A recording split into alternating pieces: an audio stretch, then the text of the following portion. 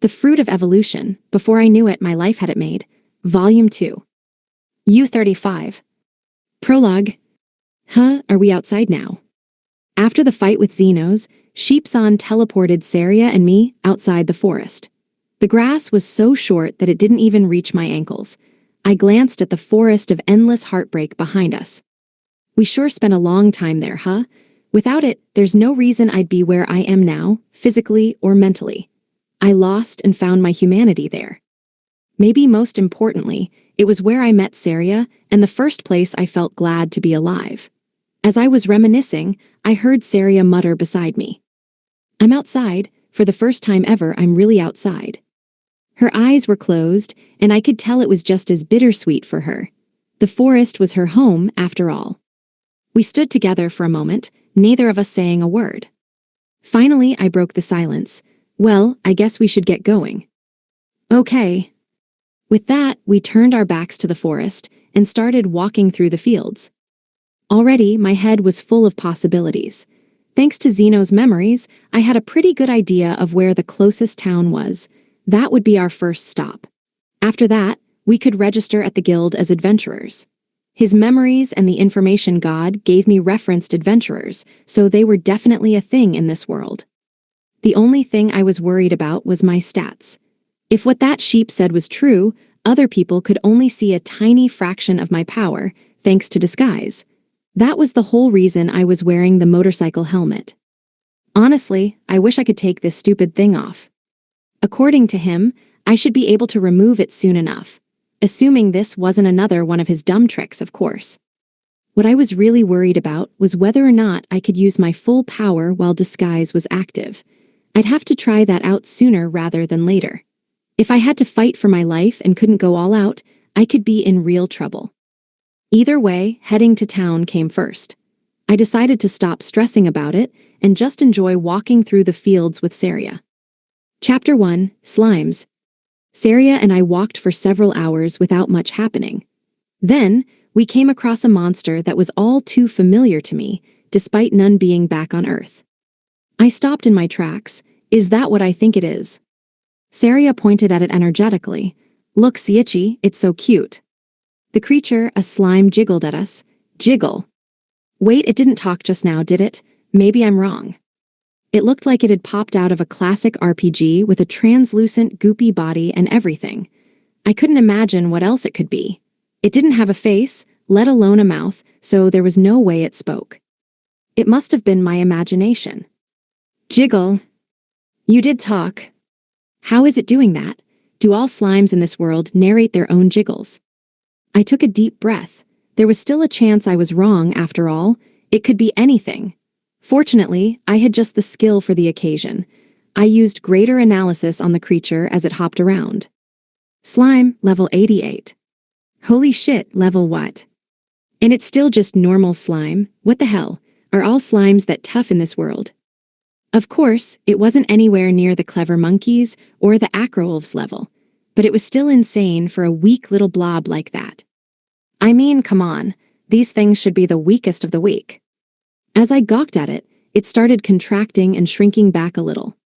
What? A moment later, it released the tension it had built up and sprung at me. What? I yelped a little, but fortunately, I had my mind's eye skill. It looked like it was coming at me in slow motion, so I had no problem ducking out of the way. The hell'd that thing attack me? I guess it's a monster, so that makes some sense. Watching it gave me an idea. I wanted to know whether or not disguise lowered my stats, so this was the perfect chance to experiment. High level or not, it was still just a weak little guy. All right, let's see what I've got. I drew my weapons, the rapier of festering hatred and the rapier of burgeoning love, black and white. I could try out one of my attack skills, but if I really wanted to see how strong I was, a regular attack would work best. I took a stab at it before it could spring at me again. Here I come. I dashed forward towards it, but something immediately struck me as off. Wait, how fast am I going? I blinked in surprise. I'd totally closed the distance between me and the slime in a single step, and glancing back, there was a crater where I'd kicked off a moment ago. Since the slime was right in front of me, I put my confusion aside to focus on attacking it. I raised black over my head, then swung it down. Shakum. Huh. With a sound like a thunderclap, the slime's drop items scattered before my eyes. Again, huh. Still in shock, I looked up at the 60-yard chasm my swing had carved in the plane. What the hell? That was a bad idea. Damn it, I never should have done this. I instantly regretted everything as soon as I understood what I'd done. I accidentally vaporized the slime with the sheer force of my swing. I didn't see a pile of ash or anything. Although the truly terrifying thing was, I hadn't even swung full out. I was just hoping to maybe deal out a little damage. How'd I do this?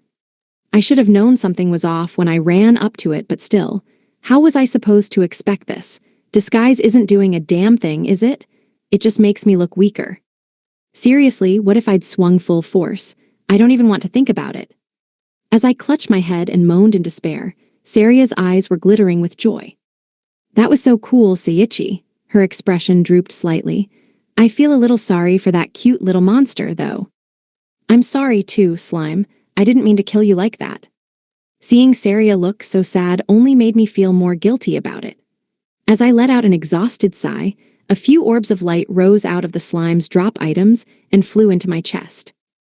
What? A moment later, I heard that familiar voice. Apparently, the lights were the slime's stats. I was a little confused as to why I automatically absorbed them this time, but it couldn't be anything bad. With that, I turned my attention to the rest of the drops. Ooh, let's start with the skill cards. I picked up the pair of cards the slime left behind. Table Summary. The skill card provides the absorption skill upon use. Table Summary. The skill card provides the compression skill. Okay. I honestly had no idea what that meant. The names were so normal that I couldn't tell what exactly they did. They're slime drops, though, so they probably suck. With that, I let the cards form spheres of light and get sucked into my body. You acquired skill, absorption. You acquired skill, compression. I decided to use analysis on them while I was at it. Table Summary. Absorption and compression provide powerful utility by converting external matter or force into personal strength and allowing for the physical manipulation of objects or the user's own body. Seriously, more cheats. What's the point of me becoming any stronger? What am I supposed to do with all this strength? Seriously, absorption and mind's eye are the most broken combo ever. This is just nuts. I let out a heavy sigh. I hate that I'm starting to get used to all these cheats. Most people would be over the moon to get powers like this, but I just felt empty and depressed. Maybe there was something wrong with me. Even though I was technically still a human, it felt like I was getting less human-like by the day, and it wasn't a good feeling. I let out another resigned sigh before checking the other drops. The next thing I picked up was a clump of translucent goo. Honestly, it felt pretty good in my hands. Eager, I used greater analysis on it. Slime jelly, a smooth and wobbly chunk of a slime, it has no notable uses. Technically edible. Wow, that's crap. How can any monster have such crazy skills but drop such trash? I did technically get my answer, though, so that was enough. I chucked it into my item box before moving on. What's next? The next thing I spotted was a small treasure chest. This thing's really small. I bet there isn't much in it. Opening it, I found a small pouch of coins and a pair of shoes. Shoes, huh? Perfect. I was getting tired of walking everywhere barefoot. Taking them out, I found they were a solid blue color and seemed designed for maximum mobility. I didn't have the first guess as to what they were made of. Well, it's a slime drop. I shouldn't get my hopes up. Again, I used greater analysis on it. Azure shoes, rare equipment. Slightly raises the wearer's agility, allows the wearer to take 3 steps in midair at a time, changes size to fit the wearer. Whoa. It was still a little weird, but it was much better than I expected.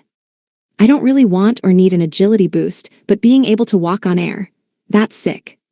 There was only a single pair of shoes in the chest, though. Why don't you take these, Saria? I finally said. How's me?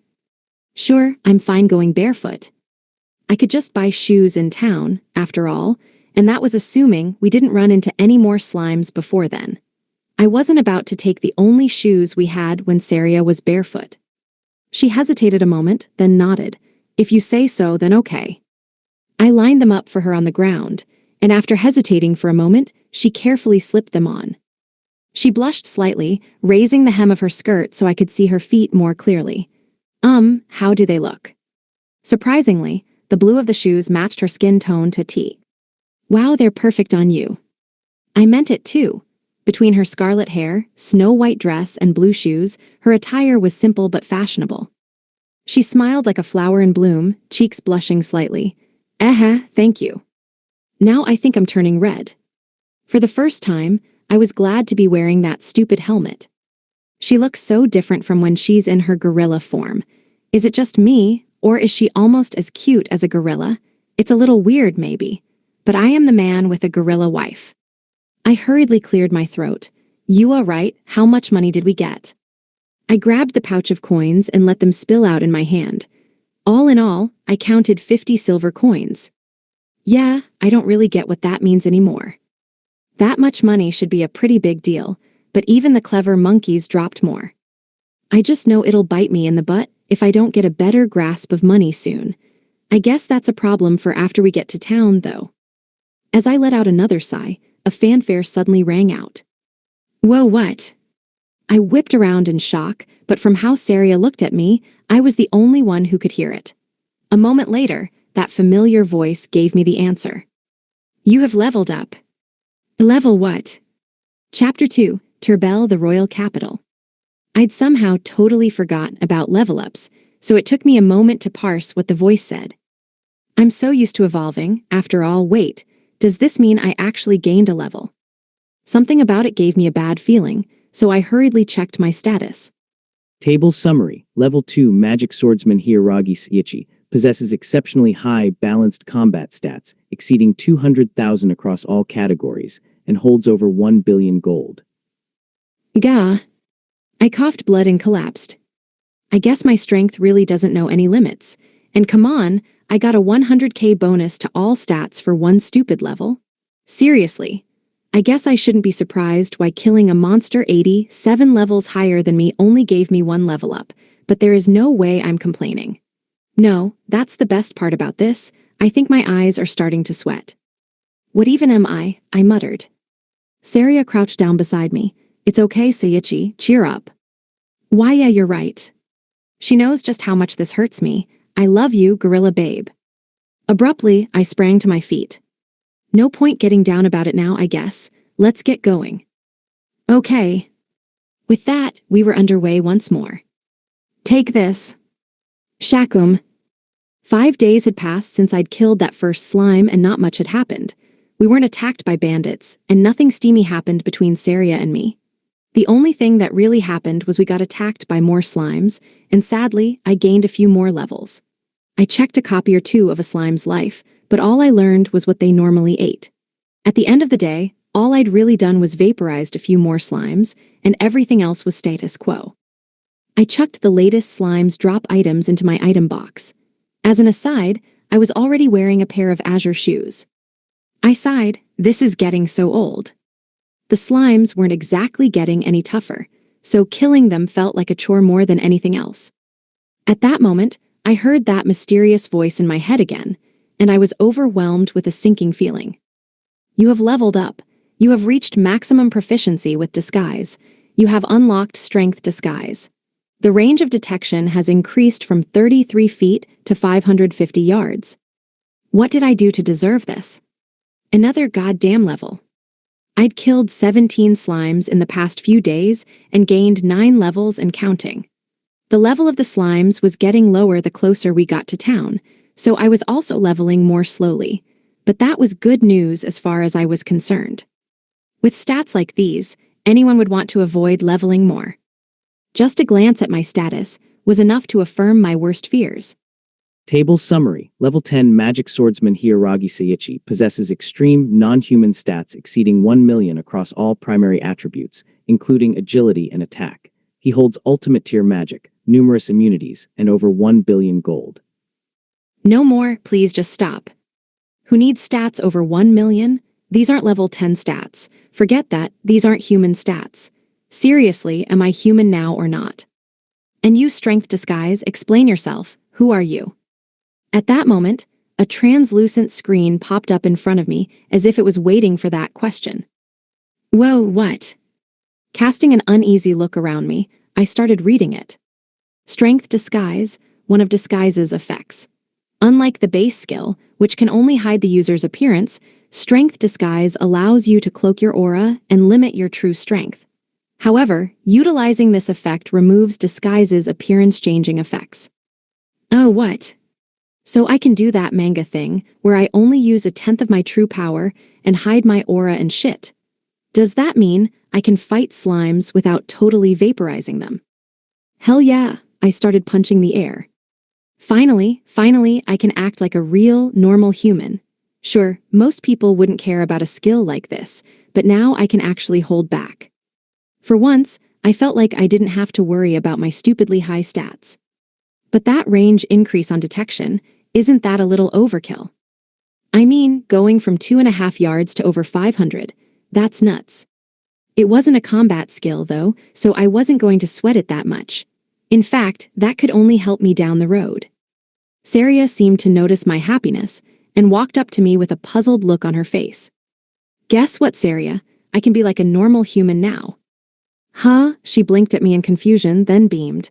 I don't get it, but yay. I could feel a weight lift from my shoulders. As we celebrated, Saria's expression suddenly changed to shock. What's wrong? Seiichi, your weird hat. My hat, the helmet. Saria nodded firmly. What's wrong with it? It's glowing. Huh, imagine that. Wait, what? Glowing, why's how?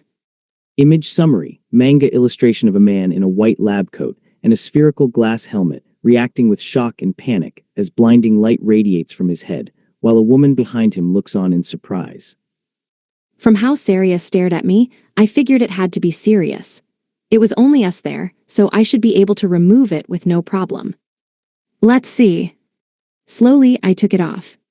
Crap, it is glowing. Wow, this thing's blinding. How's it doing that? Fortunately, it was a very gentle, relaxing light, so it didn't hurt my eyes in the least. Shine. My eyes, I can't see. Saria and I were both blinded on the spot, and I dropped it. That was a rotten trick. And come on, can everything just please stop hurting my eyes? What is the whole damn world in on this blinding people fad? It took a solid few minutes before my eyes were healed enough to see again, but they still hurt like hell. That stings. Owie. However, the first thing I saw, after opening my eyes, wasn't what I was expecting. What the what? Lying on the ground in front of me, right where the helmet should have been, was a weird-looking piece of cloth. I cautiously edged towards it and picked it up. Yeah, this is a robe now. It was jet black, and it didn't have any designs or embroidery on it or anything. Okay, seriously, what happened? Where'd the helmet go? As I spread it out to take a look, a slip of white paper fell out. Saria pointed it out to me. What's that, Seiichi? Beats me. I picked it up and unfolded it. It looked like a letter. Hello there, it's me, Sheepsan. You again? After realizing I had just yelled at a letter, I cleared my throat. That dumb sheep sent us a letter. First of all, I would like to congratulate you on your newly gained levels. You're becoming less human by the day. Oh, stuff it, lamb chops. How does he know about that anyways? I kept reading. Now, I imagine you're feeling rather confused about what happened to your beloved helmet just now. If you'll recall, I told you when I gave it to you that you would be able to remove it eventually. Since the helmet has transformed into a robe, that time has come. That blinding light you witnessed was evolving into its next stage. Wait, next what? How's a helmet supposed to evolve anyways? Where do I even start? The letter went on. You see, the helmet is set to evolve naturally when you have leveled up enough to achieve maximum proficiency with disguise. I knew full well that its effects would change as you grew, after all. That made sense. I still didn't understand how that sheep could tell, though. With disguise's upgrade, your appearance will return to the way it should be. To put it bluntly, you have no need for the helmet now. Yeah, I don't think I ever needed it. I bet that Wolferbrains was just killing time. Man, I hate that guy. The letter wasn't over. However, with your present look, you'll find yourself in trouble unless you take some means to conceal your appearance. As such, I've prepared this perfectly innocuous robe for you. As wearing a robe simply marks you as a mage in this world, you won't be questioned by the town guards for seeming suspicious. Again, that made sense. If nothing else, it was about 100 times better than a motorcycle helmet. The robe will hide your true appearance, but I'm afraid it doesn't come with any additional properties. Let me repeat myself, it is otherwise a perfectly ordinary piece of cloth. It didn't evolve then. If anything, it devolved, even though it looks better, I guess. Man, this sheep keeps throwing me off. The way he was almost too polite came across as condescending, but somehow, it felt somewhat warm and kind. Sheep are made of 50% kindness, you know. Wait, this is a letter, right? How's it reading my mind like that? The hell's going on here? I kept reading. At any rate, you have quite the long and winding road ahead of you, so I'll leave you and your new robe to it. I pray for your safety. Love, your sheep. Yeah, I'm still not following. Love, don't make me sick, you little creep. Saria peeked over my shoulder at the letter. So what's it say? Basically, the helmet's a robe, and my life's gonna suck. Why? Don't ask me, I don't get it either. To be fair, my explanation was a little oversimplified.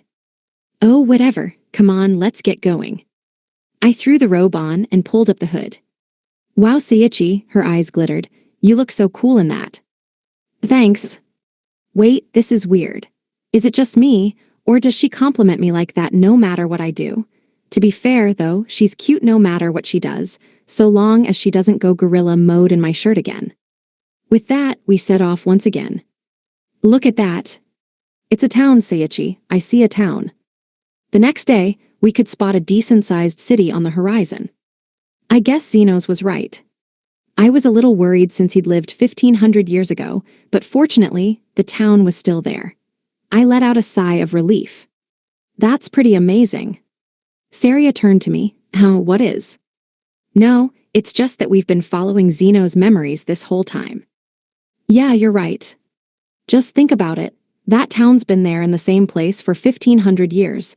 That's crazy. The name of the town might be different now, and there was no telling which country it is a part of now.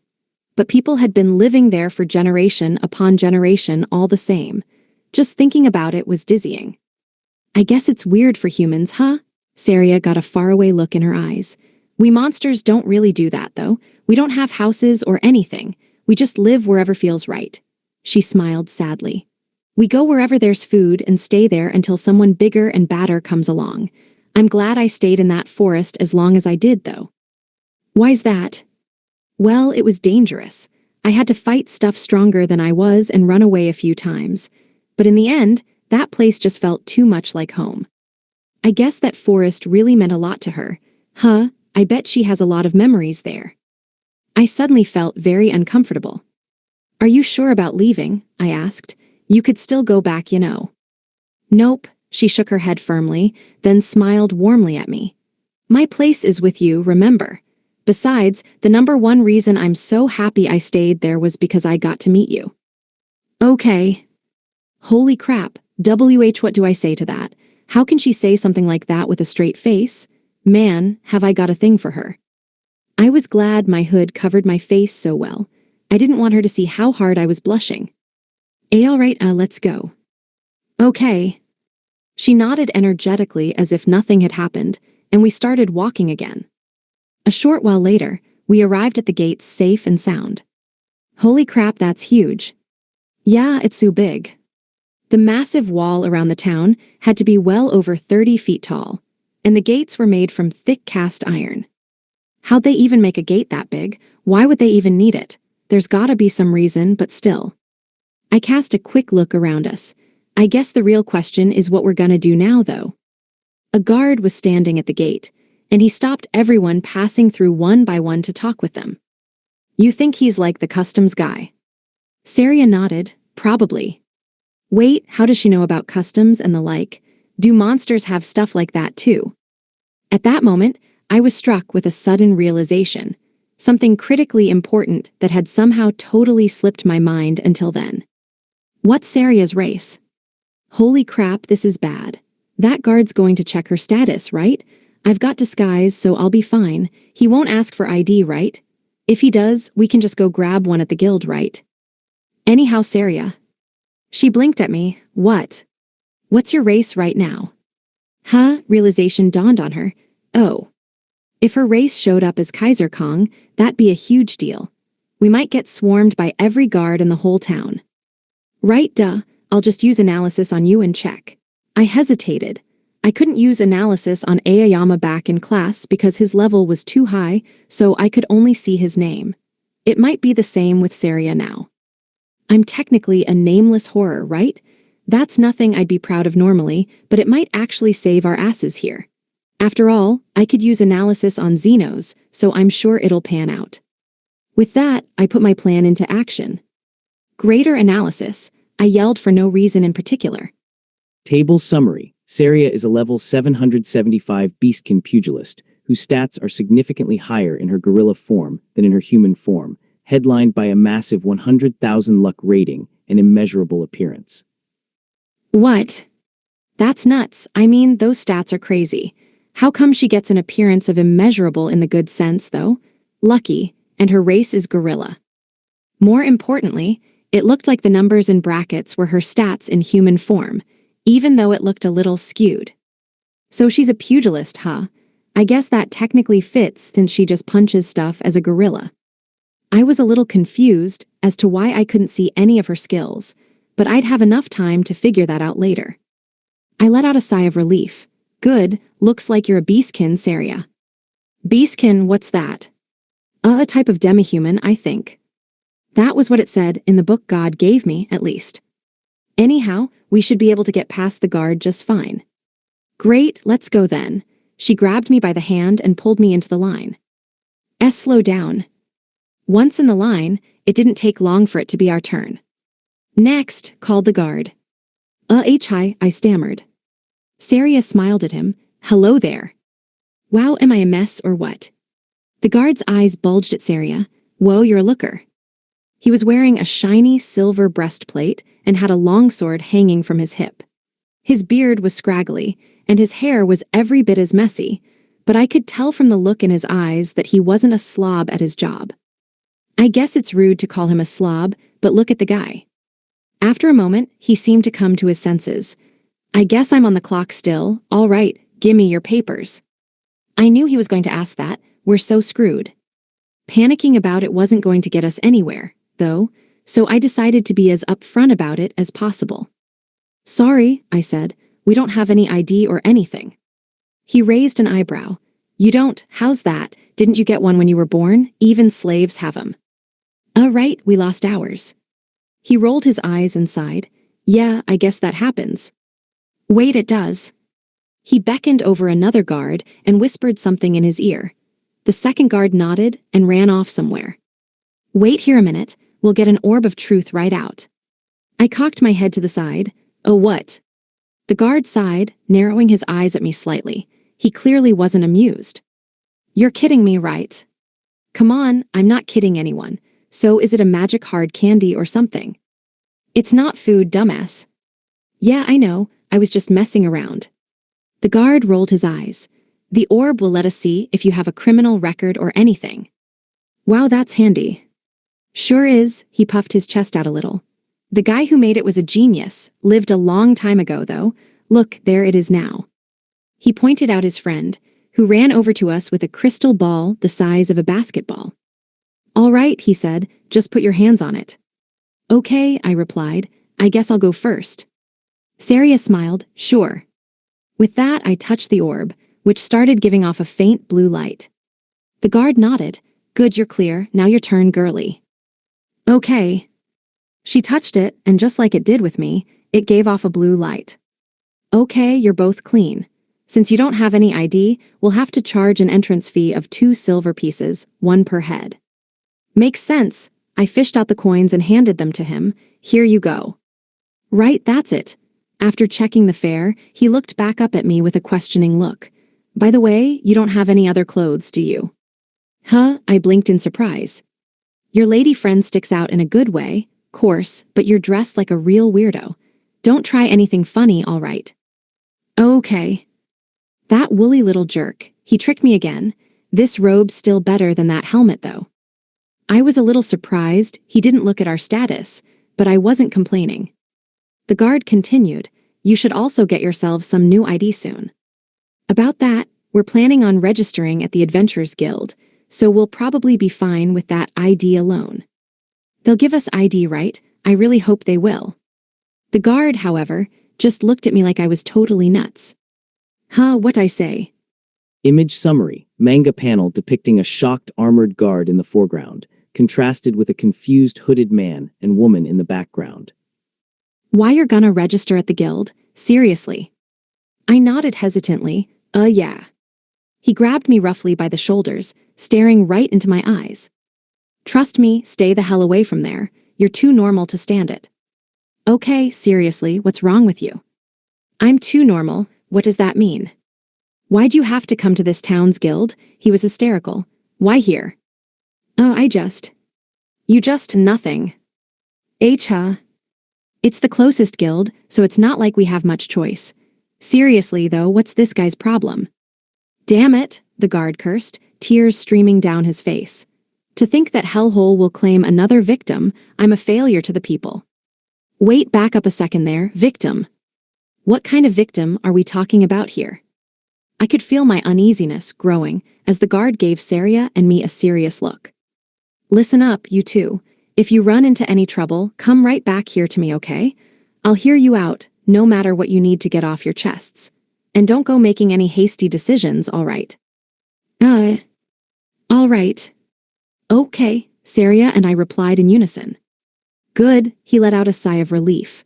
Sorry, I guess I haven't introduced myself. The name's Claude Schrazer. Just call me Claude, okay? No need to get formal with me or anything. I nodded. All right, nice to meet you. My name's Skitchy. I'm Saria, it's a pleasure.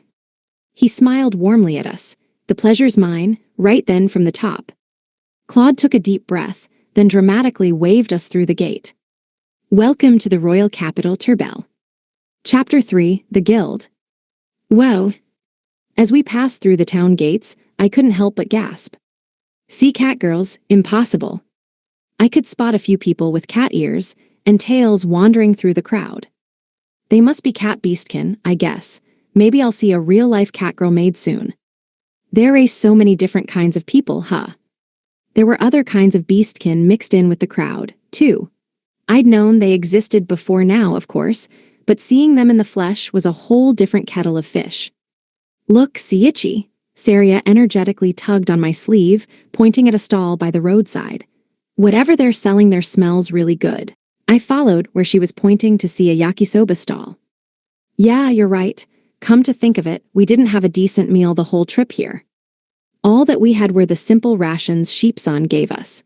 Now that we were in town, we'd have the chance to buy some ingredients and do some proper cooking. Not that I can cook, of course. After a minute or two of walking, I noticed something interesting. Why doesn't anyone else here have black hair? I muttered. No matter how hard I looked, I didn't see anyone. Huh, Saria glanced around. I guess you're right. Is black hair that rare in this world? Most of my classmates also had black hair, so maybe if I walked around with my hood down, people would start thinking I was one of the heroes, too. Maybe it's not super likely, but there's no way I'm risking that. They'd probably boot me right into the closest battlefield if they figured out I was summoned here. We were summoned here to defeat the Demon King, after all. Wait, I used my real name with Claude, didn't I?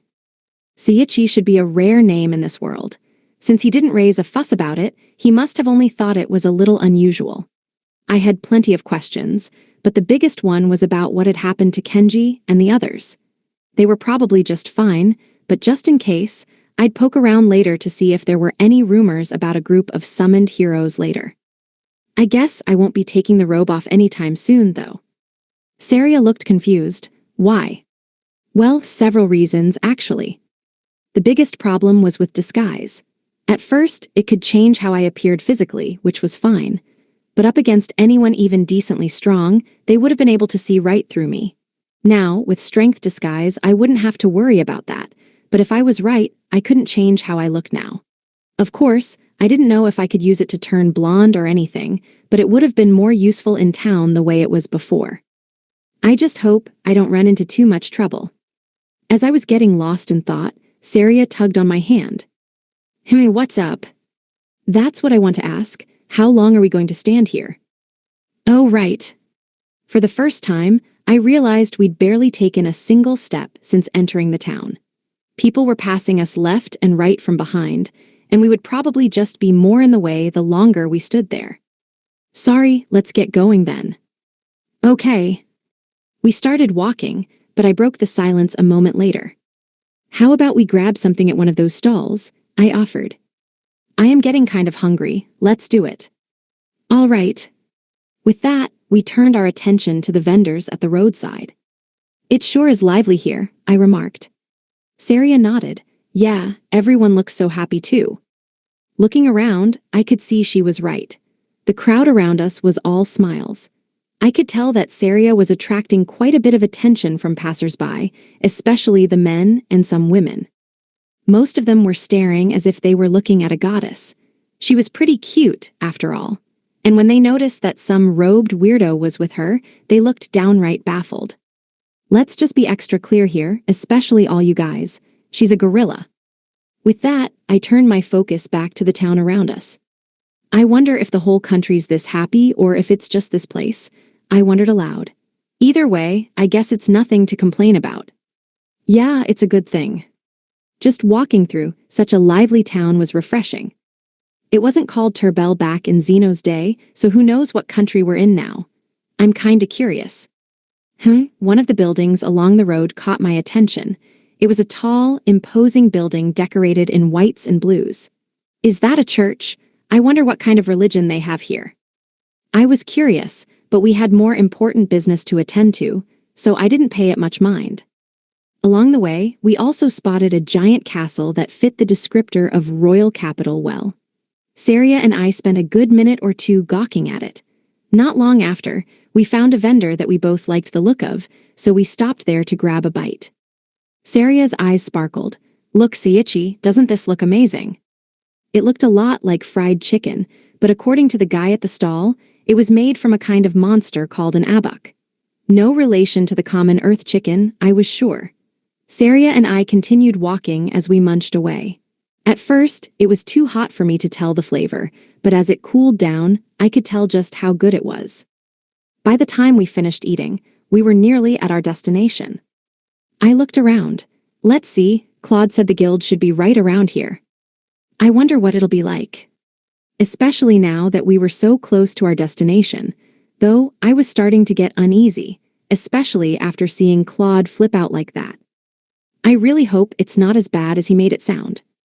Finally, we reached the end of the path Claude had directed us to, and we found a wooden building with a red roof before our eyes. I swallowed hard. This is it, right? Saria nodded. I think so. There was a sign out front with a sword and a shield on it, and Guild was written in giant letters on the side of the building at about the second-story mark. It was a fairly large building, but the wooden double doors in the front looked like anyone could pop them open and head right in. It's not too late to leave, right? Now that it was right in front of us, my feet felt rooted to the spot. The building was well kept, all things considered, but it felt every bit as intimidating as some horrific monster's cave. I even thought I could faintly hear something like screaming from somewhere inside. We couldn't just stand outside forever, though, and there was no way I would let Saria go in first if there was any chance it'd be dangerous. I took a deep breath and pushed the doors open. The first thing I saw was a woman decked out in black leather BDSM gear, whipping a guy in dirty leather armor. He was hogtied, of course. Squeal for me, you filthy little piglet, the woman shouted. Let the whole world hear you. The man panted heavily. More, oinka oinka. I wordlessly closed the doors. I then double-checked the sign to ensure we were in the right place. Yeah, this is the guild all right. My nerves must be getting to me. No way I saw what I thought I just saw. The guild was a professional place for business, after all. It wasn't a place for perverts. I opened the doors again. This time, the dominatrix was stomping on the guy. "Kay, keep going, step on me more." She raised an irritated eyebrow. "Why, you rude little boy, didn't your mommy teach you to say please?" Please, mommy. I looked away from them. In another corner of the room, a ripped guy was swinging a chair over his head like a madman. "Lemme break shit, I don't care what, I just gotta break more shit." A guy close to him sighed and nudged his friend. "Hey, Gran's gone nuts again, go stop him." The friend shrugged him off. "You do it. This town's got a lot of beauties, and somebody's gotta rank and catalog them all." At another table, I could see a pair of gentlemen greeting each other, as though all this was normal. "Why, if it isn't Slanchi," the first exclaimed. "About to head out, are you?" The second Slan nodded. "Naturally, this is perfect weather for a bit of flashing, after all. I dare say I'll run nude through the market." "Good luck with that, friend. I'll be protecting the little girls in the park from the shadows, of course. Oh, what I'd give to be their friend." "Ha ha ha, same as always, I see. Let's both take care to not attract any guards this time, shall we?" Slan nodded. "Naturally. Why, to trouble the guards daily would be a blemish on my pride as a gentleman." I silently closed the door. Holy shit, they're just a bunch of perverted freaks. It didn't even matter that this was a busy street, I couldn't hold it in any longer. I mean, seriously? No way, I can't believe it. How are they all such total lunatics? I mean, come on. Just at a glance, there was a sadist, a masochist, a vandal, a plain old creep, a nudist, and a lolicon all in the first minute. And how often do they get caught by the guards exactly? Saria gave me a worried look. "Are you okay, Skitchy? You're yelling a lot." Looking around, a lot of passersby were also stopping to shoot me concerned looks. As soon as they realized I was right in front of the guild, they seemed to understand and went right on their way without giving me another thought. Wait, hold up, I'm not a freak like them, honest. Suddenly, everything Claude said makes sense. I mean, signing up at a zoo like that, hell, I'd stop me if I knew. "So are we going in?" Saria asked. "Nope, no way, we'll have to get our IDs somewhere else." "Huh, why?" "We can't get it done here, just give up on it, okay?" She cocked her head to the side cutely. Like I'd expose her to a bunch of creeps like that. "Anyhow, we'd better get moving. I'm sure we can find work somewhere." A man's voice suddenly boomed out from right behind me. "There's no need for that." I whipped around to find a mountain of a man standing there. He was tanned, covered in huge rippling muscles, and wearing nothing but a tight little Speedo. From his face, I could tell he was probably in his mid-40s. There was plenty to process all at once, but one question rose above the rest. "Who are you?" He grinned, showing off a row of gleaming white teeth, and spread his arms wide. "Why, I'm master of the Turbell Guild. That's me, Guildmaster Gussel Clout. You can just call me Gussel." He flexed, and his massive biceps danced. Yeah, one more quick question. Why aren't you wearing any clothes? Seriously, is there anyone at this guild who isn't a total perv? And come on, first, that sheep's motorcycle helmet, and now a Speedo. This fantasy world's got some shit-tier world-building issues. Even Saria seemed a little put off by Gussel's introduction. His expression soured a little as he shook his head at me. "That's a dumb question, kid. If I was wearing clothes, you wouldn't be able to see my muscles. Come on, that's common sense." "Common sense? What, so I'm the weird one here?" Please let him be wrong. I'd like to think my common sense still works here. Gussel ignored me. "Anyhow, I overheard you two earlier. You want to register at the guild, do you?" No, we just decided to try somewhere else." "Oh, come on. We'll give you a warm welcome as our new brother and sister." "I just said we weren't interested." "Enough standing around out here, though. Why don't we go over the details inside? Or maybe you could listen to me." Unfortunately, my words didn't seem to get through his thick skull, and Saria and I were half-dragged inside. My third look inside wasn't any improvement on the first 2 times, and Saria's eyes were wide as she took it all in. She eagerly pointed at the BDSM couple. "Hey Saichi, what are they doing?" "SHH, don't look at them, keep walking." I never wanted to have to do this. None of the adventurers at the guild paid us any mind, though. They all seemed stuck in their own weird little worlds. I let out a heavy sigh as we arrived at the counter. "They're all done for. We're done for, it's over. I've got to do something. All right, Gussel announced, you can register here. No thanks, we don't want any part of this freak show. What? But if you register, you can have a body just like mine. Look at these muscles. He started flexing at me. I don't even know where to start with this guy. It makes sense that he'd run a balls-to-the-wall crazy place like this, though. He finally seemed to realize just how excited I was to be there, and he drooped like a sad puppy. Oh, well, if you're sure. It's a real pity, though. We've got all sorts of special perks and the like here. Sure you do. Oh, but we do. He glanced at me once to see if I was hooked, yet before going back to moping with a sad sigh. We've got partnerships with a few Snuggly Safe Inns around, giving you special discount prices on rooms and meals. We also offer promotions with stores and blacksmiths in this country and the neighbors, including freebies. Oh, and we offer a tailored request service to make you get the work that suits you best. No other guild goes that far for its members, you know. Man, I wish I could just punch this guy. We've got plenty of money, thanks, I replied coolly. You won't hook us on freebies or whatever. Besides, all guilds around here offer the same kind of bonuses, right? Ah, I can tell you don't get just how special this place is. Oh, I know it's special, all right. Just take a look around you. He gestured out at the chaotic mob of deviants. Have you ever seen a group of people look so alive? Know why that is? Nope, and I really don't care. It's because they're true to their desires. No shit, Sherlock. Honestly, you'd have to be some kind of saint to put up with all this. I'll have you know we're some of the best in the business, Gussel boasted. We're the only guild that has relations with other countries, you know. I heard you've got relations with the guards, too. He puffed out his massive chest with pride. They call us their special friends. That's not a good thing. But really, he continued, we are the best. Did you know every S-rank adventurer in the business started out here? Huh, I guess the S must stand for sex-grazed or something. Do they get some kind of dark power from their perversions or something? Stop sweating the details already. Just sign up already, and you can have a nice, beefy bod like me. That's another reason to not sign up. Oh, I see. You don't care that we're always on the cutting edge of world news either, eh? Information is an adventurer's lifeblood, you know. I paused, swayed for the first time. How is that? We're not just any guild after all. We're Guild HQ. My eyes opened wide. What? Seriously, how? You mean this group of freaks is the main guild? Like, internationally, this whole world's doomed. Gussel narrowed his eyes a little. You can be pretty rude sometimes, kid. Just shut up, freak.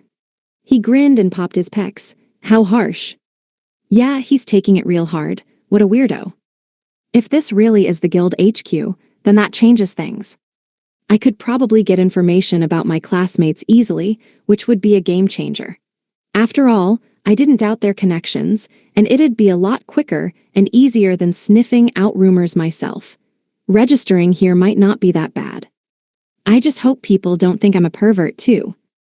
I guess I've got plenty of freak in my status, though. I'm not really human, so I shouldn't complain. Be bold, kid, be decisive, so what'll it be? And there's the million-dollar question. As I mulled it over, though, Saria tugged on my sleeve. Hey, Seiichi. Yeah. I think we should do it. Wait, what?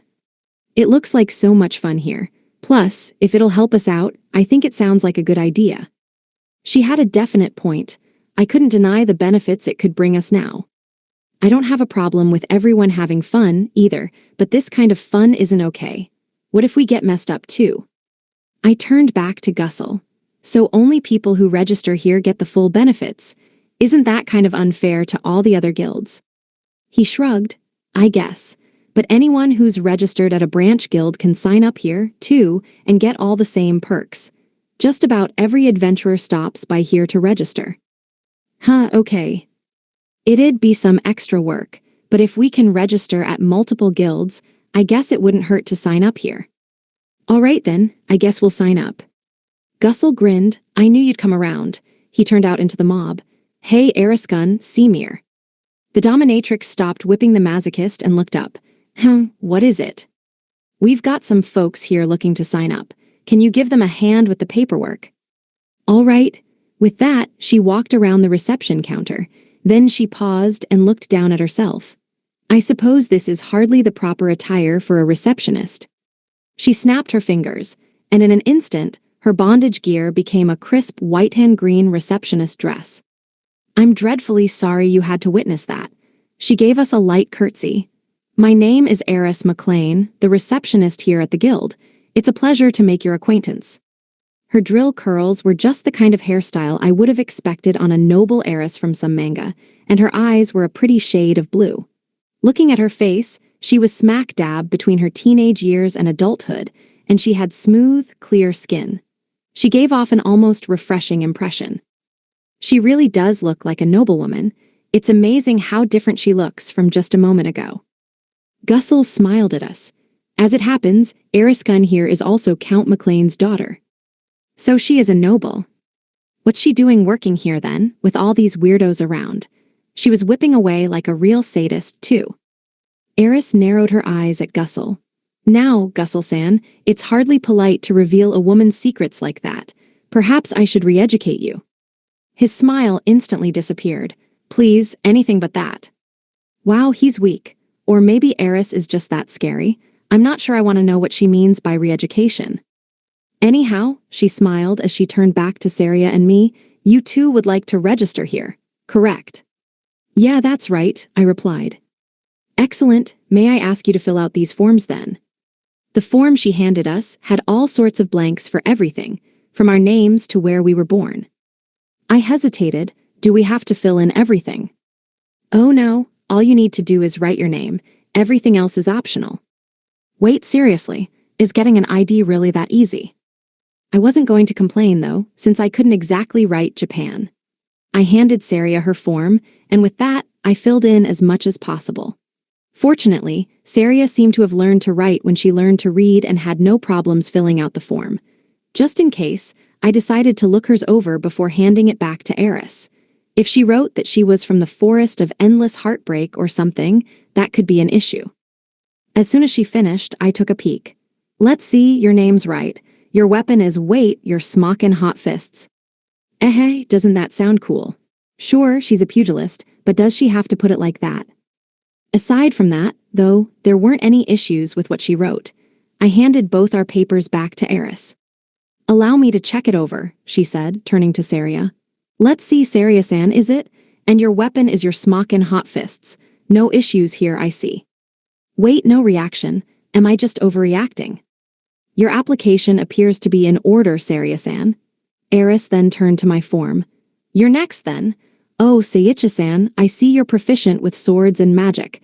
You're quite the talent, I see. Really? Of course. Not many people can use magic, after all. Of course, I had the feeling you were something of a wizard from how you're dressed. Oh, okay. So mages are rare in this world, then? Still, it doesn't sound like I'll stand out as much as Claude seemed to think. The problem was probably just how I had my hood pulled low over my face. Until I knew more, I didn't want to go around flashing my black hair everywhere. After she finished reading my application, Eris nodded.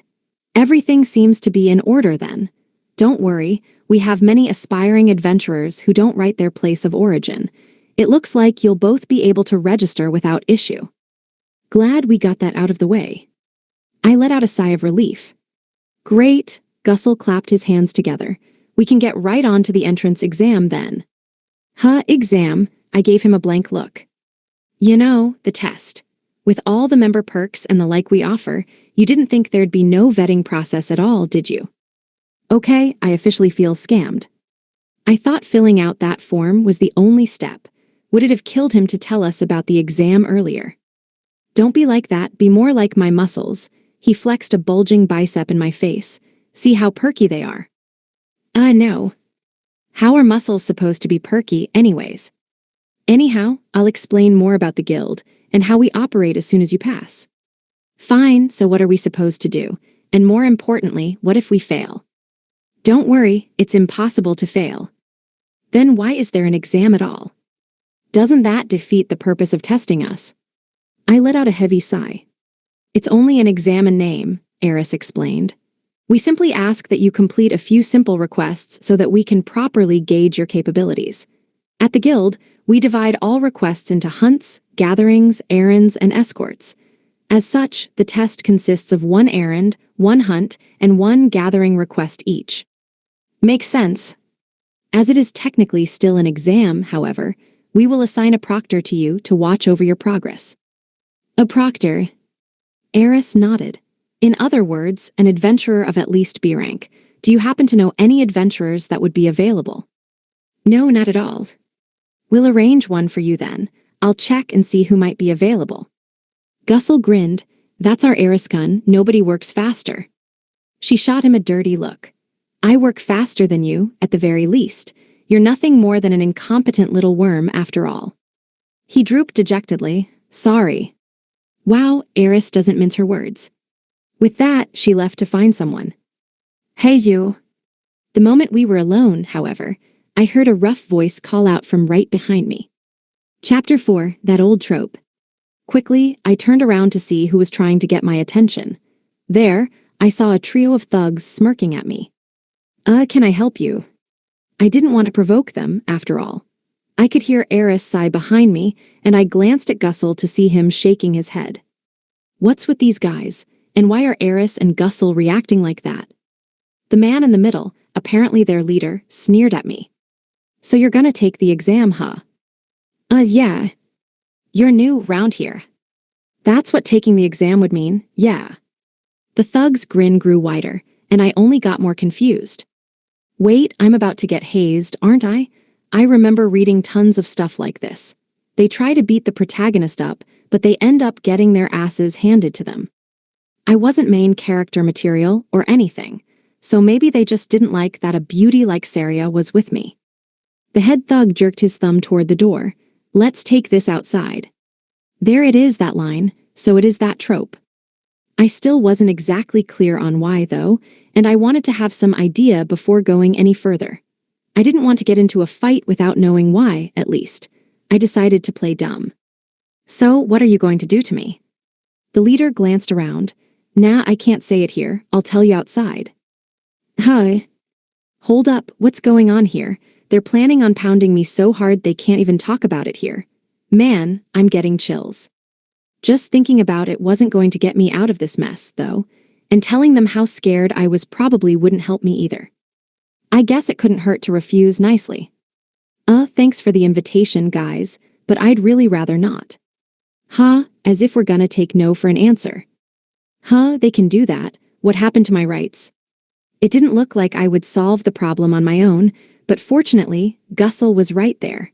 He should be able to shut them right down. Hey, Gussel, tell them to stop bothering me. He shrugged. No can do. What do you say? I couldn't believe he could just shut me down like that. Come on, you're the guildmaster, right? Can't you tell them no? Ha ha ha, as if I have that kind of authority. Man, you're useless. What's the point of being guildmaster if you can't do a damn thing? Just retire already. I turned to Eris. She seemed to have power here at least.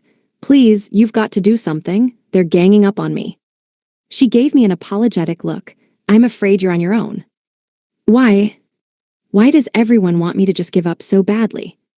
I looked around the guild for help, but almost everyone was still stuck in their own little worlds. The few people who had noticed me just shrugged helplessly, unwilling or unable to help. Seriously, what's going on here? Are these three randos so strong nobody can stand against them or something? Eris gave me a small smile.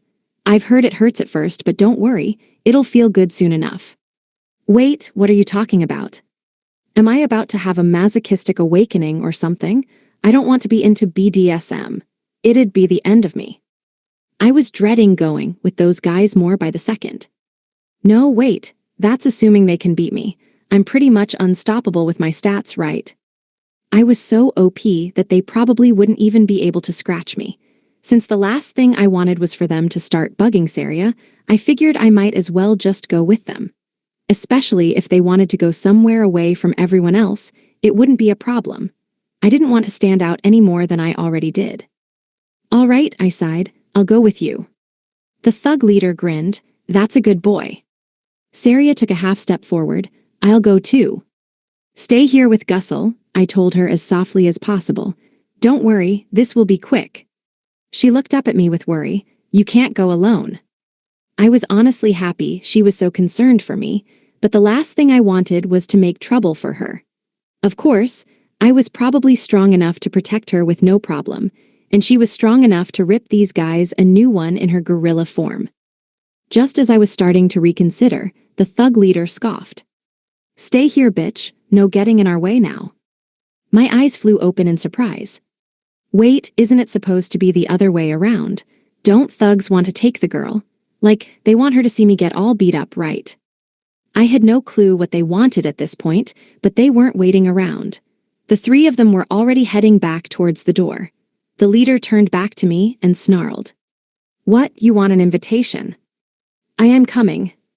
Just as I started after them, though, I heard Gussel's voice from behind me. Just don't lose sight of yourself, kid. You've got Saryakun to think about. Seriously, what's going on here? Shaking my head, I followed the ruffians out of the guild. After I left, Gussel sighed. That's the last we'll see of him, I guess. Are you quite certain that was wise? Eris asked him. Hey, what can I do? A man's gotta protect his virginity. She sighed. Honestly, you're the worst. Ha ha ha, anything for my muscles. What does that have to do with anything? Eris shook her head. Oh, well, I may as well use this opportunity to find a B-rank adventurer for them. Of course, I had no way of knowing they had said anything. All right, this is it. The ruffians finally stopped in a dead-end alleyway some way from the guild. There wasn't any sign that people came here often. Yep, it's official. I'm gonna get the shit pounded out of me. I braced myself for a fight as the three men moved to surround me. The leader smirked at me. All right, I bet you know why we brought you out here, huh? I'm pretty sure, yeah. I still didn't know why they wanted to beat me up so badly. Their biggest mistake was assuming I was some rookie instead of a full-fledged monster. Upon hearing my reply, the thugs all burst out, grinning. That'll speed things up then. All right, let the pounding begin. The leader stripped off his leather armor, then undid all his shirt buttons at lightning speed. Looking around me, I realized the other thugs were also shirtless now. Wait, why are they all stripping? Are they getting serious, or whatever against a newcomer like me?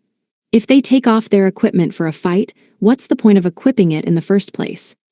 The head thug noticed my surprise and shook his head with an irritated sigh. What, so you don't get it? Get what? Damn it, guess we'll have to take it from the top. His face suddenly grew serious, and he looked me dead in the eyes. We gonna smash or what? Wait. I must have misheard him. It sounded like he was referring to the non-fighting meaning of the word. Ha ha ha, nah, no way, that's impossible. I broke out in a cold sweat. The lead thug shook his head, then held his unbuttoned shirt open a little more so I could get a better look. We gonna do it or what? Damn it. I heard right, why would I have to be right? Apparently, these gentlemen all batted for the other team. I felt a chill run down my spine, despite how strong I was supposed to be to them. Oh, and I'll eat ya even if you ain't interested. No. Anybody save me. I stared frantically, looking for help, but there wasn't anyone else around. Come on, don't be like that. It only hurts at first. I'll get you feelin' real good soon enough. Seriously, cut that out. I don't swing that way. He shook his head. That's what they all say. All you're doing is lying to yourself, man. Look at these guys. They were just like you. They both grinned at me. You got a nice ass. Oh God, you're victims too. They're too far gone. This whole guild is rotten to the core. I've got to get the hell out of here now. The guilds in other countries probably weren't full of perverts like this one. Claude had tried to warn me and everything if only I'd listened. No, there's enough time for regrets later. For now, I've got to survive. I frantically looked around for an escape route, but everywhere I looked, there were men with grasping hands, drooling mouths, and thrusting hips. It was worse than any horror movie I'd ever seen before in my life. I tried to back away, but my back hit the hard, cold wall of a building. The leader grinned. You shouldn't have come if you didn't want to get pounded. Brace yourself. Nuo. Think, how do I get out of this? No, there's only one way. I've got to break through with force. With that, I released the fawn of power inside me. I probably didn't look any different, thanks to strength disguise, but now I had full access to my insane stats. I knew what I had to do now. Sorry, gotta run. Huh. I ran straight up the wall behind me. Fight, sorry, I literally just can't. After all, even if I beat them to pulps, I didn't want any weird rumors going around. It took a few long seconds to realize what I was doing. Wait, I'm running up a wall. That's wrong. Even though I was thoroughly disgusting myself, I could hear the thugs on the ground below me. Damn, look at those legs. Think what his thighs must be like. Stand back, boys, his body's mine. Don't let him get away, after him. Yeah, I'm just going to pretend I didn't hear them. I hopped from rooftop to rooftop, trying to stay out of sight as much as possible, and before long, I was back at the guild. I bet they'll come back here soon, though. As long as we were in this country, I'd probably run into those three again. I didn't know if I'd ever be able to relax. Man, I hate this place. Just for the record, I'm straight as straight can be, honest. Trust me on this. There wasn't much point in just moping around outside, so I decided to head into the guild. Inside, it was every bit as chaotic and deviant-packed as before. I knew that getting worked up about it now was pointless, so I walked right up to Gussel and the others. Gussel gave me a surprised look. You're all right. Eris let out a sigh of relief. That's rather nice to see. Yeah, I made it out okay. I get why you both just told me to give up, though. Gussel nodded gravely. I see.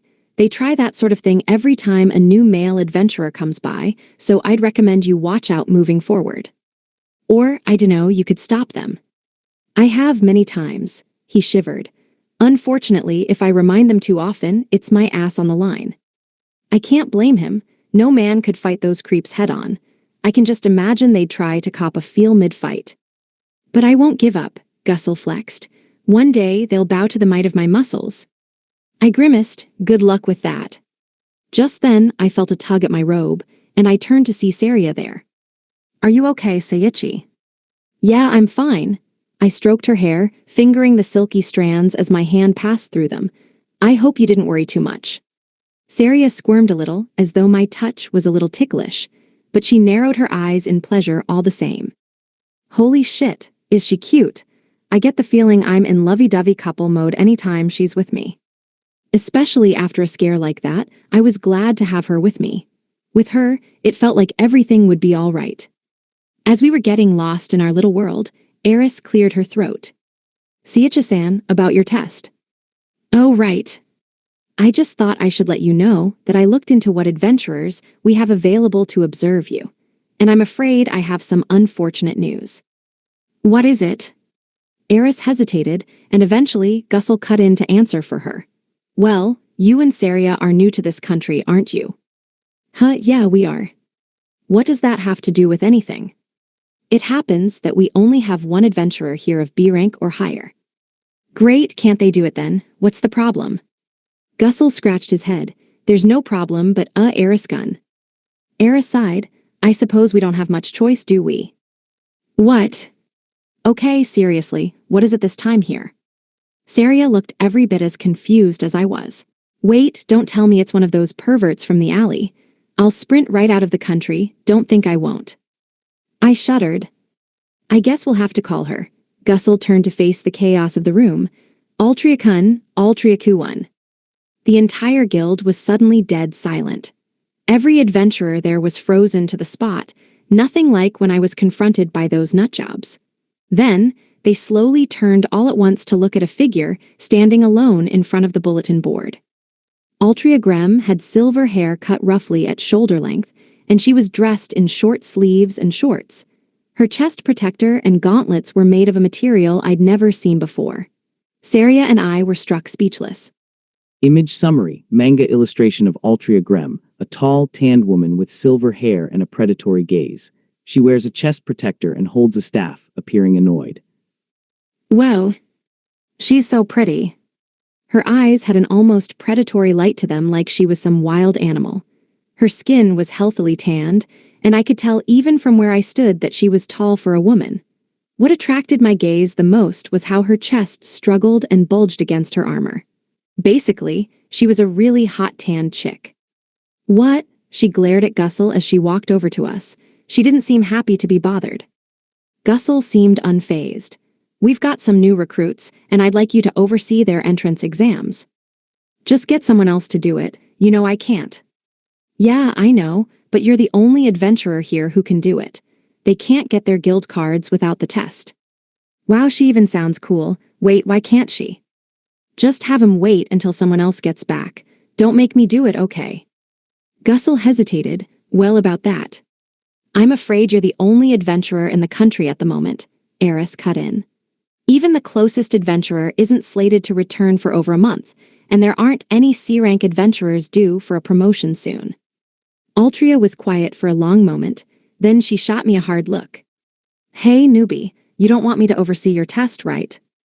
Huh, why wouldn't I? Her eyes flew open with shock. Shit, you guys are insane, aren't you? I don't think so, right, Saria? Saria smiled. Of course we aren't. Altria seemed to get only more confused, and Gussel leaned in to whisper in her ear. They're new to this country. I wouldn't be surprised if they've never heard of you. She raised an eyebrow at him. Really? I'm a rank. You'd think they'd hear the rumors. Oh, don't be like that. Why don't you give it a try? But they might be fine with your condition, you know. That seemed to take the words right out of her mouth. What condition? Seriously, what are we missing here? It was a good few seconds before she could reply in a low and growling voice. What makes you think they'll be all right? Gussel grinned back at her. My muscles told me so. What, do I need some other reason? No, nobody does. It's the best reason. No. I'd say that has to be one of the worst reasons ever. I don't think I'd even call that a reason at all. I rolled my eyes at Gussel, but Altria seemed to take him seriously enough. She sighed and sat down at the closest chair. Fine, you win. I'll babysit them for their test, okay. How did that work? One way or another, it looked like we'd be able to take the exam after all. Altria shot Saria and me a frosty look. The name's Altria Grem. Somewhere in her eyes, I could see a deep sorrow. Altria the Calamity. Chapter 5, Errands. So, what's the first part of the exam? Saria, Altria, and I had left the guild and were walking down a busy street. It was every bit as lively as the guild, but it felt fresh and wholesome by comparison. You've got a few quests lined up, she said bluntly. The first few are errand types. Errands like what? Well, that asshole Gussel forced 3 of them on us, so you can take your pick. 3? Yeah, normally it's 1, but everyone hates the errand quests. He probably wanted to clear up a few at once. That jerk, how come this is the one time that he actually acts like a half-decent guildmaster? Is it just a fluke or something? Altria continued. Basically, you gotta help out at an orphanage, demolish an old building, and walk a dog. Yeah, those sure sound like odd jobs. Since when was the guild a dog-walking service, though? And seriously, if you don't want to walk your dog, don't own one. Not to mention that demolishing a building sounds a little too much for a casual errand. Altria-san, I asked. Yeah, what? About that demolishing one, shouldn't a professional handle it? We don't know the first thing about taking a building down safely. Nah, don't worry, you just gotta smash it. Wow, okay. I guess they don't put too much thought into that kind of thing in this world. And wait, why are we doing this quest when that guy in the guild was so determined to break stuff? I think I get it now, I said. So, which one are we headed for now? The orphanage. I guess that comes first then. I wonder what they want us to do. So, one last question. Where are you walking so far away from us? She didn't reply. Since we'd left the guild, she seemed determined to give Saria and me a wide berth. Although I didn't really mind if she wasn't all chummy with us or anything, it kind of hurt to be avoided like that. Not only that, but none of the passers-by also seemed to want to walk close to her. Really, what's going on here? When we arrived at the orphanage, I still didn't have my answer. Here it is, she said bluntly. Really, it looks like a church. It was the same one we'd passed coming into town. I guess I was wrong. Yeah, it's a church, she nodded. They also run an orphanage. Oh, okay. Mind if I ask what they worship here? I still didn't have much common knowledge about this world, so I wanted to learn as much as possible. Altria raised an eyebrow at me. What, you don't know? This is a church of Belfuel. Belfuel, so what do they believe in? She shook her head at me and sighed. Man, of all the dumbass questions, basically, they believe monsters and humans are equal and that one life's not better than another. They also have a slogan, love brings about miracles. It is only through love that true peace can be founded, or some shit like that. Basically, loving and respecting others is their whole point. Oh, and they worship a person, not some god. Wow, I bet that person was really amazing to get worshipped like this. The thing about love causing miracles made some sense, too, given what happened during the fight with Xenos. And I bet plenty of people found comfort in the whole salvation through love thing. Honestly, it baffled me that an actual human came up with that. Given how many people on Earth believe in the whole love and peace thing, it's not that big a surprise. I guess this world's not too different after all. Saria's eyes started sparkling. Love, huh? I love you, Seiichi. Huh, I love you too. Where'd that come from?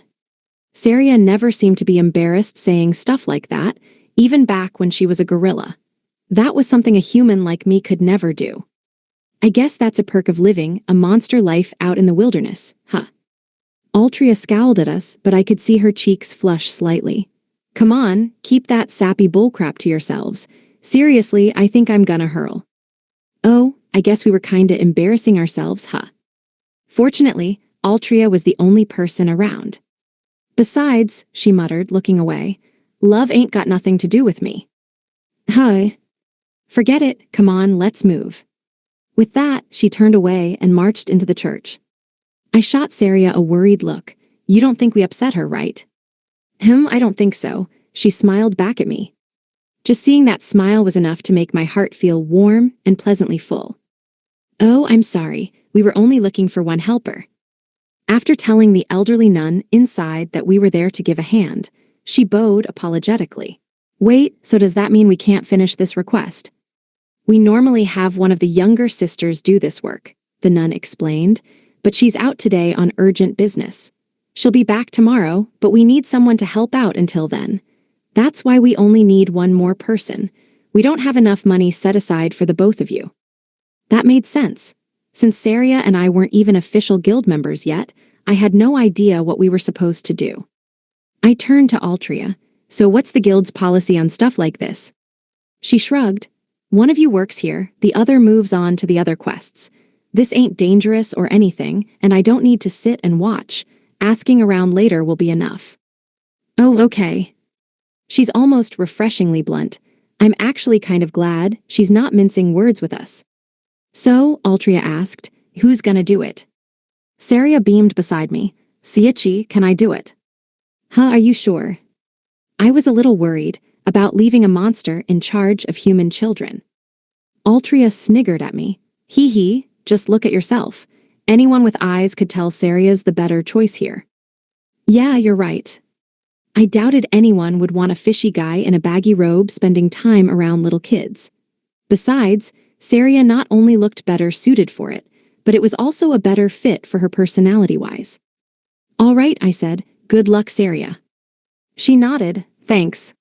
So you'll be working here? The nun asked her. My name's Saria. I know I'll only be here a little while, but I'm looking forward to working with you. The nun chuckled.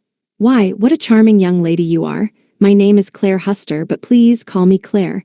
I'm the head of the orphanage here. Wow, I didn't think she was one of the top brass here. She doesn't look the part, but in a good way, unlike Gussel. She seems so friendly and approachable. Glad that's over with, Altria said with a curt nod. Good luck, Saria. Seiichi and I'll be back when he's done the other quests. Okay. With that, Altria and I left the orphanage. So where are we headed now? I asked. Altria paused for a moment to think. Guess we should go demolish that building first. Best to get the tough stuff out of the way first. We can walk that person's dog anytime, after all. I really wish they'd take care of their own pet, but I guess they probably have their reasons. As we walked, I noticed that there was more and more construction going on, and I spotted more builders working away. Altria was still careful not to get too close to me, just like before, and we spent most of the trip in silence. Along the way, a little boy came running towards us, maybe because he was playing tag with his friends.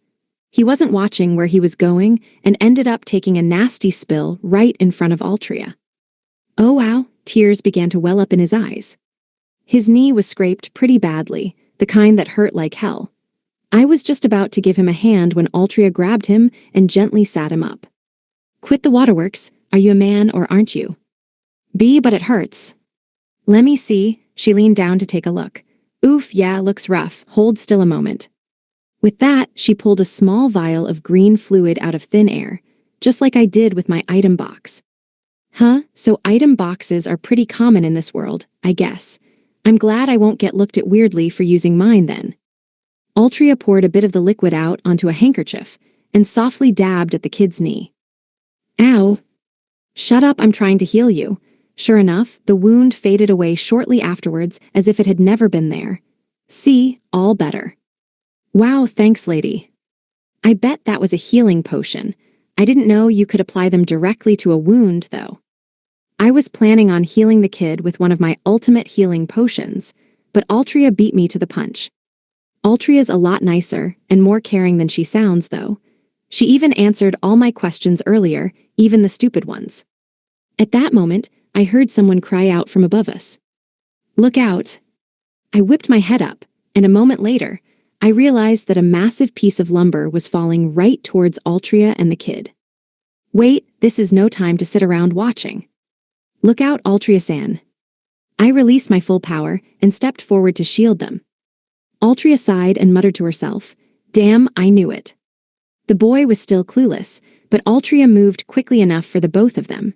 She reached out and caught the falling log one-handed. HRM.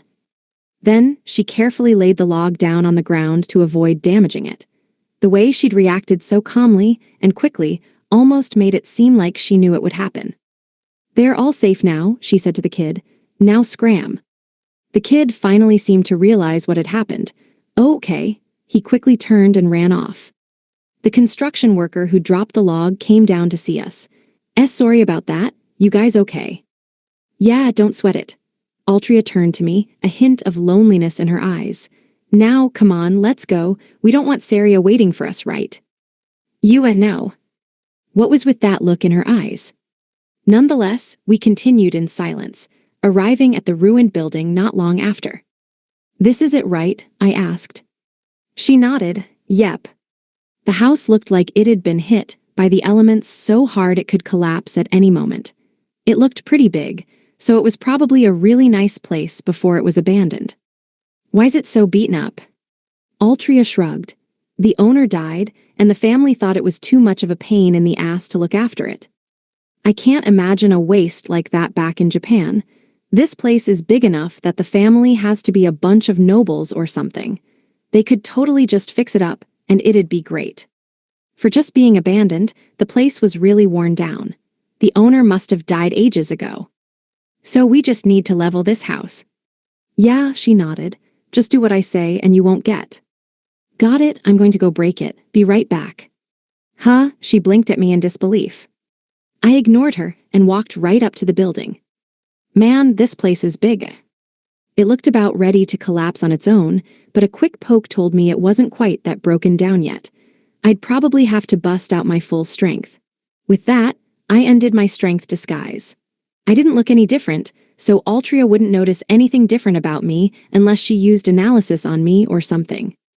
Hey, what are you doing? Altria asked from behind me. And a punchy. I gave one of the house's support pillars a light hit. The pillar exploded in a shower of tiny splinters, and the sheer force of my blow was enough to knock out the wall behind it as well. Yep, I'm a monster. I wasn't even thinking of hitting that wall, let alone completely totaling that pillar. What? I turned around to see Altria staring at me in shock. I'd be pretty freaked out in her shoes, too. Most people can't blow a house apart with their bare hands. She seemed to snap to her senses a moment later and started yelling. What are you thinking, dumbass? Hi. Why is she yelling at me? Didn't I complete the quest just like I was supposed to? A moment later, it all made sense. Having lost so much of its lower support, the house began to crumble and fall apart around me. I was so shocked that I couldn't move a muscle. I watched in slow motion as the ceiling fell towards me, completely forgetting to get out of the way. Man, I'm stupid. If it's this old, of course, I'll need to demolish it carefully. Still helpless, the mountain of rubble fell on me like a rock slide. Chapter 6, Fumbling with Kindness. Altria stared speechlessly as the house collapsed on top of Seiichi. Even crying out felt pointless as the rubble fell with a harrowing crash. Dust burst up like a sandstorm, making it almost impossible to see. Shit, I ran over to the pile of bricks, biting my lip in frustration. Seiichi. Damn it, more bad luck. I swore I'd never hurt anyone ever again. Come on, please be alive. I'd only just met the guy, so I felt pretty sure I could get through the day without anything bad happening to him. This ain't fair.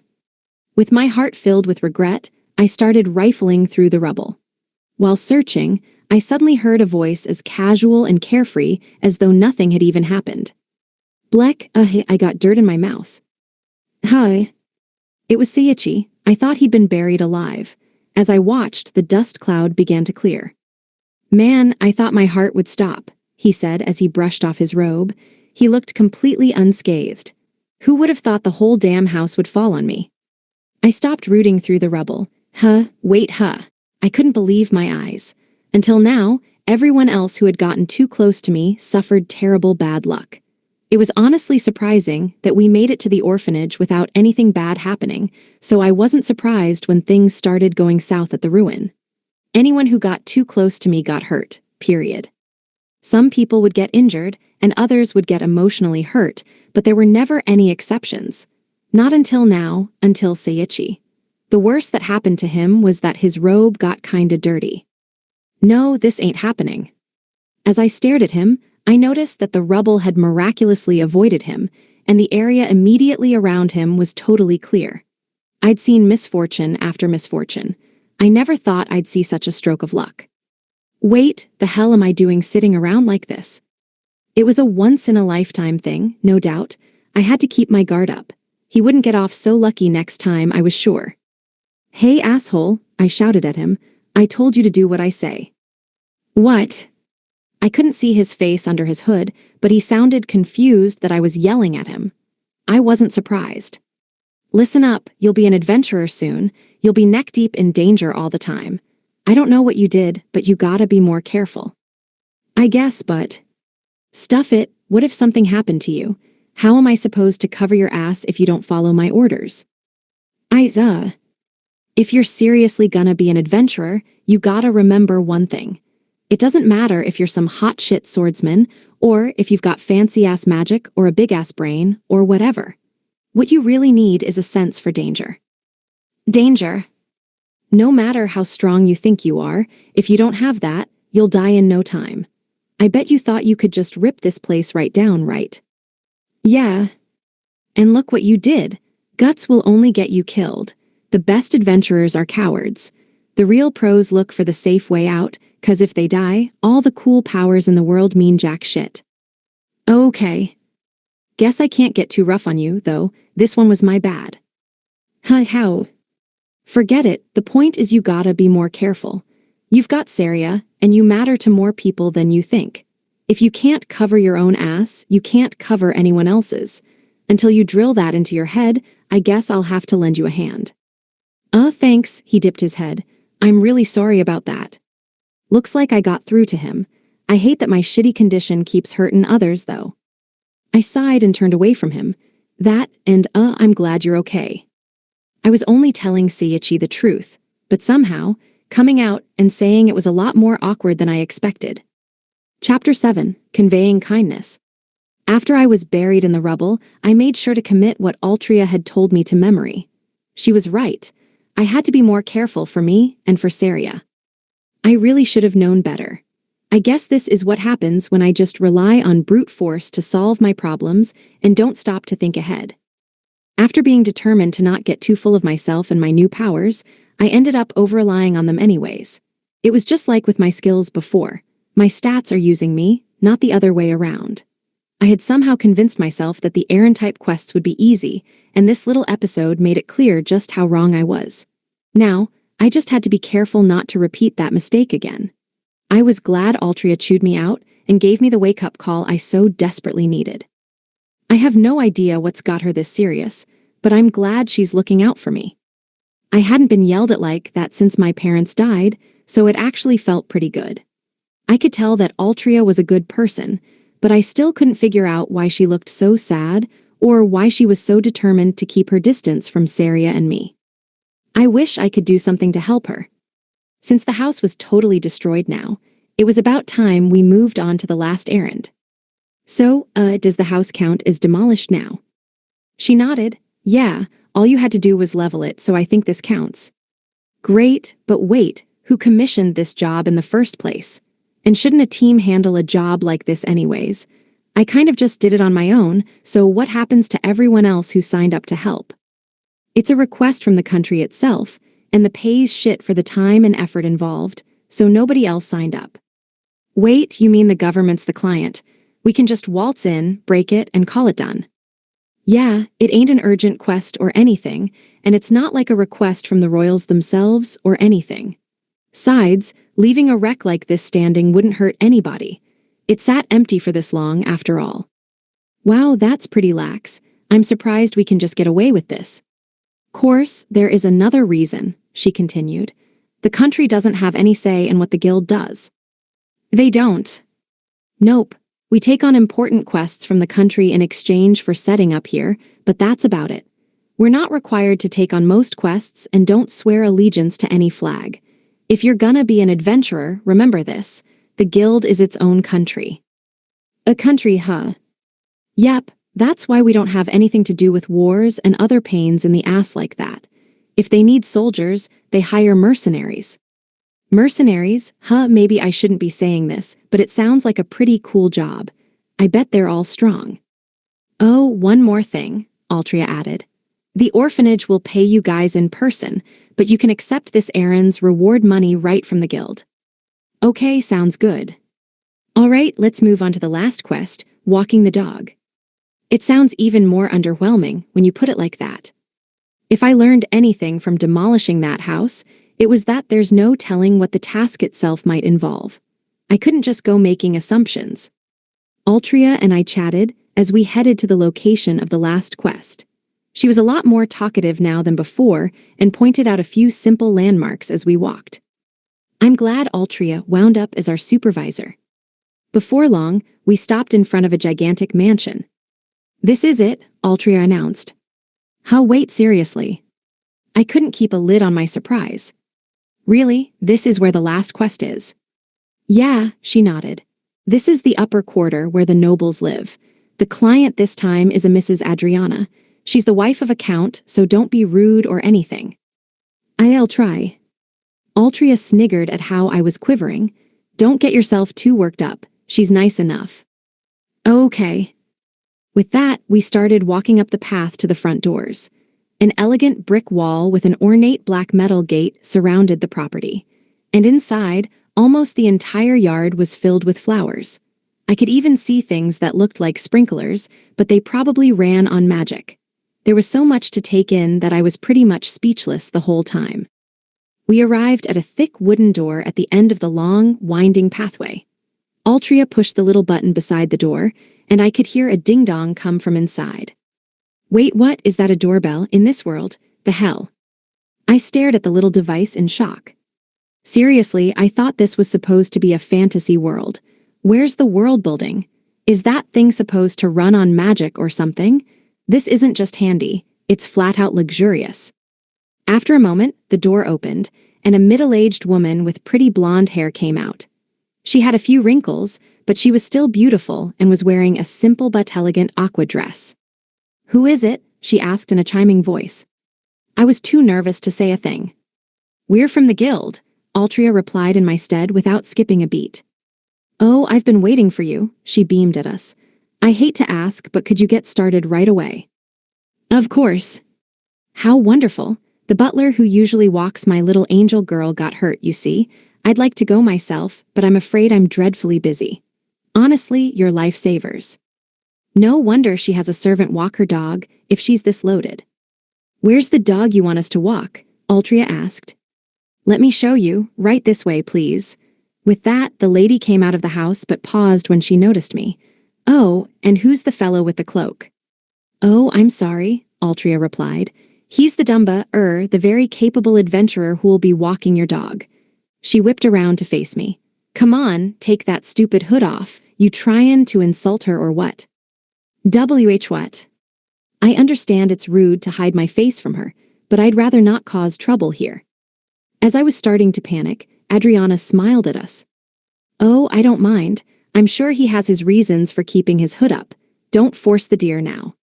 Altria looked back at her. "If you say so."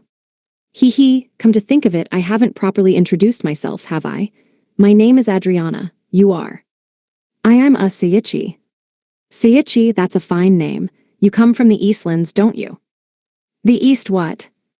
I wasn't about to ask her for a geography lesson, so I let it slide. "So anyhow," Adriana continued, "you'll be walking my little sweetie, won't you?" "Why yeah, that's me." "Wonderful, take care of my darling Milkshan now." "Milk, huh? That's a cute name. I bet it's a cute little white furball or something. Why doesn't she live in the house, though? Does she have a doghouse out here or something?" Either way, I was pleasantly surprised by just how nice Adriana was and how understanding she was in letting me keep my hood on. As I thanked her mentally, we arrived in front of a giant cage. "We've arrived," she announced. "Wait here." "Where's Milk, though?" I couldn't see anything around except for the giant cage. As I puzzled over Adriana's words, she walked right up to the cage. "Come here, Milkshan, walkies." Gia-ra-ra-ra-ra-ra-ra. Oh, what? Is it just me, or is that a very big, scary growl? Nah, I must be imagining it or something. I broke out in a cold sweat as I watched Adriana throw open the cell door. "Out you come, my little precious." Gia-ra-ra-ra-ra, gia-ra-ra. With a mighty roar, Milk leapt out of the cage. Oh. It was a gigantic wolf, no smaller than 15 feet long. "Oh, I'm supposed to walk that thing?" I asked. Adriana smiled at me. "Why, yes, of course. I'm supposed to walk that thing." "Of course. I'm supposed to." Altria snapped and smacked me in the back of the head. "Stop playing around already." "Come on, what am I supposed to say? That thing isn't a dog at all. It's barely any different from the acrowolves I fought back in the forest of endless heartbreak." Adriana chuckled. "Don't worry, everyone says that at first. You don't have to worry, though. She's very tame. You have nothing to fret about." Just out of curiosity, how did her old walker get injured? Milkshan bit him. How am I supposed to relax then? Tame my ass. She probably bit her old walker clean in half. "Trust me, it's very safe," Adriana tried to reassure me. "We haven't even had any trespassers in the longest time." "No shit. I mean, holy crap, what a guard dog. I bet burglars wouldn't dare look at this place." "Oh, don't worry about details now," she continued. "Just try to enjoy your walk with her." No way. I mean, come on, she's glaring at me already. "Gee, good girl, Milk. We're not gonna fight, right? We're just going to walk together, right?" "Sure, she probably can't hurt me physically, but I'll snap if I try to walk her, I swear." As I shook my head frantically and backed away, Altria shot me a look. "You can't take her through town, so just walk her round the garden or something." Wait, where's my say in this? Yeah, right, who in this town cares what I feel? First, I get assaulted in an alley and now this. I'm a human, I have my rights. I still count as human for this kinda thing, right? I could tell there was no backing out of this mess, though. I slumped my shoulders and let out the heaviest sigh I could manage. Fine's fine, you win, I'll walk your dog."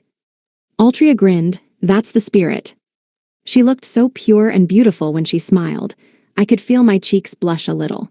When she realized I was smitten, she cleared her throat and turned away, her cheeks reddening slightly. Anyhow, this is part of the exam, got it? Don't fail." "Okay. I'll consider that smile my reward." With that, my Irish walk with Milk began. Chapter 8, A Walk in a Room. Back on Earth, I was hated by every living thing I'd ever met. Humans, dogs, and cats all hated my guts. Cats would always arch their backs and hiss at me, and dogs would bark at me nonstop. It was probably due to my smell, or so I wanted to believe.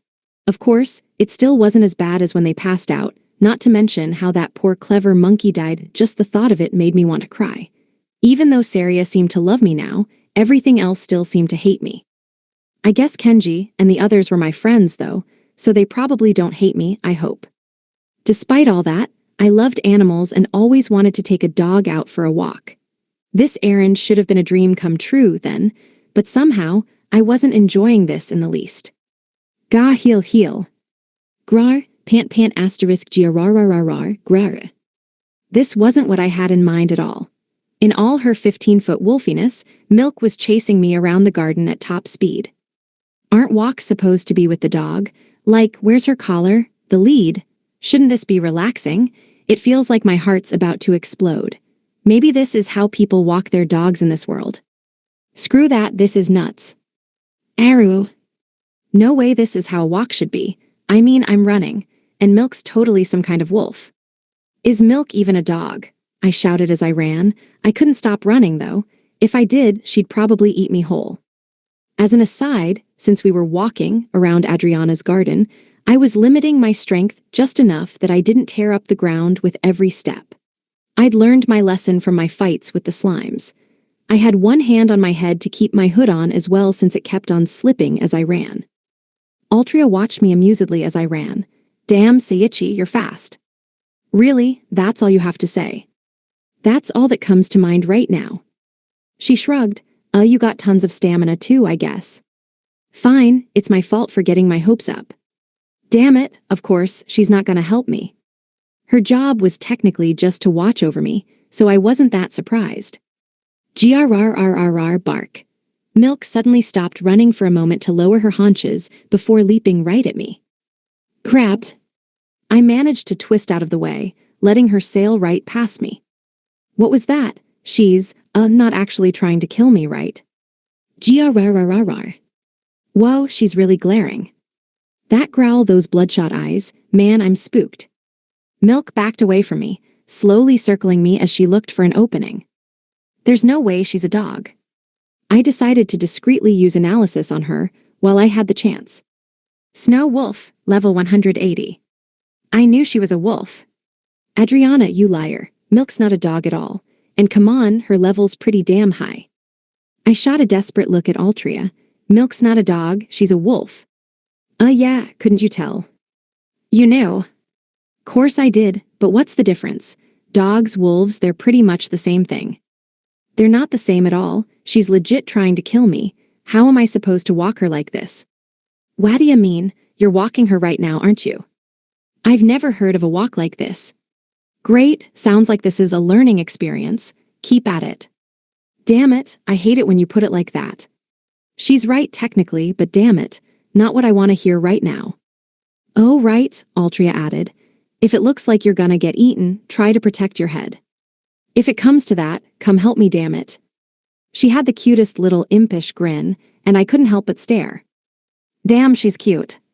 Image summary. Manga page featuring a smiling, light-haired woman looking down at a hooded youth who is dodging a leaping wolf in the foreground. She really didn't smile much at first, so I was genuinely happy she seemed to be opening up a little more. Milk realized that I wasn't looking at her anymore, and she chose that moment to leap at me. Ugrier. Whoa.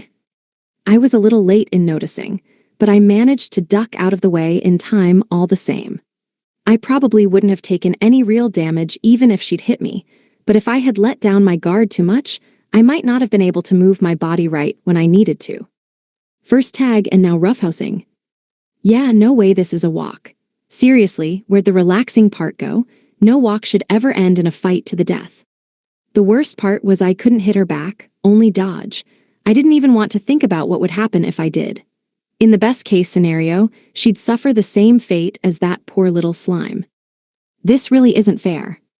Adriana came back out of the house, probably having finished whatever she was doing. Oh my, Seiichi-san, it looks like you and Milkshan are having so much fun together. You're kidding, right? What part of this looks like fun? Go get glasses, lady. They have eye doctors in this world, right? Maybe not. Adriana turned to Altria. By the way, Altria-chan, I made a pot of tea. Would you like some? Altria nodded. Sure, I'd love some. Seriously, tea.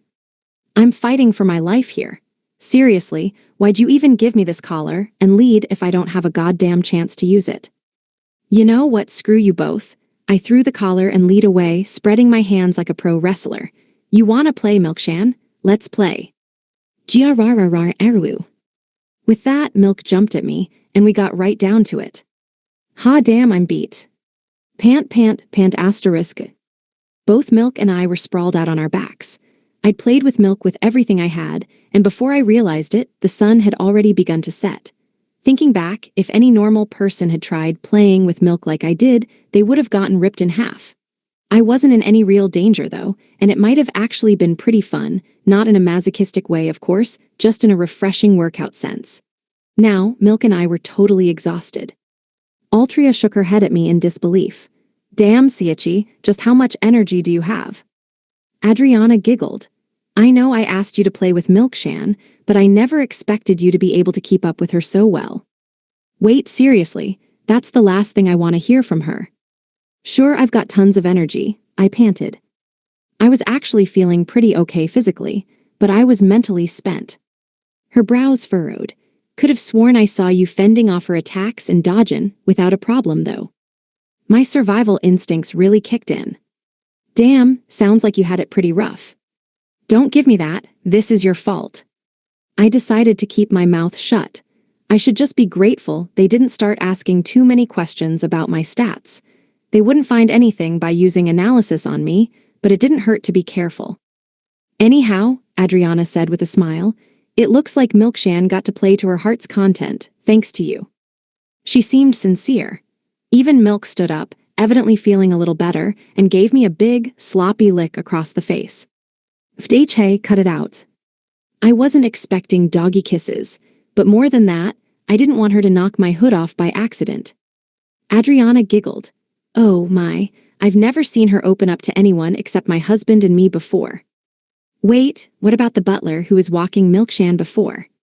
She never cared much for any of them. Why? We never had anyone last more than a day. I wonder if that's why they kept getting hurt. Gee, you think? But don't worry, nobody died or even got that hurt. That's not the problem here. How about you start thinking about your servants' well-being?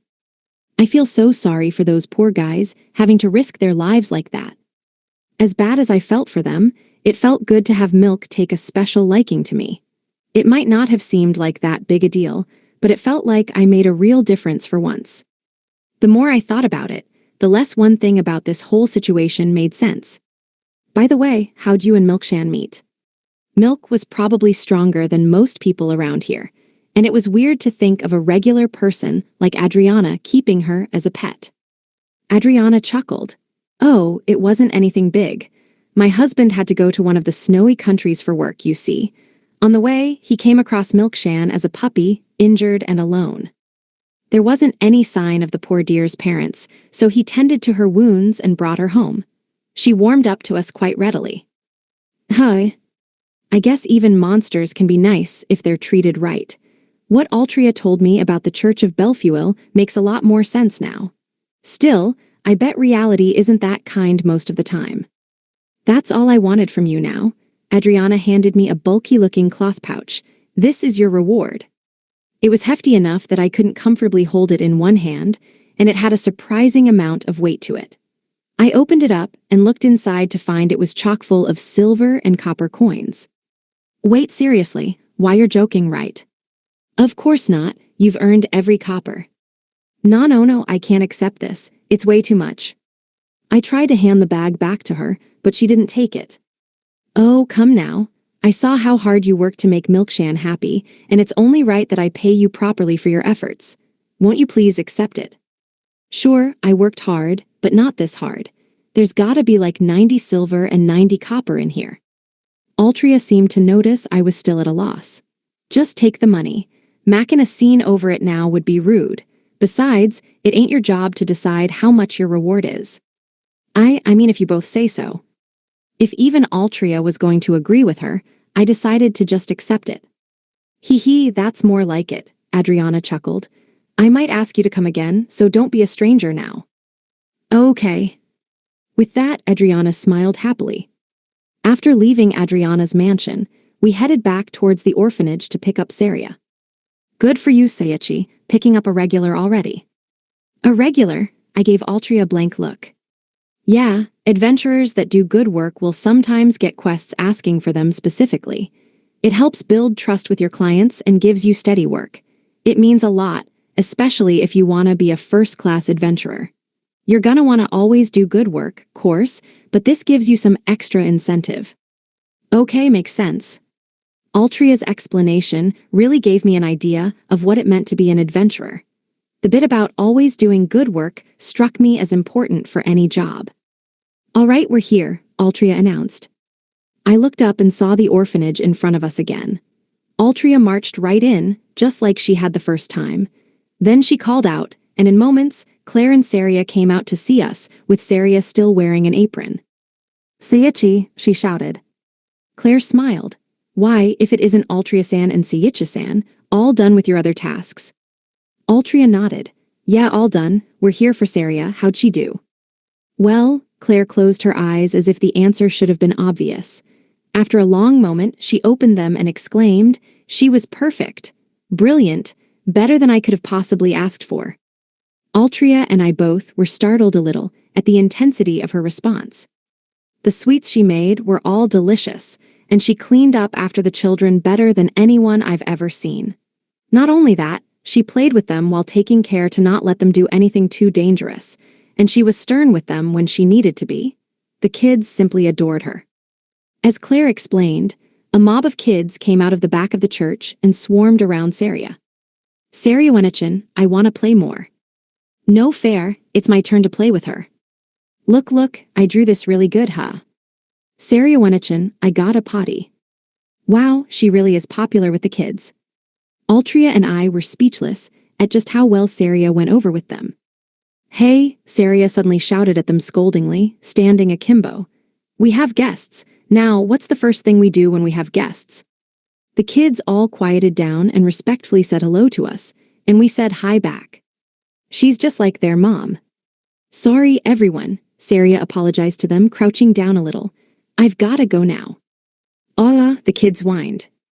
Don't worry, I'll be back, okay. After hearing that, the kids seemed to feel a little better, and even Claire nodded.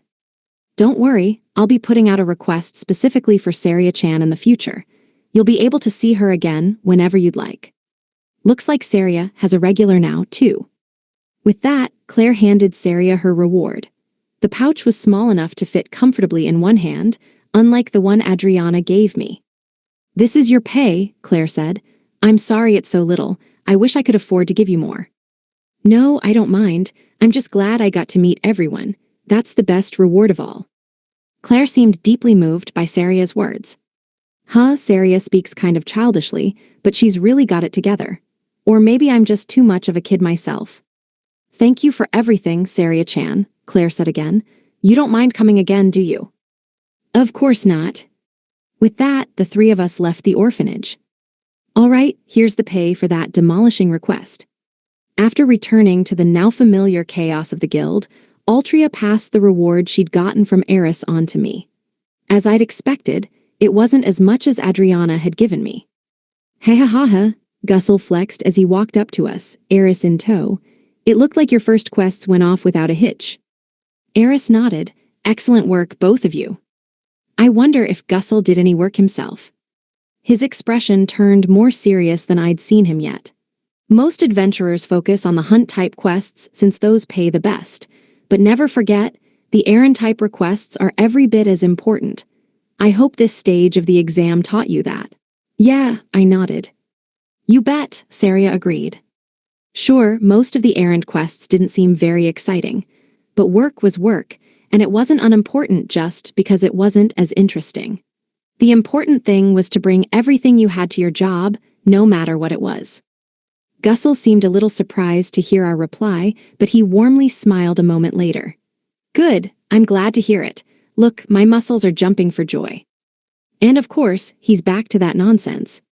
As I sighed, Eris handed Saria and me each a little white plaque. These are your temporary guild cards, she explained. We give them to all new recruits who aren't formally registered with us yet. Don't lose it now. It's still legal ID. I looked at the card, To find the information I'd filled out on the sign-up form written there. Gussel nodded. That's the errand phase of the test done then. Starting tomorrow, you'll start on your gathering type quests. Right, oh right. His brow furrowed. What's wrong? I can't believe I forgot this. I just remembered that, Saria, and I don't have any place to stay tonight. Altria scoffed. What, that's it? You can stay where I'm staying then. Huh. The room price is decent, and it's safe enough. They even include 3 meals a day, and the cooking's top-notch. Sure, let's stay there. I didn't need any time to think it over, really. Hearing about the tasty food was enough. Gussel and Eris both shot Altria surprised looks. Wait, why? Right, let's get going. I'm starting to get tired. Altria turned and walked out of the guild. Wait up. If we lost track of Altria now, we'd never find whatever inn she was staying at. After quickly saying goodbye to Gussel and Eris, Saria and I hurried after her. Eris-kun, Gussel said to Eris just after we left. Did Altria-kun do what I think she just did? Eris nodded hesitantly. It seems so. Honestly, I didn't think I would ever see Altria-san act so hospitably. He nodded. It's certainly a new direction for her, and a good one at that. My muscles are trembling with joy. Time to get back to work then. You're ignoring me. Of course, I had no idea they'd even said a thing after I left. This is the place, Altria bluntly announced. Whoa. The inn Altria directed us to was a simple-looking building on a quiet side street.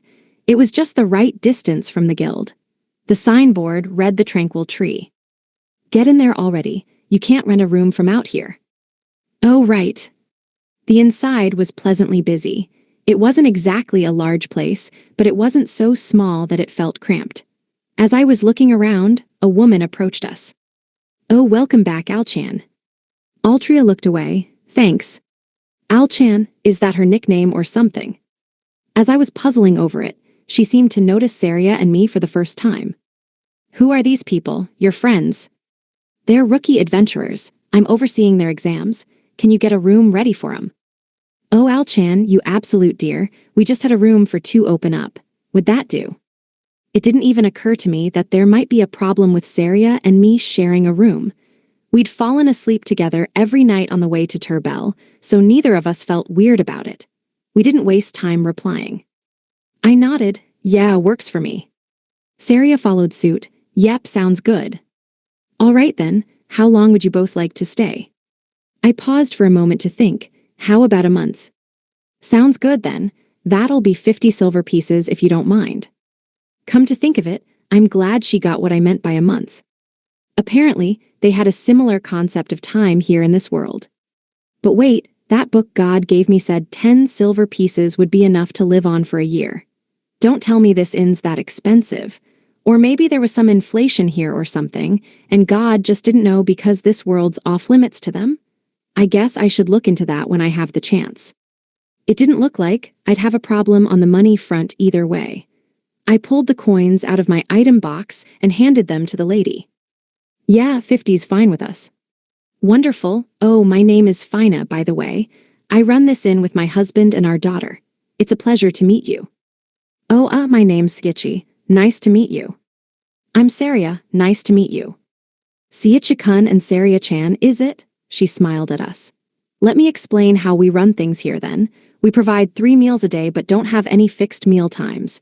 Just come to the canteen when you're hungry and my husband will whip something up for you.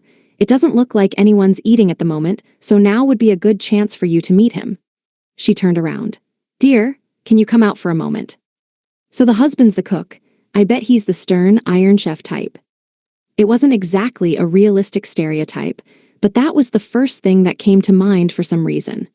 Besides, Fina was really pretty, and I'd never heard of an inn owner not being pretty and young, that, or a nice old lady. It made sense that her husband would also be pretty standard fare. However, as soon as he came out, all my expectations were betrayed. He was a handsome young man clad in a neat apron. He would have been unbelievably popular back in Japan. Did you call? He asked. Oh, there you are. These 2 will be our guests for the next month or so. Ah, I see. He gave us a dazzling smile. I'm Lyle, and I'll be taking care of your meals. It's a pleasure. I am Seiichi, nice to meet you. And I'm Saria. Who'd ever think Lyle was some crotchety old cook? He's just flat out handsome. Well, if either of you is ever hungry, just let me know. Just remember that only your first 3 meals every day are free. Any more than that, and I'll have to charge you, okay? Makes sense. Honestly, I'm just glad we won't have to worry about food. Even the way he moved seemed so crisp and beautiful. It was like he was cheating at life. Oh, one more thing, Fina added, snapping me out of my jealousy. We don't have a bath here, but we can get a towel and warm water ready whenever you'd like it. I'll also handle any laundry you need done. Wow, they really cover all the bases here. I've got my wash spell, though, so I don't think I need to worry about laundry. Here you go, then, Fina said as she handed Saria and me our room keys.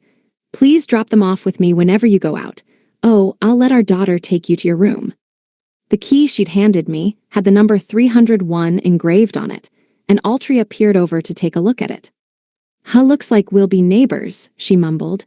If you get in any trouble, just let me know. Got it. Thanks. Seriously, how is Altria this nice? Just then, a young woman came out of the back of the inn. This is my daughter, Mary, Fina explained. Oh, are you guys new? Mary asked. Nice to meet you. Yeah, I'm Seiichi. It's a pleasure. And I'm Saria. Mary had brown hair done up in a ponytail and bright red eyes. She was probably around my age and pretty enough that I could really tell she was Fina and Lyle's kid. She was the inn's poster girl, no doubt about it. I guess the kid of 2 beautiful people is bound to be just as pretty, huh? That's probably not an ironclad rule of genetics or anything. Follow me, Mary said. I can show you around. We did as she said, and after a while she stopped and pointed a room out to us. That's the canteen. Dad's always in there cooking, so just stop by if you're feeling hungry. She then went on to show us the rest of the inn, giving concise explanations of every room we passed. I could tell she had it together much better than I did, which was honestly a little disappointing. Before long, we arrived at our room. And here's where you'll be staying, she announced. So this is it, huh? Yep, I bet Mom told you everything already, but feel free to ask me if you need anything. I'd better get on to other work, though, so I'll see you guys later. Oh, right, thanks. With that, Mary smiled and left. Altria yawned and walked over to her own room. All right, you two, I'd better get some sleep. Night. Right, good night. Good night. After she disappeared into her room, I turned to Saria. We should probably get some sleep too. Okay. I unlocked the door and opened it to find a relatively spacious room. There were 2 beds, a table, and a handful of chairs. It was pretty well equipped, honestly. As I checked the place out, Saria let out a cute little yawn. What's up, are you tired? Yeah, a little. We haven't even had dinner, though. I guess, but I'm not really hungry. Okay, wanna get right to sleep then?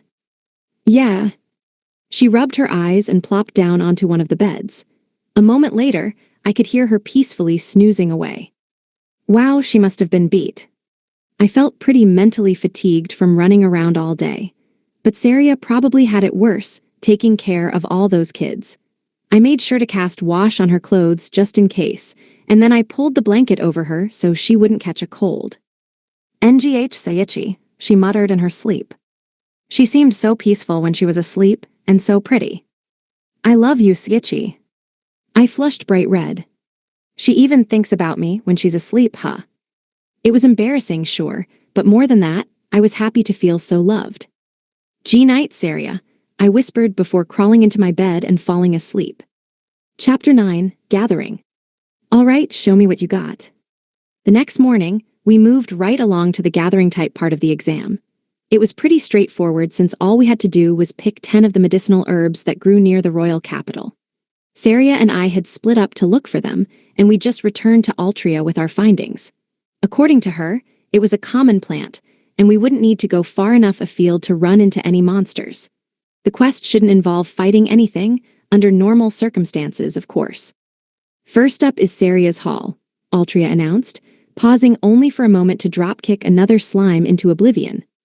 Didn't she say we wouldn't have to fight, though? She told us the spawn rate of monsters around here was really low, but I swear that's the 20th slime I've seen her defeat. Altria seemed to notice my confusion and grimaced. Don't worry, this ain't normal. They shouldn't attack you. Okay. I wasn't worried, though. I was pretty sure I wouldn't lose to anything stupid enough to attack me. I'm just glad it's only slimes this time, she mumbled. Wait, what? Forget it. Anyhow, Saria, what you find? Here it is. Beaming, Saria held out a big clump of grass she'd pulled up by the roots. Unlike the special medicinal herbs I was used to seeing in the forest of endless heartbreak, these were slightly browned and smelled like a refreshing breeze. Nice, Altria nodded. You even pulled 'em up by the roots like I said to. Yep, I thought the quest only asked for the leaves, though. Saria cocked her head to the side in confusion.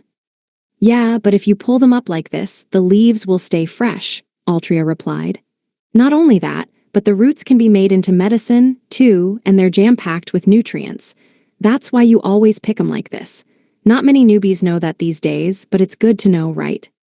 Whoa, it's one of those harvesting tips that only 1 in 10 adventurers know. It couldn't hurt to learn more if the rest of the plant could be put to good use as well. By the way, the roots work best if you boil 'em and drink the water, Altria continued. It's hella bitter, though, so I wouldn't recommend it. Is there any way to mellow out the flavor? I asked. Let's see, the easiest way is to mix in some sugar or something, but most people can't afford to do that. Personally, I'd mix in some sweet flower nectar. It helps sweeten it up a bit. Huh, if she knows all this, I bet she's not bad at cooking. That's just a guess, of course. Anyhow, make sure you always pick the roots, too. Just remember that the guild only wants the leaves, so you've got to separate them before you hand them in. Got it, Saria and I replied. Good, now for Sayich's haul. Okay, here they are. I held what I'd gathered out to her, smiling. She stared at me in silence for a long moment. What's that supposed to be? Mushrooms, of course. Well, no shit. There were 10 nice little mushrooms in my hands. She let out an aggravated sigh. You're supposed to pick medicinal herbs. Why'd you come back with a bunch of shrooms? Oh, but they're not just any mushrooms. Take a good long look. These are mana mushrooms. Did I ask what kind of mushroom they are? Yeah, I didn't think that'd work. I knew it. I didn't bring them to her on purpose, though. I really did look, but I couldn't find a single medicinal herb, no matter how hard I tried, and I ended up completely empty-handed. Instead, I found an abnormal amount of mana mushrooms, so I decided to take a few of those back. As an aside, mana mushrooms were a rare reagent needed to brew mana potions. I couldn't find any herbs, I explained. How? They're medicinal herbs, damn it. I found like 20 while I was waiting for you two. Hi. How's that possible, after all that looking I did too? Look, she jabbed a finger down at my feet. You're practically standing on some now. God damn it. Just as Altria said, there was not 1, but 5 medicinal herbs growing right there. Seriously, what the hell? I'm surprised you found that many mana mushrooms, she continued. That's the kind of thing people spend a whole day looking for, and maybe they'll find one. How'd you get so many so quickly? Yeah, funny, isn't it? I don't know if I'm super lucky or super unlucky. That's my line. Anyhow, since you didn't find the herbs, you fail. Where at? Yeah, I'm not actually surprised, at all. I didn't want to drop out here, so I stooped down and uprooted the 5 medicinal herbs by my feet. Now I can pass, heh, all according to plan. See, I held them out to her. I did find some herbs. Great, where's the other 5? Shit, I forgot I needed 10. I'll be right back. I whipped around and bolted. Hey, Altria tried to call after me, but she was too late. Damn, how's he that fast? Seiichi, stay the hell away from the forest, okay? And don't go too far. Shit, I can't even see him now. I was already so far away that I couldn't really make out what she said. Left alone with Saria, Altria sighed. Damn, oh look, 5 more herbs. Seriously, how come I can't find any? No matter how much I ran around looking, I couldn't seem to find even one more. There didn't seem to be any shortage of mana mushrooms or antidote grass. Where'd they all go? Crap, I guess I went pretty far, huh? I'd run all the way to the other side of a hill. and I couldn't even see Altria or Saria anymore. I'm not lost, am I?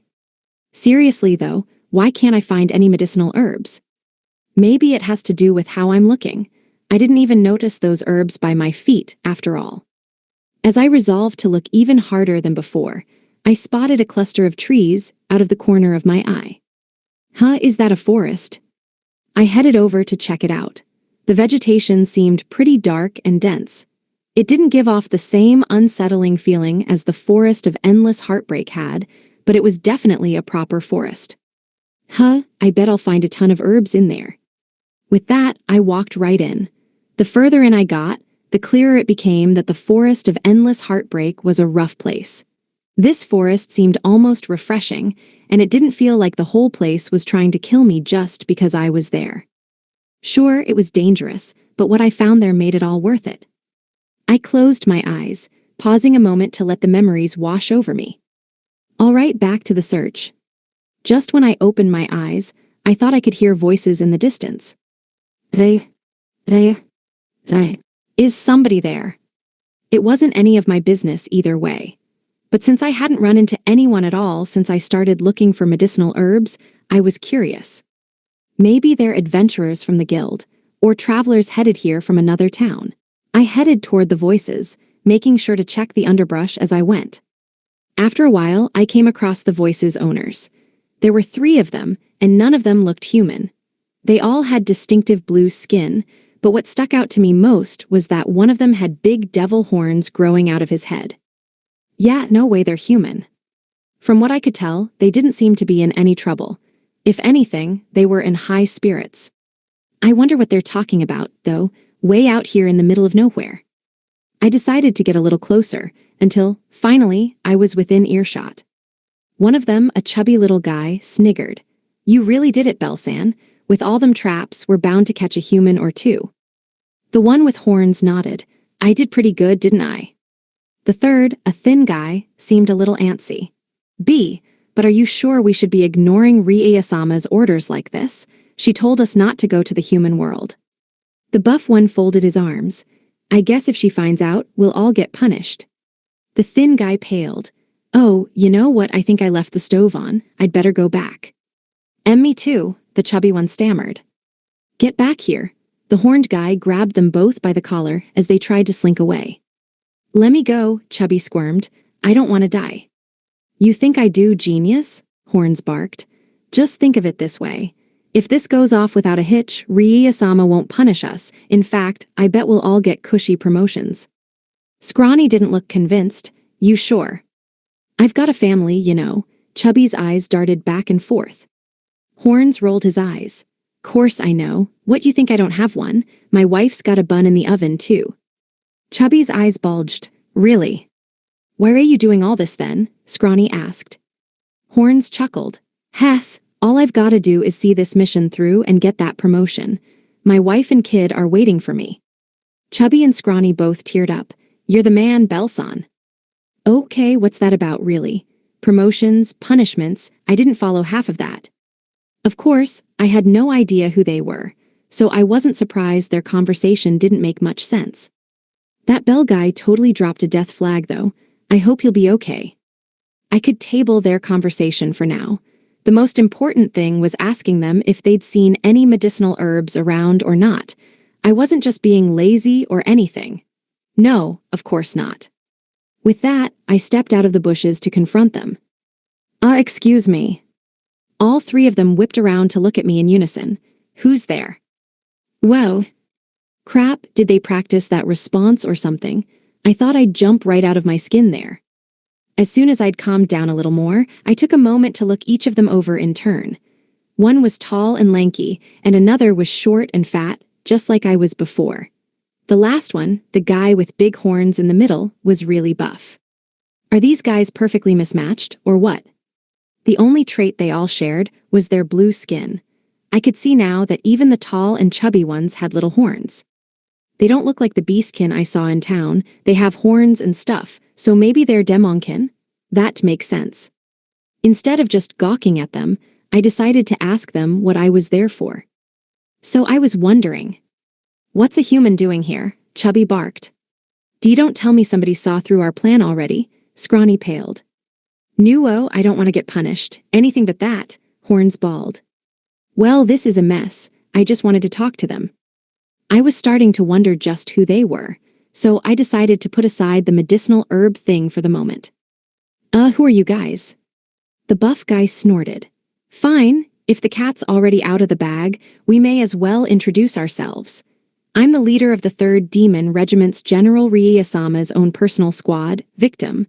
The name's Bell Jizzle. The scrawny one struck a pose. Also a victim, I'm Bosco Dan. Even the chubby guy posed. Terry Hemut reporting. We're the Demon Army's suicide squad, Bell shouted. We are. Victim, that's us, they called out in perfect sync. Okay. So they're just weirdos, got it. Nodding to myself, I turned around to leave. Where do you think you're going, stupid? Terry scowled. Terry and Bosco circled around and cut me off. Oh, come on. Did you think you could just walk away from us? Bosco shouted. I did, actually. You guys clearly have a few screws loose, so I'd rather not have anything to do with you. Terry gasped. You're awful, how can you say that? Yeah, your little squad's name is way worse. Victim really made it sound like they'd be the first to die in any fight. They even called themselves a suicide squad. I didn't have the words to sympathize with them. Whoever their boss was, they clearly didn't care about these guys' lives. I sighed. Look, can I just go? I've got medicinal herbs to find. What's with that attitude? Bosco snorted. You're the one who decided to talk to us. Oh, I guess so, yeah. Terry sneered. Who are you anyway? My name's Seiichi. I'm only here looking for medicinal herbs, honest. I heard you guys talking, and I thought you might know where I could find some. You guys are clearly busy, and I don't want to disturb you any more than I already have. You came here for herbs, huh? Bosco raised an eyebrow. Those things grow everywhere. Why'd you come out here? I couldn't find any closer to town.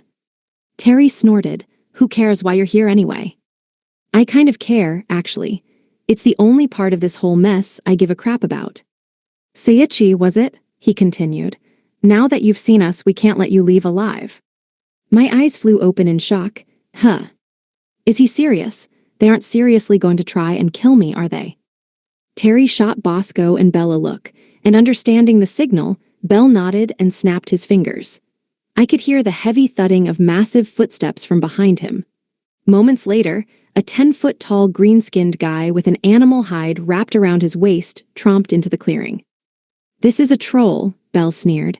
You humans call it a B-rank monster, right? No clue.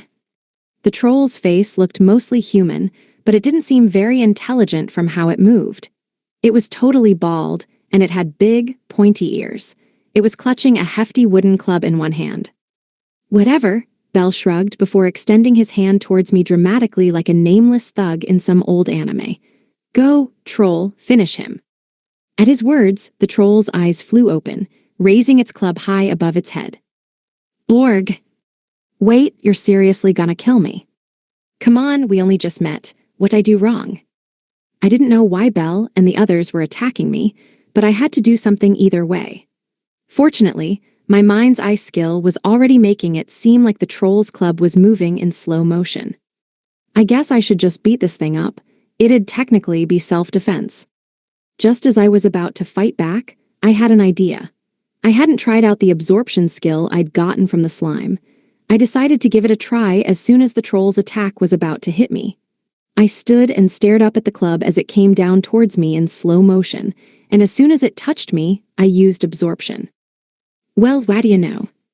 The second I used it, the club lost all the force behind it, and I could feel indescribable energy well up inside me. It bounced around inside me for a little bit before I absorbed it completely. Cool, I did it. Bell, Bosco, Terry, and even the troll stared blankly at me. It took a good long moment for them to realize what had happened. Huh. Their eyes all flew open, their lips pursed together in an indescribably perplexed look. They looked downright baffled. Bell-san, Terry asked hesitantly. The troll hit right. Yeah, Bell looked up at the troll. You hit right. Oh, Bell scratched his head. You think he used magic or something to make it miss? No, look, it's touching his head, Bosco pointed. It definitely hit him. Zai. They all went silent again, exchanging confused looks. Gradually, a look of terror took over Bell's face as he started piecing the puzzle together. WW will let you off easy this time, human. Why yeah, Terry echoed, trembling. Just this once. We didn't lose or anything, Bosco shook. We're just that nice, got it. Oh, org. Bell nodded. Besides, we did what we came to do, and now we know there are stupid strong guys like you around. We practically won. Why yeah, we win, Terry followed suit. Totally, Bosco added. Anyhow, Bell stammered, now that we all agree on that. After hurriedly justifying themselves, all four made like the little guy on the emergency exit signs and bolted. Retreat. Oh, arg. In the blink of an eye, they were gone. I wasn't expecting Troll to be such a fast runner, though. Okay, but seriously, what was all that about? I muttered. They'd come and left like a sudden storm. Wait, what about the medicinal herbs? In the end, I was never even able to ask them about the herbs. Oh, there you are, Saria shouted and waved. Took you long enough, Altria scowled. Where'd you even go? In the end, I couldn't find a single medicinal herb, and I dragged my feet back to where I'd left Saria and Altria. So, how many more did you find? I know she doesn't mean anything bad by it, but man, that hurts. Oh, about that, I mumbled. Her eyes widened in disbelief. You're kidding me, for real. Can I just cry now? I really did look. All I could find was a few dozen antidote grasses and mana mushrooms. The hell? How'd you find so many of those things when medicinal herbs are 1,000,000 times more common? Trust me, I wish I knew. I could feel tears well up in my eyes. I just wanted to cry. Altria took one look at me and let out an irritated sigh. She then snatched a small bundle off her belt and roughly thrust it out at me. Here, take it, happy now. Hi. It was a bundle of medicinal herbs, the 5 that I was missing. I was pretty much standing on 'em when you left. Wait, how? And after how hard I looked too, this is just messed up. I ain't supposed to do stuff like this, of course, she continued, but it'll hurt you more than it hurts me anyways. Just take it already. Are you sure? Come on, take it already. Just don't expect me to wipe your ass like this again. Altria-san. That's it, you're officially my sister, my buff, rough big sister. She seemed a little confused by my idolizing look, so she pointedly turned away. Anyhow, that's that. Let's get back to town already. She stalked off toward the town gates. Saria and I exchanged smiles before following her. Image summary: black and white anime illustration of a woman with wavy hair, blushing and frowning with arms crossed in a defensive, annoyed posture. Chapter 10, Teleportation Magic. Whoops, guess you caught us. We feel really bad about going to the human world behind your back, but we finished our mission with no problem. Shouldn't you be praising us for that? Sure, it wasn't a real mission. We just went off on our own, but still. We came back with all kinds of useful info, so you're not going to chew us out or anything, right? Right? Okay, I'm sorry. We're so sorry. I was just kidding. We feel really bad about what we did, so please don't be too hard on us. Bell Jizzle, leader of the 3rd Demon Regiment Special Squad victim, was down on my hands and knees. Above me stood a woman with a cold and disapproving look. She had flowing purple hair that seemed to radiate an otherworldly beauty. Her eyes were like amethysts, and her skin was so pale blue I was surprised I couldn't see right through it. Not only that, she had a figure that could drive any man mad and make most women die of jealousy. Her dress was revealing enough on its own, but how she crossed one leg over the other was almost maddening. Despite how downright sexy she looked, she was our boss, General Ria Farzer of the 3rd Demon Regiment. But we, a victim, happened to know one of her secrets. You've still got quite the tongue on you, I see, she mused. Shut up a while, won't you? Ha ha ha, what do you mean by blepth? Ria created a whip out of air, using her unique vapor magic, and suddenly struck me across the face. Bell-san, Terry and Bosco cried out in horror. I was sent flying, and those two chased after me. Sure, they were my subordinates, but we cared about each other like family. This is really bad, Bell-san, Terry sweated. Bosco nodded frantically. Rie-sama's really mad. Yeah, I finally put two and two together. Damn, she did it again. I shook my head and sighed as Terry and Bosco helped me to my feet. How many does that make? I whispered. Terry thought a moment. I think she's at 666 now. Well shit, talk about having no luck with men. Bosco shook his head. That's a lot of guys. Almost makes her sound like some hero, going through that many demonkin, huh? Terry smirked a little. Even though we're the demon army. That's not funny, we all sighed in unison. Across the room, I could see Ria muttering irritably to herself. Honestly, what was his problem? What's not to like about me? I was so sure that he was my destiny. Ria's secret was that she was a total virgin, despite how hard she tried to resist it. She'd had plenty of boyfriends, 666 of them, apparently, all of the most handsome demonkin in the land. She was well known for being beautiful, so that wasn't a surprise. No, there was a reason she felt she had to keep it a secret.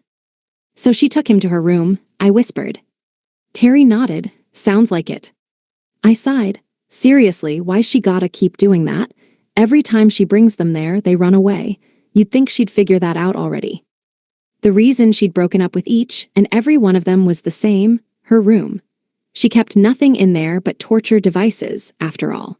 She had all the classics like ridged wooden benches, but some more creative ones, and even some weird blood-stained metal rods just lying around. The hell does she think any guy wouldn't run away? The worst part was that she was a total airhead regarding stuff like that, and she couldn't stop dreaming about romance. I bet she kept bringing men in there so she could live out all her fantasies. I dunno what kind of romance she's got planned in a room full of torture gear, though. Oh, drat, this is bad, Ria cursed to herself. I'm not going to be an old maid at this rate, am I? Don't worry, Ria-sama, I called out. With looks like yours, you can get any man you want. Then why do they keep dumping me? Sorry, I was only trying to cheer you up. If any of us explained how downright horrifying she could be, we'd all be good as dead. Man, this job's a pain. It seems I got a little carried away. Ria sighed, composing herself before fixing us with an icy look. So, what was so important that you had to go to the human world? All right, if we can make a good case for ourselves here, then maybe she won't punish us so hard. Well, you see, we were planting teleportation magic traps around. She raised an eyebrow. Teleportation magic. It was just like it sounded. It could move someone or something from one place to another in an instant. The longer the distance traveled, the more mana it cost. However, what we did was plant teleportation magic in the ground, giving it a destination and pouring all the necessary mana into it for later. They could last just like that until somebody activated one by stepping on it. So what exactly were you trying to achieve? It was also that we could whittle away those humans' strength as much as possible. She nodded. I see. So where is it set to send them to? Ria seemed to get our plan right away. She really was amazing, even if she didn't have a guy. Anyhow, if everything went according to plan, any adventurer or merchant who stepped on one of our little traps, even by accident, would get teleported away. Once that happened, they'd be good as dead. We could kill as many humans as we wanted without raising a finger. We'd chosen the perfect place for their grave, after all. I puffed out my chest. We set the destination as the lap of the strongest guy in the demon army, the nest of one of the two dragon gods, Black Dragon Godsama's labyrinth. Her eyes grew wide. Oh my. Aside from the demon king himself, who wasn't even fully revived yet, the Black Dragon God was the strongest guy in the whole demon army. The other dragon god, White, was just as strong but not quite as good in a straight-up fight, so we went with the Black Dragon God's dungeon. The Black Dragon Godsama can't leave his labyrinth, right? I continued. That means until His Majesty revives and breaks the seal, he can't go to the human world and wreak havoc. So we thought, why not send the humans to him? Your conclusion is a little weak, but all right. But come on, I'm a friggin' genius for thinking this up right. Ria nodded. I think I understand now. Don't forget, though, worthless troublemakers or not, you're still one of the few combat forces of the demon army. Wait, does that mean you need us? Zai, why aren't you saying anything? Isn't worthless troublemakers a little harsh as is? The least she could do is take back the worthless bit. Rie sighed. Honestly, I'm tired of all three of your stupid antics already. Terry and I aren't stupid, Rie-sama. Bosco cut in. Yeah, Terry echoed. Belsan's the stupid one. Whose side are you two on? I never expected them to betray me. I'll chew them out later. At any rate, Rie continued, I understand what you were doing in the human world now. How many of those traps did you set? I puffed out my chest. 100. She wrinkled her nose. That few. What? It's not just a few, Terry protested emptily. And here, we worked so hard to pour in all that mana, Bosco said, half crying. Terry, Bosco, and I all collapsed to our knees in despair. Where did you put these traps exactly? She asked. Just outside the capital of the Kingdom of Winburg, Turbel. Oh, if it's that close, I could easily make over 1,000. Holy crap, the three of us balked in unison. Is this what it means to live on the bottom rungs of society? That's horrible, you're horrible, Rie-sama. What's your beef with us? You're pathetically weak. Damn it, this sucks. The worst part was that we knew just how much stronger she was than us. But at least you get what our plan was now, right? I stammered. Yes, I suppose so. We all let out sighs of relief. Good, maybe she won't punish us now. A bewitching smile spread across her lips. You still went against my direct orders, though, so it's punishment time. No, we all screamed. Damn it, and here I thought we were gonna make it out alive. She was just toying with us, wasn't she? Why don't we start light with 500 lashings, That's not light, I protested. Shut up. This is so gack. Belsan, Terry and Bosco ran over to me, but they both got whipped before reaching me. Gway. After that, all three of us got a hellish 5-course punishment meal and were forced to savor every morsel. I more or less survived, which was honestly more than most sissy so-called heroes could have claimed. As my punishment ended, I realized I had forgotten something important. I didn't tell her about that Seiichi guy, did I? Chapter 11, The Teleporting. All right, today's the day of the final stage of the exam, the hunting quest. Seiichi was listening to Altria explain what the plan was while we walked through town. Since we already did errands and gathering-type quests, this would make the last steps area, and I needed to become officially licensed adventurers. So what do we need to beat? Saria asked innocently. Just slimes, Altria replied. Normally, you don't find any too close to town, but since I'll be with you too, we won't have to go far. Didn't Altria say something similar during the gathering test? I wonder what she means by that. It doesn't matter what kind of slimes you beat either, she continued. Regular ones, special ones, whatever. Beat 10 of them and you'll pass the test. Okay, Saria and I replied. We walked in silence for a moment, or before Altria turned to Saria with a curious look. By the way, Saria, how are you gonna fight? You don't look armed, and you don't even have a staff or anything. Saria blinked at her in surprise. Right, I guess Altria doesn't know she's a Kaiser Kong. I bet she doesn't even know Saria's weapons are officially her Smokin' hot fists. Saria beamed and punched the air in front of her. Just like this, bang, bang. Zai. After a long moment of staring at Saria's slender arms, Altria turned to me. Hey, Seiichi, I don't see any guns. She got special equip or something. I shook my head. No, she just punches stuff. Bullshit, seriously. Seriously, really trust us. To be fair, though, I'd be just as confused if a cutie like Saria suddenly told me she would fight monsters with her bare hands. Deep down, she's a gorilla, and I mean that in a good way. So she's got special training or something, Altria continued. Nope. You want to get smacked or something. Why? Don't gimme that. How am I supposed to believe some total newbie can fend for herself with only her bare hands? You've just gotta believe. Like fucking hell I'll believe you. Yeah, that's about how I'd reply. Don't worry, I said.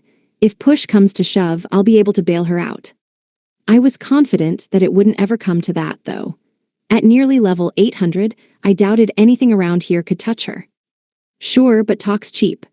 Altria let out a heavy sigh and rolled her eyes. You know what, fine, not everyone's cut out for fighting anyway. You'll be fine this time, especially since I'll be with you, but buy a dagger for next time, just in case. Altria seemed to have come to the wrong conclusion about Saria, but that was fine for now. Besides, even a kid could beat a slime to death with their bare hands if it was a low enough level. As we talked, we arrived at the gate. We filled out all the paperwork, just like we had when we went out on that gathering quest, and then moved to leave town. Right before we stepped outside, though, I spotted a familiar face. Hey, if it isn't Seiichi. Oh, Claude. Saria beamed at him. It's nice to see you again. We hadn't seen him since we'd first come to town. How have you two been? He asked with a smile. Fine, thanks, I replied. You know we haven't been here long, though. We'd only been in Turbel for 3 days so far. Yeah, I guess so. What brings you out here then? We've on the last step of the guild entrance exam, I replied. We just finished filling out the forms for our hunt quest. You guys, you haven't caught the perv bug, have you? Course not. Don't go lumping us in with those sadomasochists, muscle maniacs, lollikins, and flashers. He scratched his head. Yeah, that place is a real mess, huh? Wait, he's right. Not one of them's even close to normal. I knew that much already, though, he continued. You kinda get used to dealing with them. I get the feeling the guild needs a good PR guy, or 3, to fix their image. So, who's your proctor? It's Altria-san, Saria beamed. Look, right over there. See that super pretty lady filling out those forms? Claude did a double take. Damn, you're right, it is Altria. How'd that happen? I raised an eyebrow. Huh, what do you mean? He stopped to think for a moment before smiling at me. She's got a bit of, baggage, I guess. She's nice deep down, though, so promise you'll keep treating her well after you become full-fledged adventurers. All right. I didn't really get what Claude was talking about, but that didn't really matter. I don't know what you mean, but I've seen just how nice she is. It didn't take long for us to figure that out. Saria nodded. Yep, she means a whole lot to both of us. All right, he nodded curtly. Good. Just then, Altria walked over to us, evidently having finished with the forms. All right, that's done, hey, if it ain't Claude. He nodded. I was just chatting with these two. Altria raised an eyebrow at him. You know them. More or less, he replied, a slight smile on his lips. Looks like you found yourself some good friends. Huh? She blinked at him in confusion. Forget I said anything. He turned back to Saria and me. This is your final test, right? I want to see you both back here without a scratch, got it? You got it. Yep. He nodded approvingly. That's what I want to hear. With that, he turned around and got back to work. The hell was that about? Altria muttered after him. There wasn't any point in just standing around, though, so with that, we left town. All right, let's get right to hunting, Altria announced. Look, there's the first slime already. After leaving the gates, we walked a fair distance from the walls. Just as Altria said, we spotted our first mark a couple yards away. Analysis told me it was level 3, a mob for the most basic of beginners. Let's get this over with. Just to be clear now, you've each gotta kill 10. Who wants the first one? I'll take it, I said. I stepped forward, facing the slime head-on. Using one of my weapons on it struck me as a little too overkill. Maybe I should take it out barehanded. No, wait, it says I use magic on my guild card.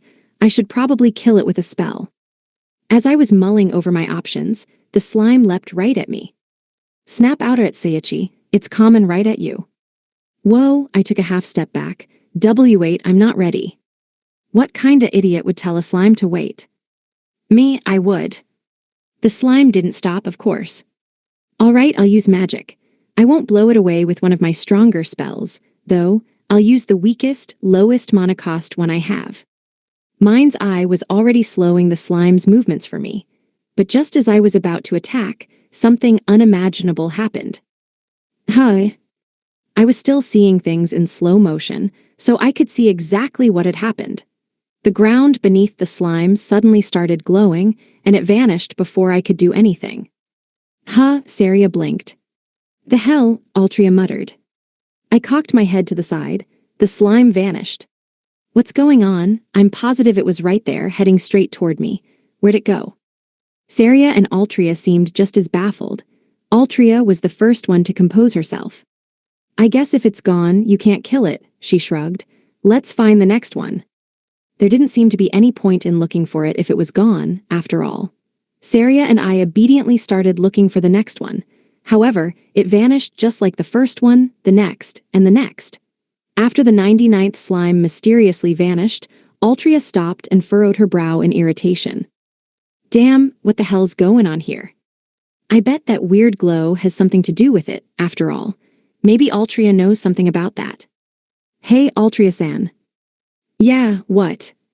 Well, I happen to notice that every time a slime disappears, the ground kind of glows for a second. Glows, huh? She put a hand to her chin to think. The ground glows, a slime disappears. After a long moment, her eyes grew wide. Oh, shit. She quickly locked eyes with Saria and me. The exam's cancelled. We're going back right now. Huh? Why? I dunno who did it, but it looks like some dumbass set teleportation magic traps around. I furrowed my brow. Teleportation what? I get what those words mean, but not together. Basically, with teleportation magic, you can move someone or something wherever you like. From what you've said, it sounds like it's one of the fixed location types. I think I get it, but who'd put those things all over the place? How the hell should I know? Anyhow, we've gotta get back to the guild now. There's no telling where those slimes went, and somebody's gotta look into it. I just hope it doesn't lead somewhere dangerous. Altria turned to lead the way back to town. As soon as she took her first step, the ground under her lit up, just like it had with the slimes. What the? She froze. Altria-san. Before I could fully process what was happening, I had already reached out towards her, and Saria was right there with me. At the same time, we touched Altria's back. With a blinding flash, all three of us were spirited away. Huh. After the light had faded, I opened my eyes and found myself in a room I'd never seen before.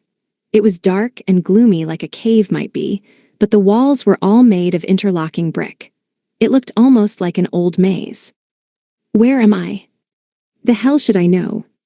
Huh? I whipped around to face the familiar voice. Seiichi, Saria cried out. Not only Saria, but Altria were standing there. Oh good, you're both okay. I guess, Altria replied as she scanned the room. Seriously though, what is this place? You don't know, I asked. Not a clue. I took a moment to root through my memories, but no monster I'd ever killed knew of a place like this. Okay, seriously, what's going on here? As I was thinking, Altria shot me an irritated look. Hey Seiichi, the hell'd you follow me? Hi.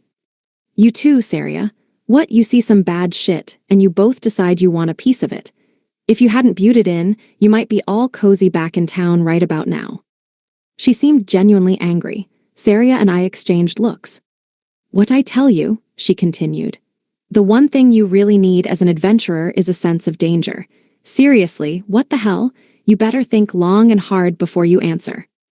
I'd honestly never seen her like this. I decided to just reply as honestly as I could. Well, before I knew it, I was already reaching out to help you. Huh? She blinked in surprise. Me too, Saria chimed in. My first thought was that I had to save you, and just like that, I was reaching out for you. Same. I knew it wasn't good to just move on impulse all the time, but I was so determined to save her that I just couldn't stop myself. Maybe it sounds careless to you, I said, but all we wanted was to help you. Honest. She looked down and was quiet for a long moment before replying in a mumble. I've never met anyone like you guys. Hi. She looked up and suddenly she was back to normal. I guess there's no point crying over spilt milk, huh? Since nobody knows where the hell we are, I've got something for you too. You do. Altria tossed us each a silver-colored pebble. That's a compass stone. If we're gonna be an adventuring party, we'll all need one in case we get separated. Separated? Yep, those pebbles you've got have traces of my mana in them. Use it, and it'll guide you towards me. Course, it only points you in my direction, but it's better than nothing. Makes sense. Now we'll be okay, even if by some freak odds we get split up. Anyhow, don't lose those, she continued. And stick right with me so we don't get separated at all, got it? Okay, Saria and I replied cheerily. She furrowed her brow in worry. Just take this seriously, okay? With that, she turned around and pointed at one of the room's doorways. Let's head down that corridor first. All right. Okay. Altria took her first step forwards towards the doorway. Click. Everyone froze, then turned slowly to face the source of the sound, the ground at Altria's feet. Shit, she broke out in a sweat. I think I just tripped a trap something. No, Altria Sayan. Saria and I cried out, but it was too late.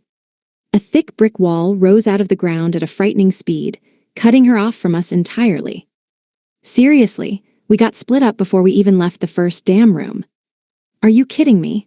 And after all we just said about sticking together, too. Oh right, that's why Altria-san gave us those stones. Yeah, let's use them. I quickly pulled out my compass stone. I watched as it softly floated out of my hand, then drifted forward.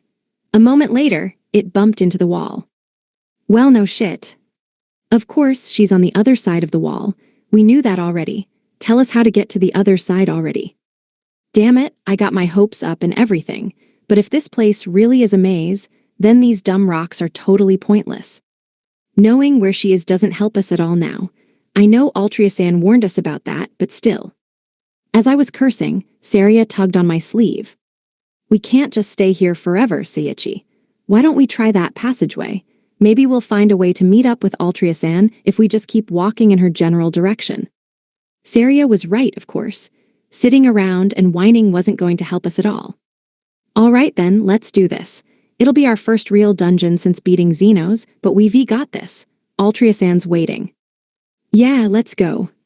Since Altria wasn't here, I didn't have to hold back either, and I was going to use every bit of strength I had to see her again.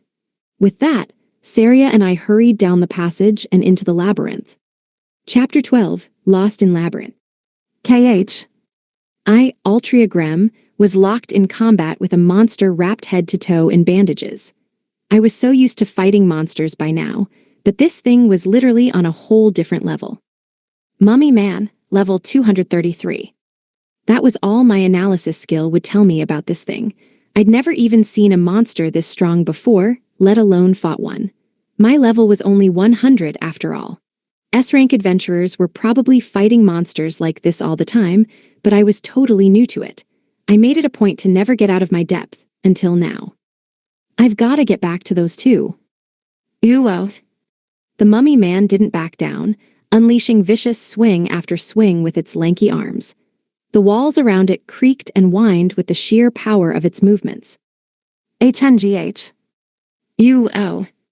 Its eerie cry echoed all around me as I dodged its attacks by a hair. In one unexpectedly swift motion, it landed a heavy blow square on my gut, sending me flying backwards. Gah! The pain was almost enough to make me pass out, but I barely managed to hold onto my consciousness. I ended up slamming right into the wall, sending a web of cracks all up the wall behind me. I dazedly looked at the bricks behind me. Damn, this is one strong wall. Everything was starting to look cloudy, and I felt like just collapsing then and there. No, I can't give up now.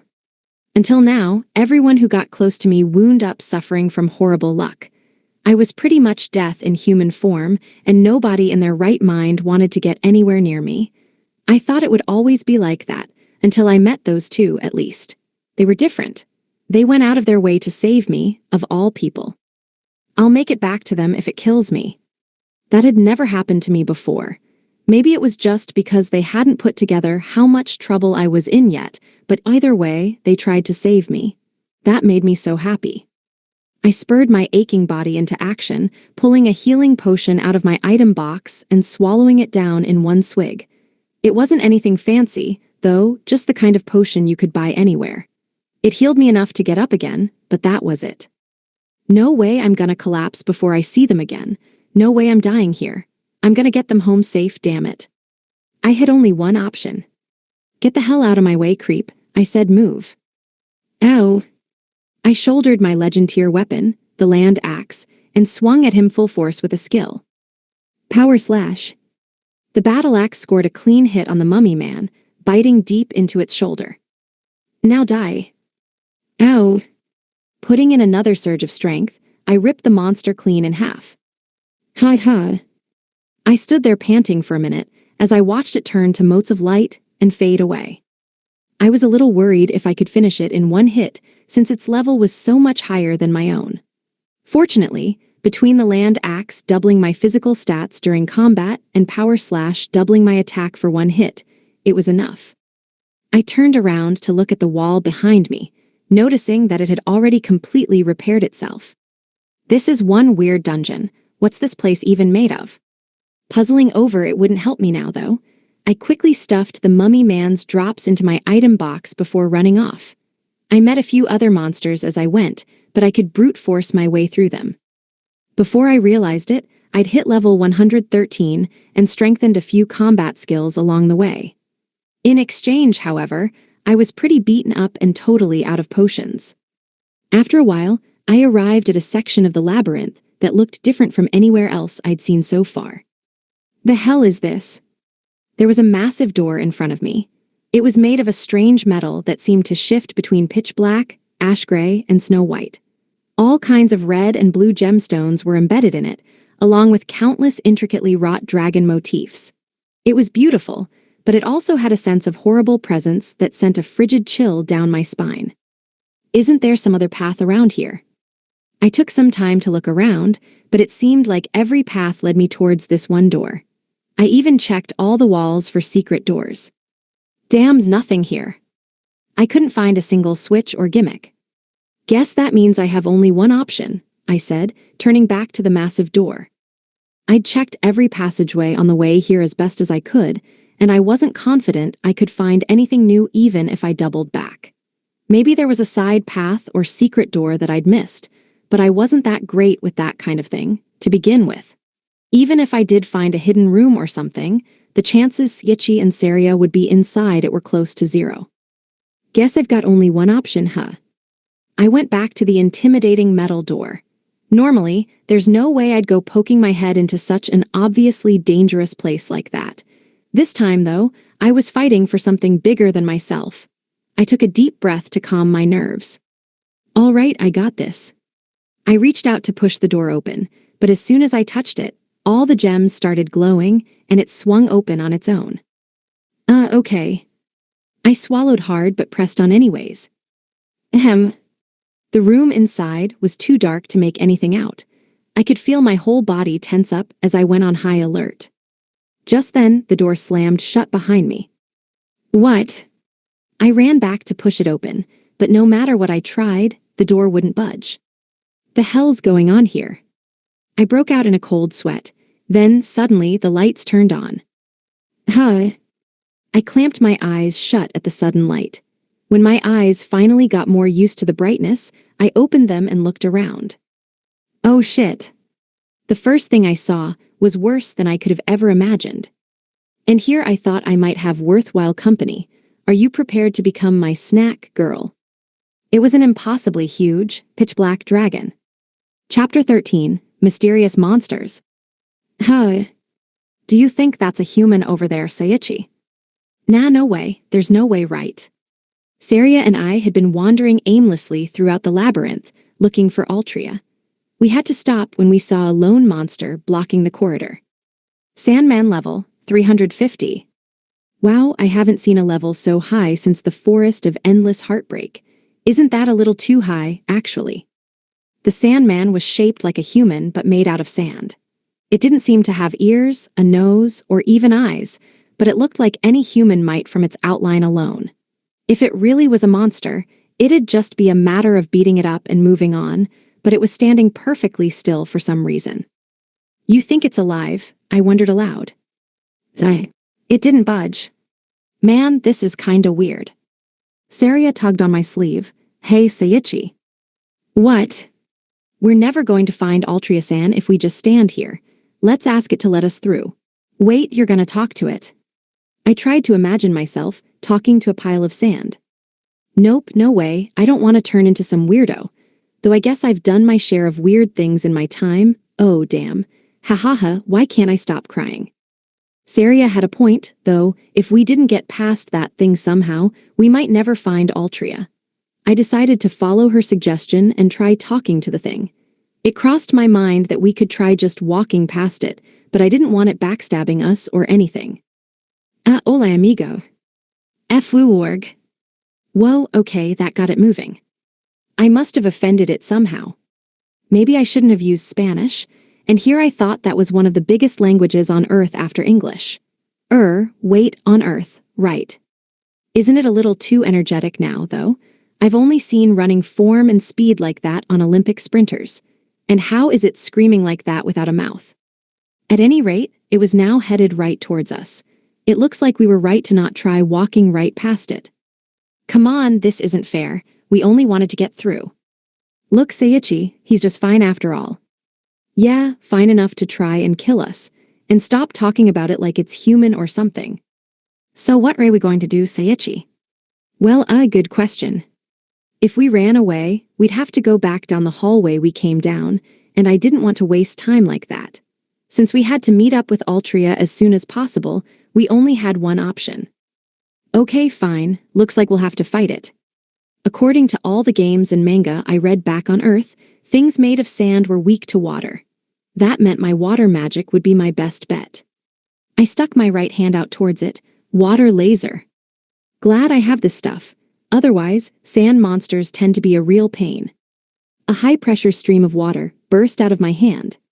Image summary, manga illustration of a male character casting a powerful water laser spell from his palm, shielding a startled female companion as a high-pressure stream of water erupts forward. A high-pressure stream of water burst out of my hand. At that moment, however, I realized I'd made a critical mistake with my water laser. I only had the names and mana costs of the different spells in my head, so I assumed it was a little jet of water or something. When I cast it, though, pew boom! A brilliant flash of light shot out of my palm, sweeping from low to high and cutting the Sandman vertically in half. A split second later, the monster fell to the ground in two sloppy halves with a thunderous booming sound. Ow! It's a real freaking laser? And come on, it didn't even take that much mana. How does it have that much firepower? How does water go boom like that under any circumstances? Still trying to process everything, I looked down at the Sandman. FWO.org. With a low moan, it dissipated into motes of light. Seiichi. I think it's dead. Yeah. Saria only said it very matter-of-factly, but somehow, I felt like crying again. I didn't feel any more human than that Sandman had been. We didn't have time to wait around moping, so I decided to grab its drops and move on. Just like with the slimes, its little stat spheres turned into light and got sucked into me before I could look at them. There were also a few skill cards in the mix, but I'd have plenty of time to check them later when we were back with Altria. I didn't level up, though this time, it only made me feel more like a monster.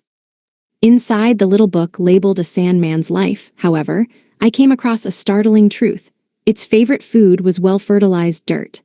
I was so irritated at how useless that was I ripped the book in half and just threw it away. Its drop item, however, was even worse. There was only one little pouch of sand left. Anti-magic sand has the potential to disrupt mana or magical effects. However, it has no uses in its current form and must be forged into glass to have effect. It cannot disrupt offensive magic in any form. What the hell? How am I supposed to use this stuff then? I guess I'll find some use for it later. I'd sure as hell better. Between its high level and my high luck, I was really disappointed in its drops. Guess there's not much I can do about it, though. At least the path's clear now, so let's get going. Okay.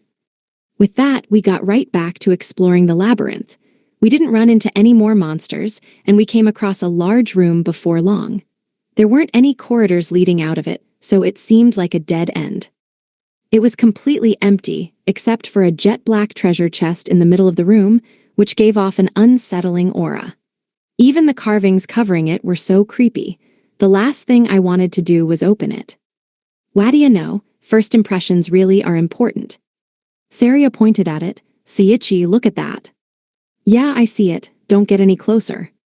We're not going to open it.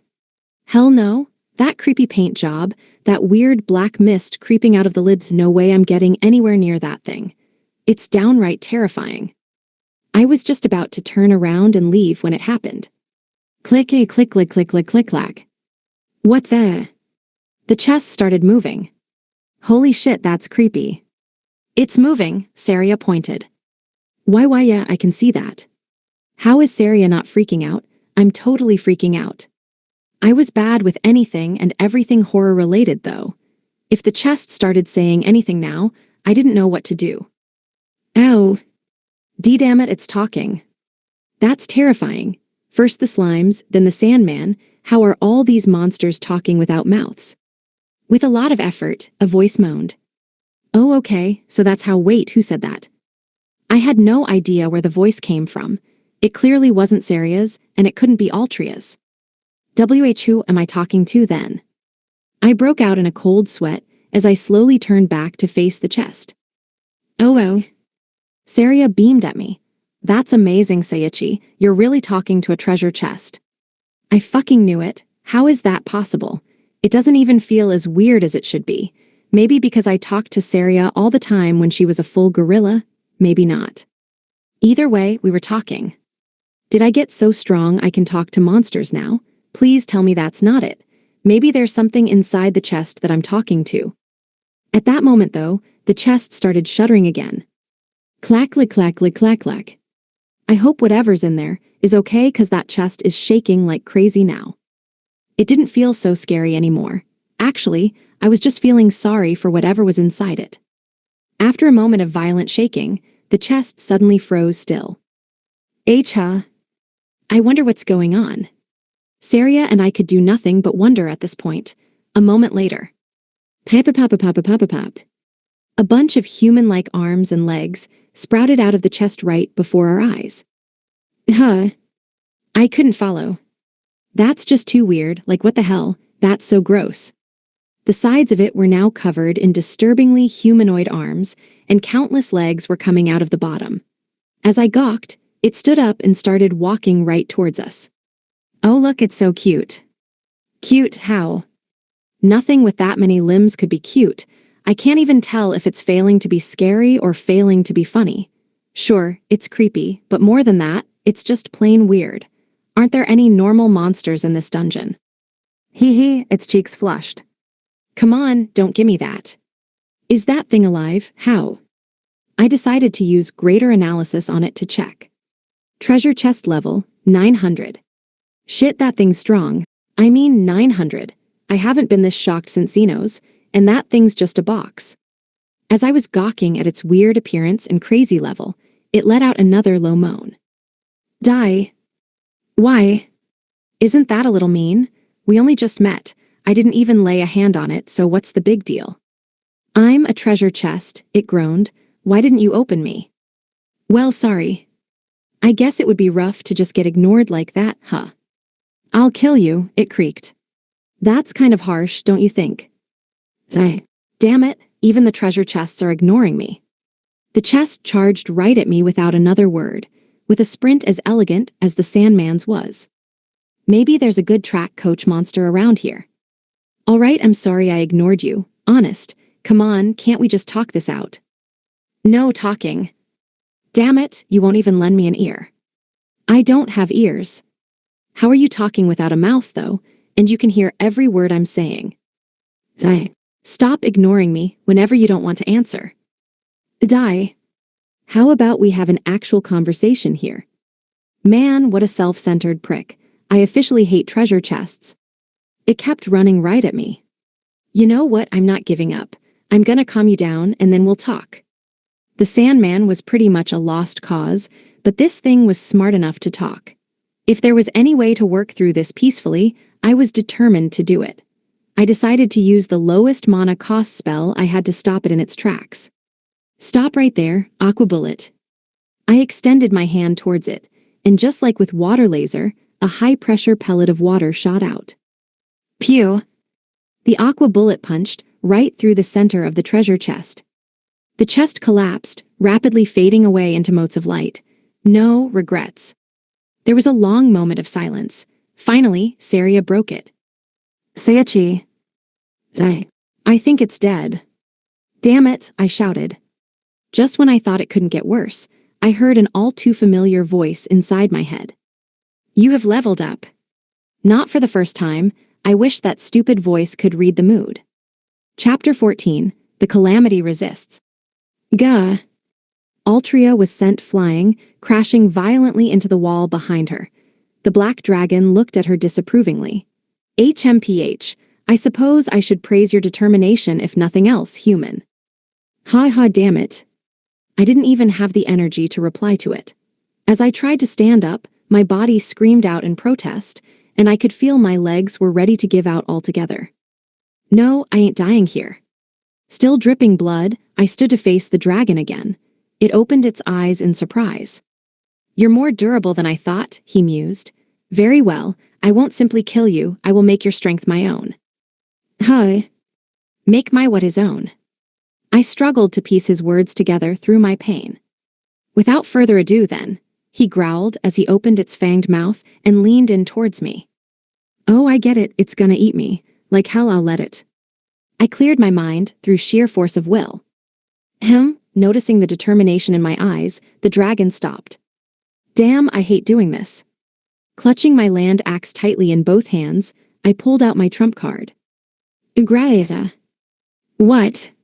My body was suddenly overcome with the irrepressible desire to kill.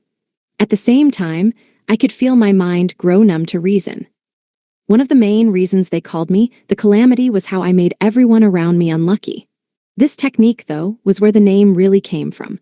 When real bad news was about to hit, I could shut off my brain to wreak havoc on everyone and everything around me. Basically, I became a calamity greater than whatever bad shit was about to happen to me. It wasn't a pretty solution, sure, but it worked. Thanks to it, I could overcome any disaster that came my way. Not only that, there was nobody around now who could get hurt. I could lay into the dragon without worrying about collateral damage. I grit my teeth, calamity berserk.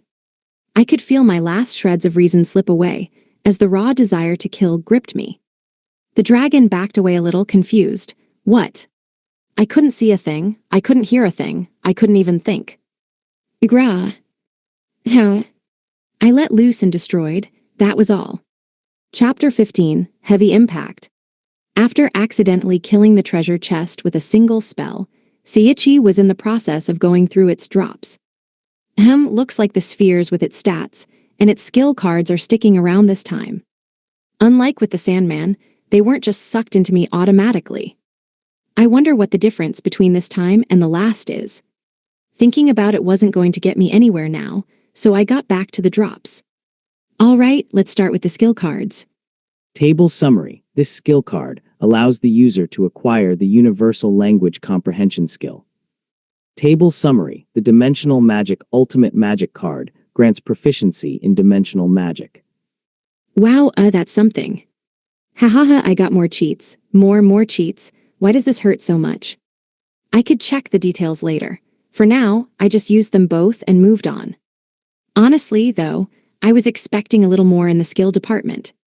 Thinking of that, I moved on to the stat spheres. Table Summary. This min-maxed caster build provides 50,000 points each to mana, agility, magic attack, and appearance, while leaving attack, defense, magic defense, and luck at 0. Wait, I'm uglier than a chest. That appearance, damn, that appearance. How does a glorified box have looks like that? That's too high. And man, is that one min-maxed caster build. Seeing that agility, it made sense that it could sprint like that.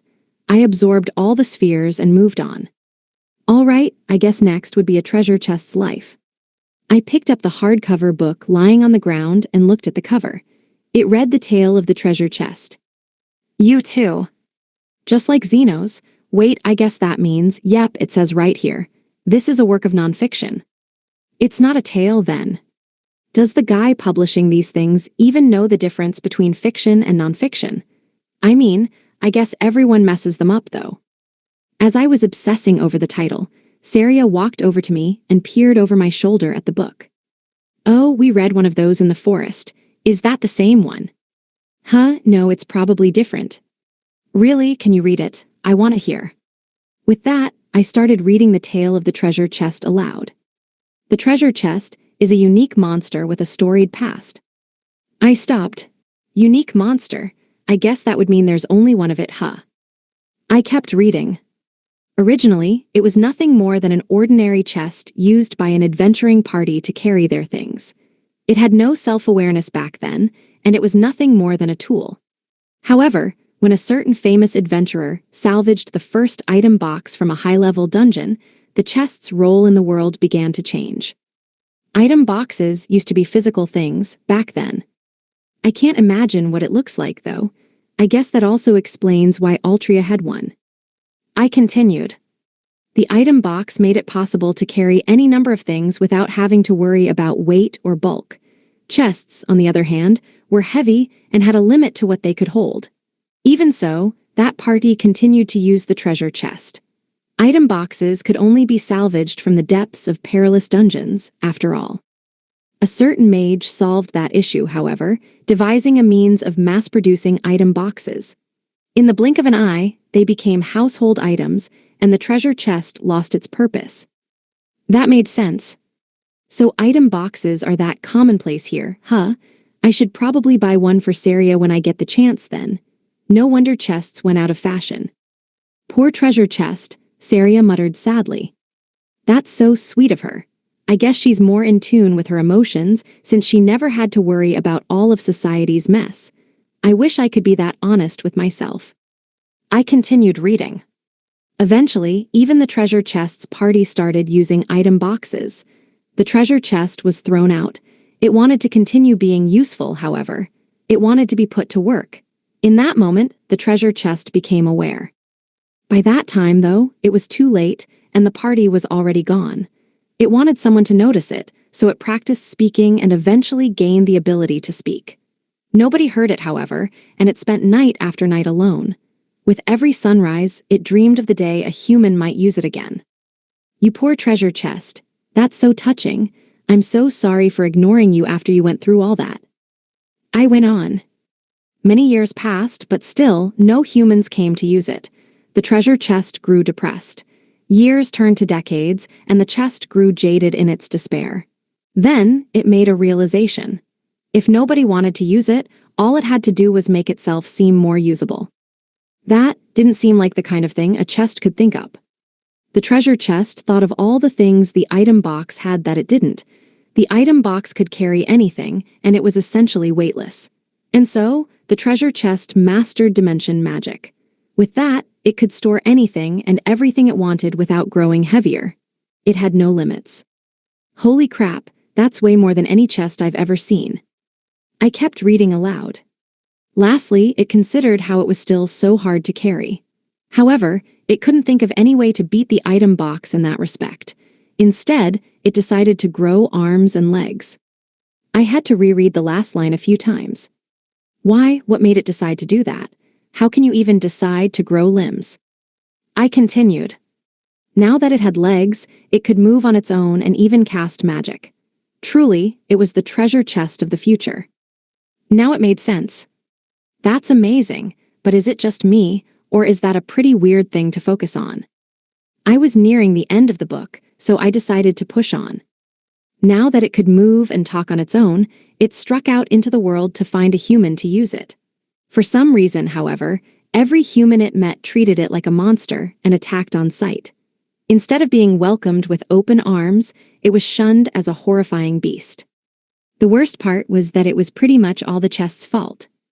Even after losing all hope, however, the chest never gave up on its dream of being used by a human. It began to wander endlessly, dreaming of the adventuring party it had once lost and the warmth and laughter they had shared with it. That was the last page of the tale of the treasure chest. Wow, that was pretty heavy, I muttered as I looked off into the distance. I'd been through my fair share of bullying back in Japan and had some hard times in this world, but I didn't have it anywhere near that rough. The treasure chest really went through a lot, huh? Saria mumbled sadly. I never really stopped thinking about all the stuff people threw away, but after reading that, I couldn't help but feel that some of it might still be useful. Even if it looked like trash, it might just need a little work. As I thought about it, I turned to face the little chest the treasure chest had dropped. It's like stacking dolls, huh? I opened it, and inside there was a pouch full of coins and a ring. The coins can just go right in my item box. What's this ring, though? I picked it up to get a better look and saw a pretty little purple gem embedded in it. I decided to use analysis on it. Ring of Misfortune Legend Tier Equipment. A ring brimming with the treasure chest's regrets. Gives the wearer a -2x multiplier to luck. How is this thing legend tier? This thing's effect just sucks. I mean, a negative multiplier. If I put this thing on, I'd be the unluckiest guy in the world. How come it's a legend with such shitty stats? After learning the treasure chest's past, I couldn't bring myself to just throw it away. I guess I'll be fine as long as I never put it on. I chucked it into my item box and let out a sigh. Well, that's all the drops, I said as I scanned the ground again. Wait, the hell are we doing taking a break here? We've got to meet up with Altria-san. But Seiichi, this room's a dead end, Saria said. We'll have to go back. Looking around, I realized she was right. The only way out of the room was the doorway we took in. I guess we might as well check and see which direction Altria-san's in, though. It'd help us figure out where to go if we hit a fork in the path, after all. I pulled the compass stone out of my item box, but froze as soon as I saw it. Hey Saria, was my compass stone always red? No, I thought it was silver. Yeah, me too. Looking at it now, though, it was glowing red and slowly pulsing. After seeing mine, Saria pulled out her own compass stone. Oh, mine's red now too. Her stone was acting up just like mine. What's this supposed to mean? The way it had changed colors and was giving off light now seemed almost like a warning. Saria seemed every bit as confused as I was, and just then, it hit me. Wait, why don't I just use analysis on it? Maybe that'll tell us what's going on. Altria had only given us the gist when she handed them to us, after all. It might have a function or two that I didn't know about. With that, I used analysis. Compass stone, by channeling the user's mana into it, the compass stone will always point to them. If the user is in trouble, it glows red to inform others of the danger. Altria-san, Saria and I both cried out. This is bad, Altria's in trouble, we've gotta move. Where is she? I panicked. Which way do we go? I don't know. After a moment of chaos, I finally remembered. Oh duh, I'll just use the compass stone. I used it and watched as it floated into the air. It drifted a few paces forward and bumped into a wall. Damn it, why didn't I remember that? Why can't this useless thing tell us how to get to her, instead of just her general direction? I couldn't believe I made the same mistake twice in a row, but that probably just went to show my desperation. Screw this stupid wall, screw all these stupid walls. I slugged the wall at full strength. Doom. Saria and I both froze in shock. After all, I'd hit the wall so hard it disappeared. How? Just one punch was enough to break it. No, I didn't just break it. I practically vaporized it. Sheesh, just how much of a monster am I? I was just plain stunned by my own power. Looking through the hole, it looked like the sheer force of the punch was enough to blow away the wall behind it, too. Why didn't I just punch that first wall that split us up then? Although I guess if I did that, I could have seriously hurt Altria-san too. Just as I started despairing over my horrific strength again, Saria gave me an energetic slap on the back. Look, Seiichi, you did it. Now we can head straight to Altria-san. We what? Oh. That's right, this isn't the time to mope. If I just keep on breaking through walls, we can just follow the compass stone to Altria-san. Yay, cheat powers. I'm gonna make a run for it, Saria, so I'm gonna pick you up. All right. Okay.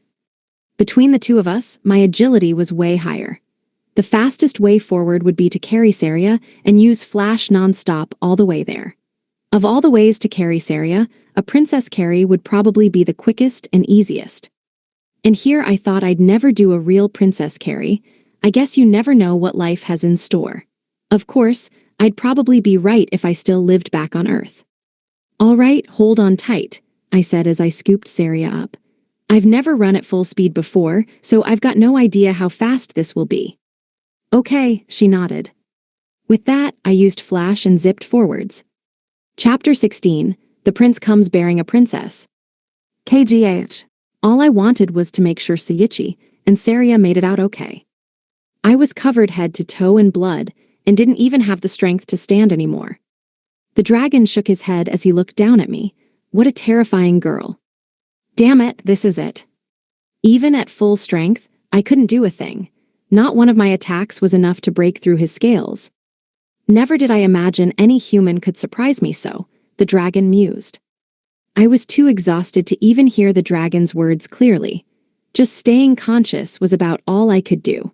I'd broken a bunch of bones, and from how I was hacking up blood, my internal organs were probably a total mess. Hidhaka. I couldn't even see clearly, and my ears were filled with my own ragged breathing. It took me a moment to realize I was crying. I'd lived an unfortunate life and worked hard to make sure nobody else got hurt because of me. I fought tooth and nail to get strong enough to resist this stupid calamity, but in the end, it was nowhere near enough. Thinking back, the short time I'd spent with Sayichi and Saria was the happiest of my life. I couldn't count how many times I'd smiled. After all the lives I'd ruined, I was almost afraid I'd forgotten how to. They helped me get in touch with emotions I didn't know I still had, and I didn't regret overseeing their exam for a heartbeat. That's why failing them here hurt so much. Even though this was all my fault to begin with, I wasn't even strong enough to help them out of this mess. I really am Calamity Altria. At least you've calmed down somewhat, the dragon said in a low growl. Now I can finally devour you. He opened his massive jaws and slowly leaned down towards me. I couldn't move a muscle, let alone get out of the way. I'm sorry, you two. All I wanted was to get you guys home safe. In the end, you still got wrapped up in my mess. I'm so sorry. With that, I closed my eyes and waited for the end as tears continued pouring down my face. At that moment, I heard something. Bang. Bang. Bang. Bang. The dragon stopped and looked around in confusion. What? The thunderous banging sound slowly grew louder and louder. Soon, I could feel the ground tremble beneath me, and pebbles started shaking loose from the ceiling. What is this? What is the meaning of this? The dragon seemed genuinely shaken. I was looking at the doors. I'd come in when it happened. Bang. Bang. Right before my eyes. Kabbing. The heavy metal door was blown clean off its hinges. The dragon's eyes grew wide with shock. My door, what in the world is Beweg? Whatever had broken down the door didn't stop, slamming right into the dragon. The force was enough to send his massive black body sailing across the room and into the far wall. That wasn't half as surprising as who the newcomer was, though. Damn it, I guess I was going too fast to stop, the young man said with a sigh. Well, whatever we just hit was enough to stop us. Hey, Sayichi, I think that thing you hit was alive. I think I heard it talk. Wait, seriously. Whoever you are, I'm sorry. They're all done. That should smooth things over perfectly. Standing there was Sayichi, cradling Saria and a Princess Carrie. Chapter 17, Reunion. I was low-key freaking out. I set Saria back down on her feet. Wow, who knew I was that fast? I blink, and boom, I've already run so far I don't know where I am. What a mystery. In all seriousness, I was shaken, though I did want to know what my top speed was at some point. More importantly, I was pretty sure I ran smack into something alive, just like Saria said. I hit it hard, but it's alive, right? Maybe not. Just as I was worrying, I heard Saria shout, "Oh, look. What's up?" Over there on the ground, it's Altria-san. What? I followed where Saria was pointing to see Altria lying in a pool of blood. Oh shit, Altria-san. We ran over to her, but she didn't even move. Haha, she chuckled feebly.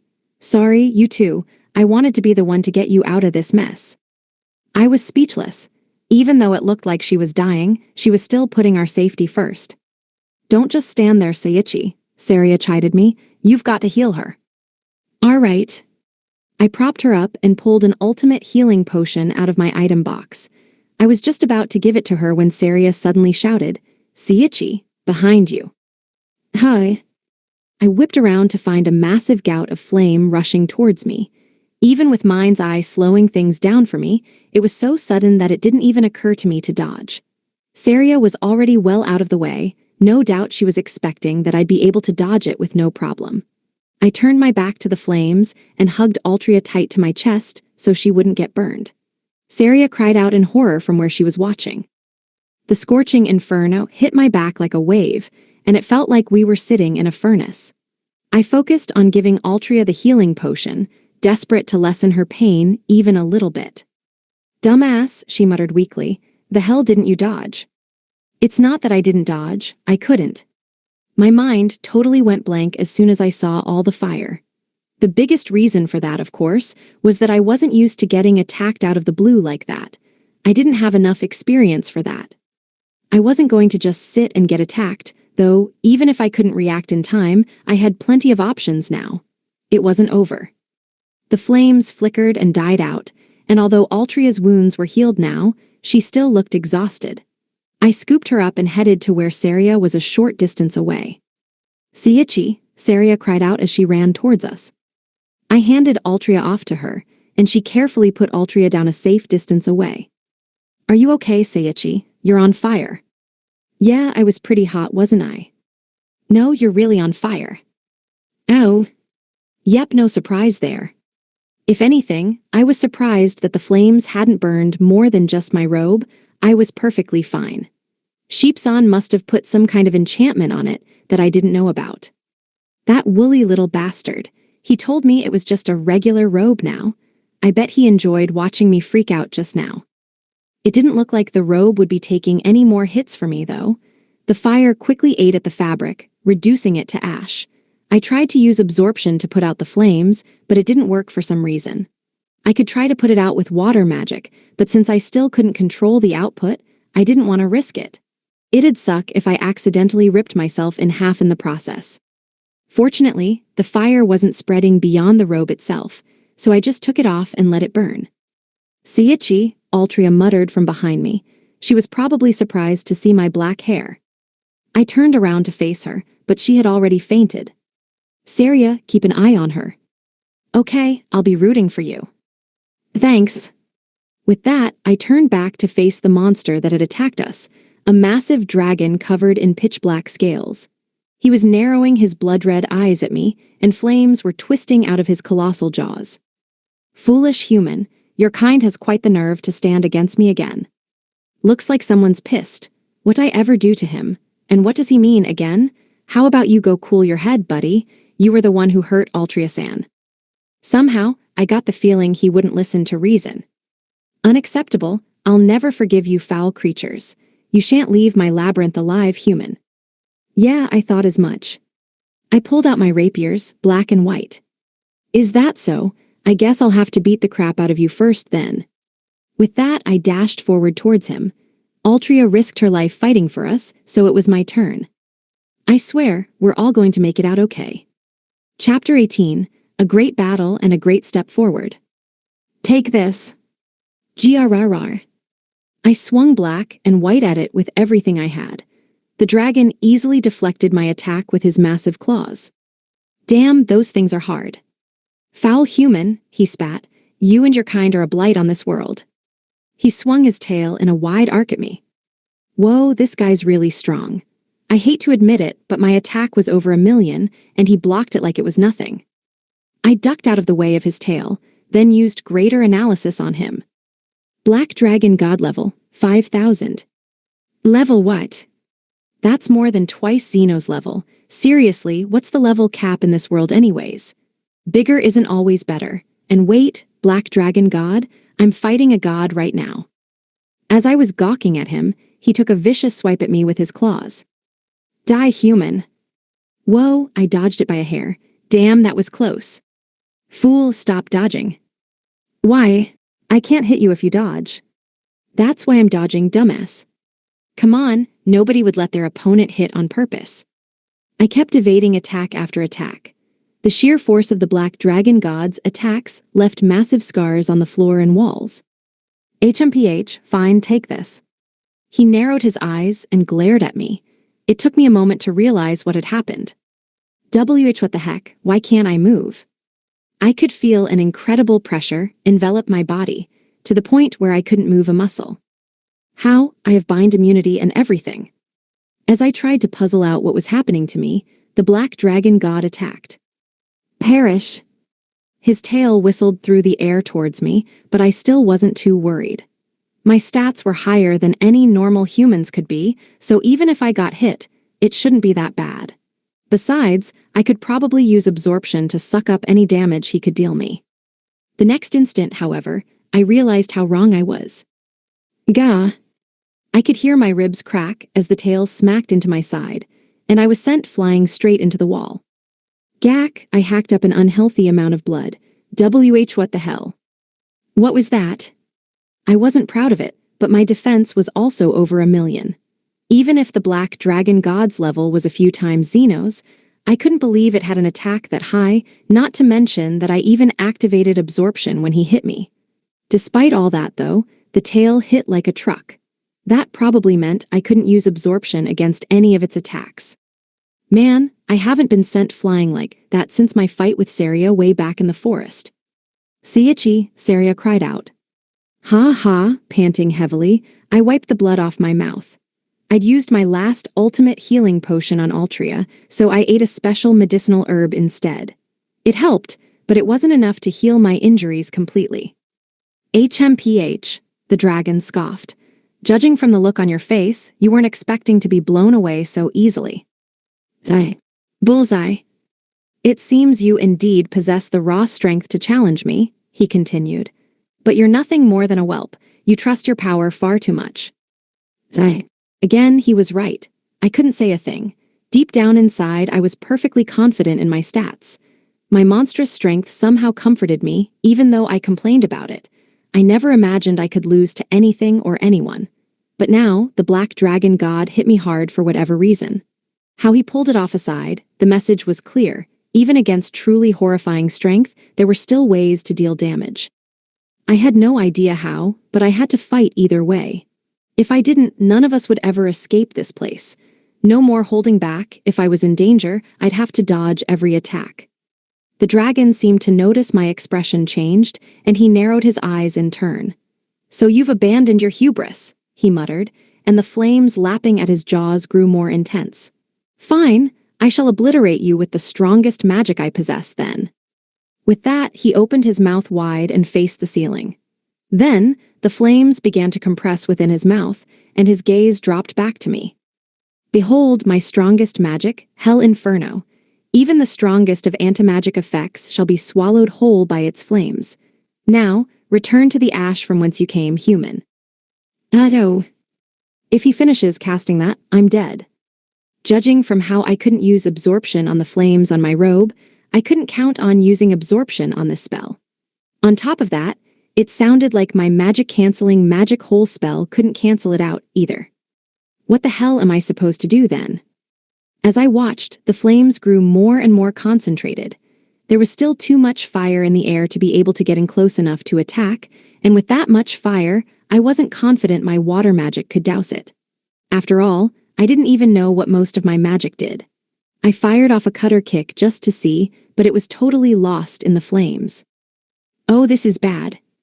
Just as I was about to fire off the highest-cost water magic I had in one last desperate gamble, Saria cried out, Seiichi. Hi. I turned around to where she was tending to Altria. Use the magic you tried to use against me before, she shouted. Wait, what was that again? I thought back to when we first met, and the fight we had then. Oh. I never wanted to remember that part of the fight, but it all came back to me now. It was the first magic I ever used and a spectacular failure. I shuddered. I won't make the same mistake this time, though. I'm not who I was back then. The dragon raised a bemused eyebrow at me. I shut my eyes and took a deep breath, raising my hand to the sky. Okay, I got this. Given how it went last time, I was pretty nervous. Resign to your fate, human, the Black Dragon God sneered. You cannot stop me now. The mass of compressed flames in his jaw was already as big as he was. It didn't matter, though. I was determined to see it through. My eyes flew open, and I shouted the incantation. Waterfall Disaster. It was the same magic I failed to use against Saria, and the one I nearly ended up drowning myself with. It was my only chance now, and I wasn't going to mess it up again. I knew how to aim it this time. Ha, the dragon guffawed. And here I thought you were going to try something. Nothing's happening, foolish human. Now perish. Just then, there was the rumbling of water from above him, rapidly growing louder and louder, the sound of a disaster. What? He frantically looked up and his eyes widened. Water, how is there so much of it? It only took a moment for him to process it. Why is it headed right for me? Stop, stop, you'll hit my spell. The deluge didn't stop, though mercilessly crashing into him at full force. Gassa? No, not my magic. Not my blub blub blub blub blub blub. So that's what happened to me too. As I reminisced, the water put out the black dragon god's flames, and there was enough of it that great waves were even starting to pummel me from where I stood. Oops, we'll drown too at this rate. I cast a magic hole by the black dragon god's feet, absorbing the excess water from my spell. Now we wouldn't have to worry about the room flooding. Is it just me, or does it seem even stronger than when I used it in the fight with Saria? I guess all those magic increases and level-ups paid off. I can't breathe, the black dragon god sputtered. Blub blub blub blub blub blub blub blub. I know how you feel, man. I shot him a sympathetic look. He had it even worse than I did back then.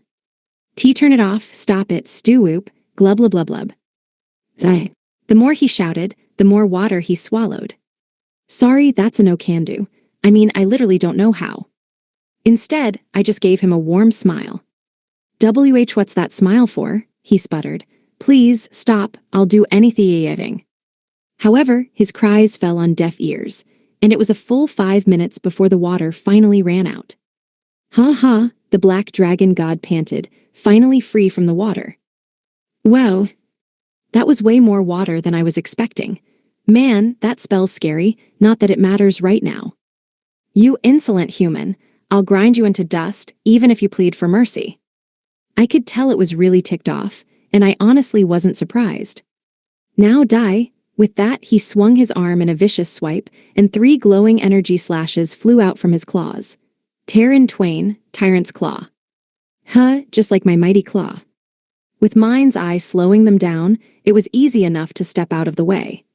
Instead of flying past me, the energy slashes changed direction and started following me.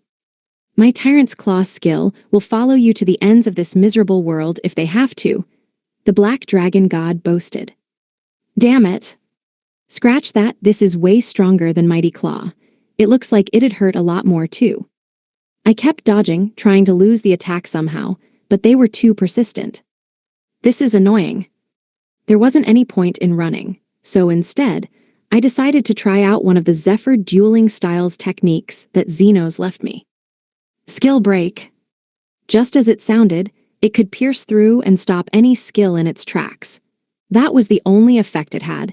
It only worked against skills and couldn't hurt someone even if I tried to use it on them. I have no idea how that's supposed to work, though. Questions aside, I cut through the Tyrant's Claw with black and white. Then, I used Flash to zip right up to the black dragon god. I held back a little bit since I didn't know how fast I could go at full tilt, but I still moved faster than the black dragon god could follow. Suddenly, he opened his eyes wide at me in shock, evidently not expecting that move. What? Storm Slash.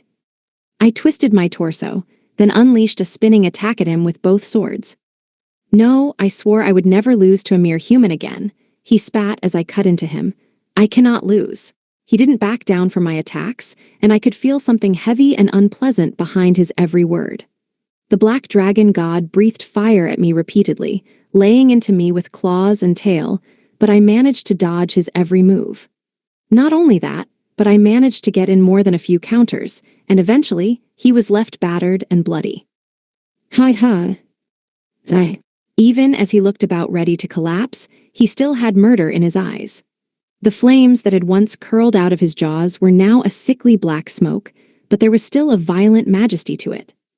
Whoa, so this is the top of the fantasy food chain, a real dragon. I will not lose, he howled, spitting a ball of roiling flames at me. It was faster than any attack I'd seen from it yet. Even with Mind's Eye, it was more than quick enough to pose a threat. I dodged out of the way with Flash, and with that same movement, activated the secret technique I'd picked up in my fight with Xenos, Gale Thrust. I lunged at the dragon with both rapiers extended at lightning speed. Grarg! Letting out a vicious roar, the black dragon god somehow managed to see me even at my speed and cast me a sharp glare. Like before, my gale thrust was interrupted, and I was totally paralyzed. Damn it, not again. Grog. The force of its howl was enough to shake the entire room and send cracks running all across the walls. It took a heavy swipe at me with its massive claws. If it hit, I'd be good as dead. Like hell, I'm dying here. Huh. I commanded my body to move. Move, move, move, damn it, move or you die. It seemed so simple, but somehow that was all my body needed. Something deep inside me stirred me awake, and suddenly I could move again. In the face of certain death, my body evolved to meet the challenge. No, it's not just my body. My mind's never felt this light. The fight gave me the spark I needed to rise to new heights. I wasn't done evolving. I had so much to go still. If I stopped, I'd be a nameless horror and nothing more. I had to somehow harness the ridiculous power sleeping inside me and make it my own. As soon as I decided that, I could feel my body's inner limits come undone. I heard a familiar voice in my head. You acquired pressure immunity. I didn't have time to puzzle over what that meant. The black dragon god blinked at me in surprise as he realized I could move again. Impossible. Still, he didn't stop attacking. Instead, his attack grew more fierce. Grar, dragon god's claw. His claws, now bathed in light, came crashing down at me. Somehow, I knew Xeno's skill break wouldn't be enough to defend against it. It was just too powerful, too terrifying, too beautiful. Instead, I just swung my swords. I swung to cut through those dazzling claws, to surpass them. I didn't see a thing. I didn't hear a thing. I didn't say a thing. I didn't think a thing. As if in a trance, I simply swung. It didn't even occur to me to use a skill or secret technique or anything. I could hear a voice echo in my head. You acquired secret technique, blossoming blades. You acquired secret technique, sword and soul. In unison with that voice, I cut clean through his attack. Huh. And reached the black dragon god. KH, he grunted. I didn't stop there, though. I swung countless times, not giving him even an instant's opening to counterattack. Gog, he howled, slumping to the ground. His body started evaporating into motes of light, just like defeating any other monster. No, not again. I cannot lose again. I cannot fail to protect him from you foul humans again. Tears brimmed in his massive eyes, regret spilling from his mouth. I wanted nothing more than to serve him once more and smile again, no. Leaving behind that sorrowful wail, the black dragon god faded away entirely. All that was left was his drop items on the ground and his last words in my heart. He really must have hated humans. I wonder what happened to him. I muttered in a rare moment of solemnity.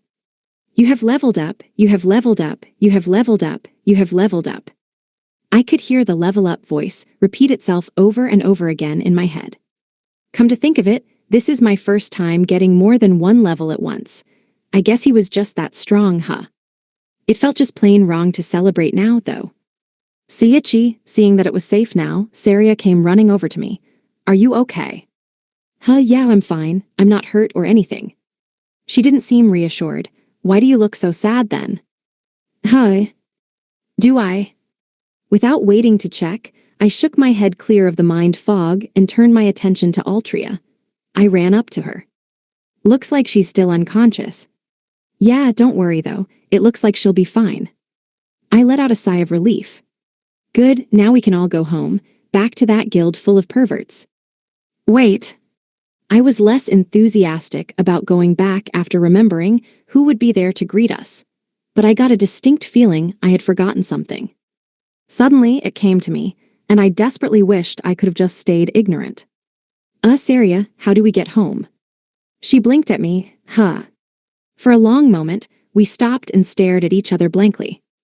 Oh no, we cried out in unison. I have no idea how to get home. I mean, where even are we? Man, I wish we'd thought of this stuff sooner. Shit, I didn't even think about how we'll get home. We can't just teleport in reverse, can we? What do we do? Just calm down. In times like this, I was always told to. Damn it, nobody ever told me what to do if I get teleported. Thanks a lot, common sense, you piece of shit. We were both flat out panicking. All my stoic seriousness was gone like it was never there. We couldn't even ask Altria for help since she was still out cold. Okay, we got this. First, we need to check and see if either of us has any items that can help us out. Roger that, Saria saluted. I have absolutely nothing. Right, I forgot. All right, watch over Altria-san then. Sir, yes, sir. She didn't even have an item box yet, let alone anything to put in it, so taking care of Altria was probably the best thing she could do now. I checked what I had on hand, but I didn't have anything to help us get out of this dungeon. Oh, right, maybe there's something in the Black Dragon God's drops that'll help us. As a last resort, I could just break the whole maze, but since it seemed like we were somewhere underground, that might trigger a cave-in or something. Instead, I turned my attention to the drop items. The first things I spotted were a couple of claws, scales, and the like. Table summary. Black Dragon God drops consist of ultra-durable, high-tier materials used for crafting superior equipment or enhancing magical and physical abilities. Scales and bones provide extreme hardness and resistance to fire or magic, while claws and fangs offer unmatched piercing power. The Monarch Orb can either enable weapons to strike ethereal monsters or boost a consumer's physical and magical attributes. Damn, that's godly. Just the kind of stuff I'd expect a god to drop. And wait, why is the orb's tooltip trying to get me to eat it? It's a rock. After stuffing all the scales and the like in my item box, I picked up the orb. It was a pretty little spherical gem, like a black pearl. I really don't know if this is edible though. Seriously, what now? I'm actually super curious. Nothing ventured, nothing gained, I guess. I couldn't resist in the end, and I popped it into my mouth. Surprisingly enough, it was cola-flavored. Why though? After a moment or two, it started dissolving in my mouth like a hard candy would. Well, at least it was tasty. It certainly didn't feel like my physical stats got boosted, but I'd probably be able to figure out what changed later. With that, I moved right on to the next drops. Let's see, I guess those stat spheres are next. The Black Dragon God packed a serious punch, so his stats were probably crazy high. With that, I used analysis on each of them. Table summary. The Black Dragon God possesses massive combat stats, with attack, defense, magic attack, and magic defense all equal at 200,000. These combat values are double his mana and appearance, while his agility and luck are significantly lower. Again. How does even the dragon have a higher appearance than me? I mean, I guess he was kind of cool. He really should have put some of those points in luck, though. He's even worse than Xenos was. Looking at his stats, I realized something. Hold up just a second. How did he deal so much damage to me if he only had a couple 100,000 attack? The more I thought about it, the less sense it made. The answer probably wasn't in his stats then, but somewhere in his skills. After absorbing the stat spheres, I turned my focus to his skill cards.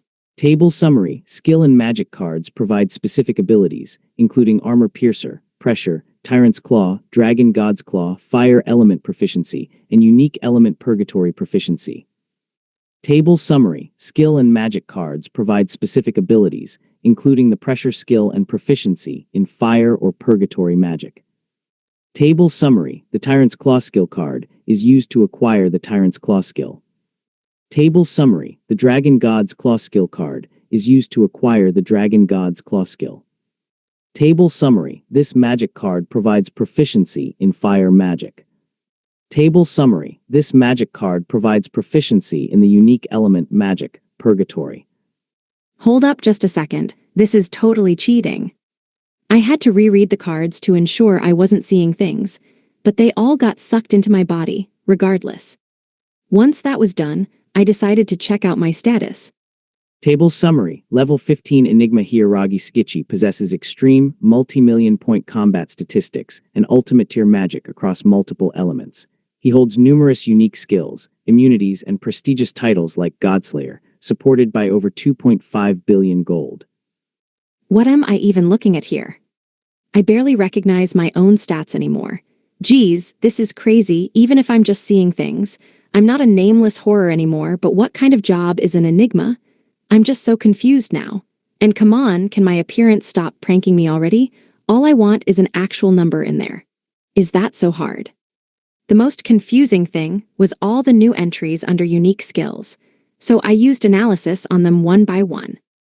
Table summary. 3 passive unique skills for humans are detailed.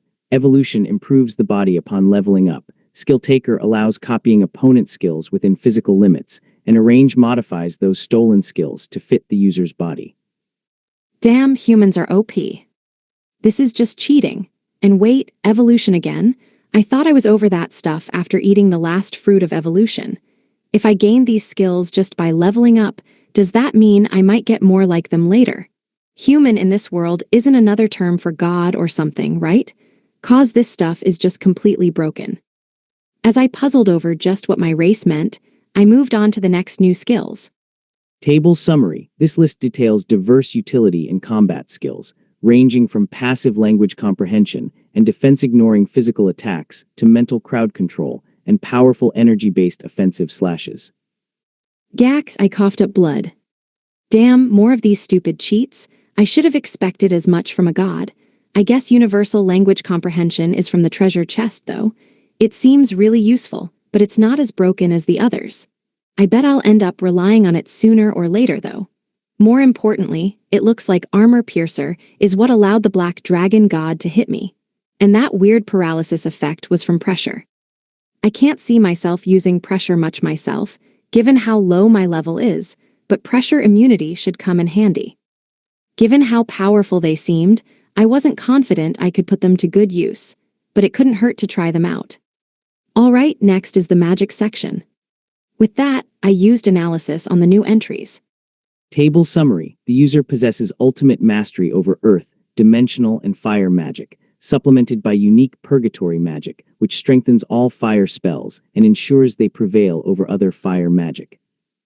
Haha, yeah, of course. No way I can use all these cheat skills. I mean, this is way too many to pick up at once. At least, this explains why I had trouble with the Black Dragon God's fire magic. Man, that's a sticky one. It looked like for the Sandman and the Acrowolf, just getting over level 300 was enough for them to master their respective elements. I even had the treasure chest's mastery of dimensional magic now. Wait, dimensional magic, that's it. I could feel a tingle run up my spine.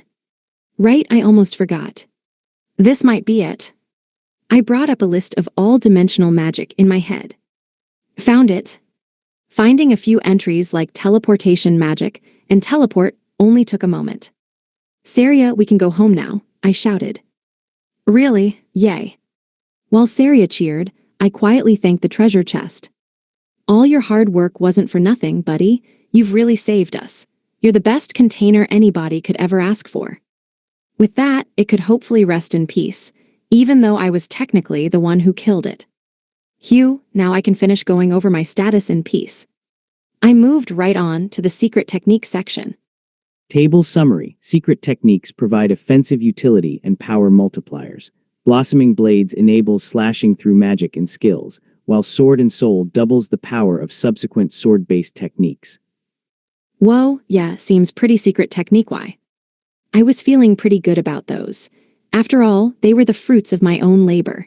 With that, I moved right on to the last section and my new titles within. Table summary. The Dragon Slayer and Godslayer titles both maximize all stats during combat against their respective targets. Well, that's a something. I stared blankly at my status.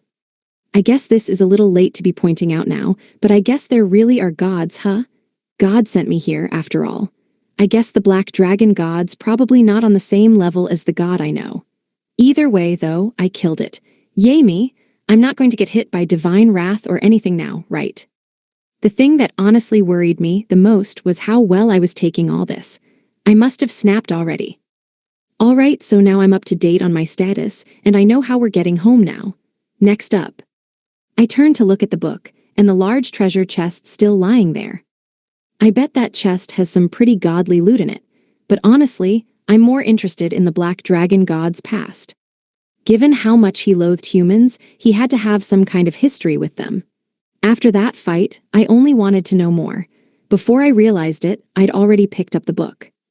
What I didn't know, though, was just how much food for thought that book would give me. Chapter 19, To Be Human. I picked up the book that had the Black Dragon God's life written inside it. No way it's catching me off guard this time. I bet it has the tale of the Black Dragon God on the cover, and it says it's nonfiction, right? I wasn't stupid enough to get surprised by one of these books again. I looked at the cover. The Black Dragon God's biography. Biography, I shouted in surprise. Where'd that come from? What happened to Tale? The other books have had weird titles so far, but this isn't even trying to be consistent. I guess it's not wrong, though. With that, I opened it up and started reading. Long ago, the Black Dragon God was worshipped in a certain human village. I paused for a moment. Worshipped? I guess he was a god, so that makes sense. I kept reading. No matter what danger the villagers were confronted with, the Black Dragon God put his life on the line to protect them. The villagers' faith in him was thus rooted not in fear, but in admiration and respect. With how much he seemed to hate humans, I couldn't imagine him doing anything for them. As time passed, however, the villagers' faith waned. Even without their thanks, the Black Dragon God continued to shield them from all manner of disasters and monsters. However, the Black Dragon God's eventual reward was all too cruel. The villagers plotted to slay the Black Dragon God to craft tools of war from his body, with which they would conquer the surrounding villages. On finding out, the Black Dragon God was furious. He did not wish to be thanked or idolized for his efforts, but to be treated with such blatant disrespect was another matter. That made sense, honestly. I'd be pretty pissed if the people I was trying to protect betrayed me like that, too. The Black Dragon God had all the powers that one would expect of a god. However, the villages enlisted the aid of experienced dragon hunters from across the realm in their fight against him. Unfortunately, the dragon slayers easily pinned him down and wounded him deeply. I couldn't imagine anyone taking down the Black Dragon God that effortlessly. They must have really been at the top of their game. The Black Dragon God could barely escape with his life, but he lacked the energy to even flee for long and was soon on the brink of death. Just as he was about to pass away, a man happened to pass by and offer his aid. That man was the Demonkin, who would later be known as the Demon King. Wait, what? The Demon King again? Here. That was the last thing I was expecting. The Demon King healed the Black Dragon God and suggested they travel together. The Black Dragon God was initially uncertain, Demonkin or not. He looked just like those loathsome humans. Nonetheless, they were half-forced to travel together. Over the span of their long journey, the Black Dragon God came to admire the Demon King from the bottom of his heart. That made sense. It sounded like the Demon King saved him in more ways than one. The Demon King was on a journey to save Demonkin across the realm who were suffering at the hands of the humans, but he never neglected humans who were similarly oppressed. He could never turn a blind eye to suffering. Sensing a kind of kinship in the Demon King, the Black Dragon God grew to admire him. That didn't sound anything like the Demon Kings I knew. Over time, countless Demonkin gathered under the Demon King's protection until they had gathered enough people to found a country. As the Demon King's first friend and companion, the Black Dragon God lived in the land in peace. They welcomed an age of peace and tranquility. However, one group did not approve of the Demonkin country's prosperity, the humans. They had long treated the Demonkin as slaves, and seeing such an inferior people form a sovereign country sickened them. Between the loss of their obedient workforce and their sense of childish superiority, they could not accept the peace the Demon King brought his people. However, as badly as the humans wished to destroy the Demonkin country, it was home to the Black Dragon God and many powerful Demonkin, not to mention the incredible power of the Demon King himself. They could not lay a finger on the realm, until, that is, one of the human countries perfected a hero summoning ritual. That was where the ritual came from then. I didn't know it had such a history. There were two kinds of hero summoning rituals. The first summoned a hero from another world. In contrast, the second gave a resident of their own world who possessed the right aptitudes a hero's power. The human country chose the latter method, and the hero marched on the Demonkin country. Scores of Demonkin were slaughtered. The Black Dragon God and even the Demon King himself stood against the hero, but they were utterly powerless to resist. The Black Dragon God was forced to watch as the Demon King was cut down before his very eyes. In his immeasurable grief, he went on a rampage as if to destroy the entire rotten world, even fueled by his rage. However, he could not defeat the hero and was sealed away in the darkest depths of a labyrinth. There, he solemnly swore that he would never again lose something precious to him. Intent on becoming ever stronger, he began to feed on anything and everything that entered his new domain. Even in the darkness, he never stopped dreaming of serving the Demon King again and of being able to return to a life of peace one day. Nuwu, I'm so sorry, Black Dragon God buddy. I wasn't thinking of you at all. I still couldn't forgive him for how badly he hurt Altria, but after reading that, I felt really guilty. If I'd just been a little more patient, then maybe we could have talked it out, just like with the treasure chest. And honestly, the humans in that story were just awful. I wish they'd all die. The more I thought about it, the greedier humans seemed to be, and I wasn't any exception. That guild was even worse, though, with how none of them was even trying to hide it. One way or another, I understood how the Demon King and the hero were related in this world now. I'd always associated more with the hero as a fellow human, but after reading that, I wasn't so sure. My parents told me to try walking a mile in someone else's shoes and everything, but prejudices and common sense always got in the way and prevented me from really doing it. Of course, the other side had its own reasons. Sure, some things just couldn't be forgiven, but it was worth trying if there was any shot at seeing eye to eye with someone else. Just sitting down and talking it out could do so much.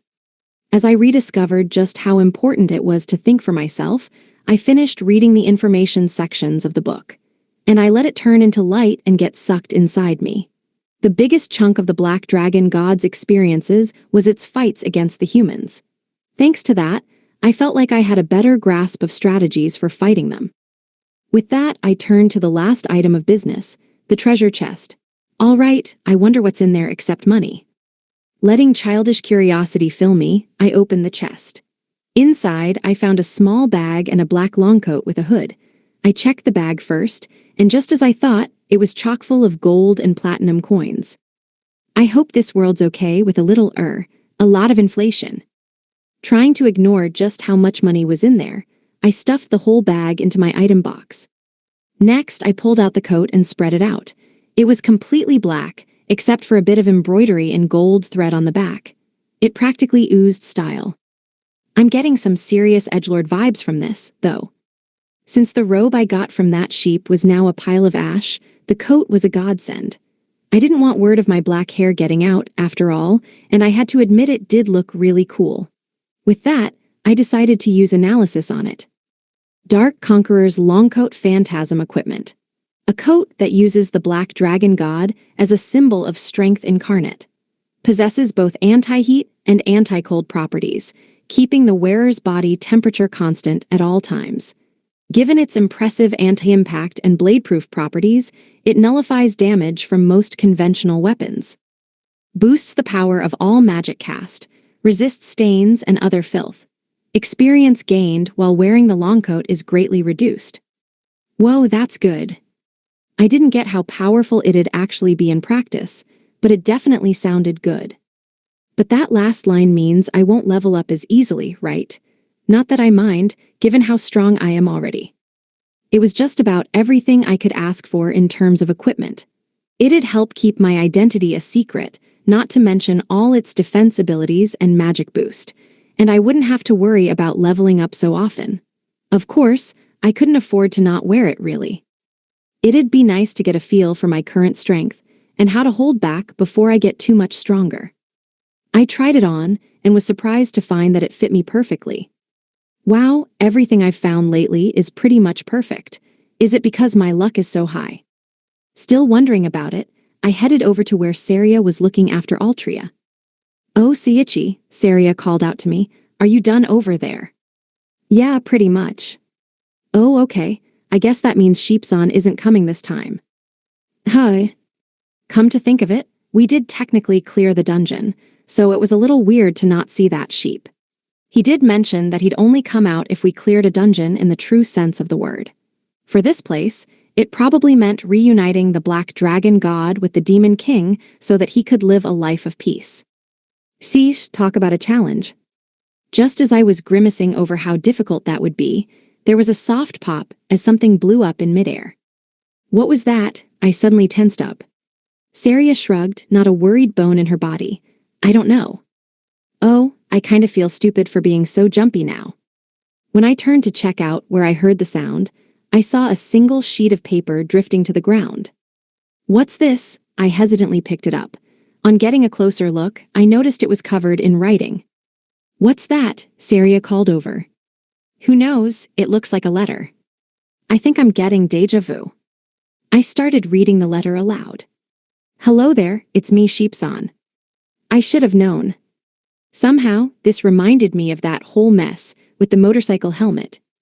As I was yelling at the letter, Saria came over to peer over my shoulder at it. Really? She exclaimed. It is from Sheepson. Yeah, I guess it is.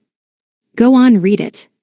Her eyes were brimming with anticipation, so I cleared my throat and continued to read it aloud. Congratulations on successfully clearing this dungeon. I suppose I should also applaud your decision to leave humanity even further behind. Oh, shut it. At any rate, it seems you were unable to clear this dungeon in the truest sense, so I will not be appearing in person. Come now, don't cry. I know how desperately you wish to see me again. I was suddenly filled with the urge to punch him. You're as senselessly violent as always, aren't you? But fret not. No matter how you may pretend to despise me, I know how you feel deep down. You don't have to be so coy with me. Just shut the hell up. How can he read my mind anyways? I am a sheep after all. That makes no fucking sense. Anyhow, I simply wanted to congratulate you on successfully clearing this dungeon. I sincerely hope that you will continue to progress with this same vigor. I eagerly anticipate the day when you not only graduate from mere humanity, but cease to be alive in any sense that mere mortals can comprehend. Oh, and give my regards to Saria-sama, will you? Love, your idol Sheepson. Damn, nothing throws him off, huh? I'm glad he's doing well. Yeah, I'm glad too. I'd be even happier if somebody taught that little freak a lesson. I noticed, however, that it wasn't quite the end of the letter yet. P.S. I'll be on vacation for the next short while, so please refrain from clearing any more dungeons in that time. How about you do your damn job? It was somehow all too easy to imagine that creep sheep in a Hawaiian shirt and cheap shades on some tropical island, giving me a cheesy thumbs up. Image summary, manga illustration depicting a contrast between a frustrated young man reading a letter and his imaginative visualization of a sheep-like creature in a Hawaiian shirt and sunglasses, giving a thumbs up while surfing a large wave. I hope Sheepson enjoys his vacation, Saria said with a smile. Really, I hope he drowns. I mean, come on, Saria, he's just slacking off. I took a moment to calm down. Well, whatever. The point is, he's not coming this time. Yeah, that's kind of sad. I wish we never see him again. Wait, no. That mean I can't punch him. Anyhow, I said, we've gotten everything we can from this place. Now we've just gotta get back. Yep, let's go. With that, I got ready to cast some teleportation magic. I'm gonna take us back, so hold on tight, okay? Okay, she enthusiastically grabbed the hem of my robe. All right, now all that's left is Ultrasan. I'd never used teleportation magic before, so I didn't know the specifics or anything, but I figured it worked the same as the trap that took us to the dungeon. In other words, I had to be touching them both. The circumstances were a little different on the way here, but it should work the same. I envisioned the place we'd left, a short way outside the city gates. After all, I didn't want to teleport into the middle of town and cause an uproar. Since we'd have to walk a ways, I opted to pick Altria up in a princess carry. Wow, I never thought I'd get to carry two different girls like this in one day. I couldn't pick Altria up piggyback style with Saria holding on behind me, and hugging her head on would be a bad idea. Just thinking about it was starting to make me feel lightheaded. Come on, this isn't the time for that. All right, I'm taking us head back then. Go ahead. With that, I activated the dimensional magic transfer, taking all three of us back to the area outside the capital. WHO. I was so shocked by my own spell that I had to take a moment to stop and stare. Are we there? Saria asked from behind me. Altria was still nestled in my arms, and the tall walls of Turbel were right in front of us.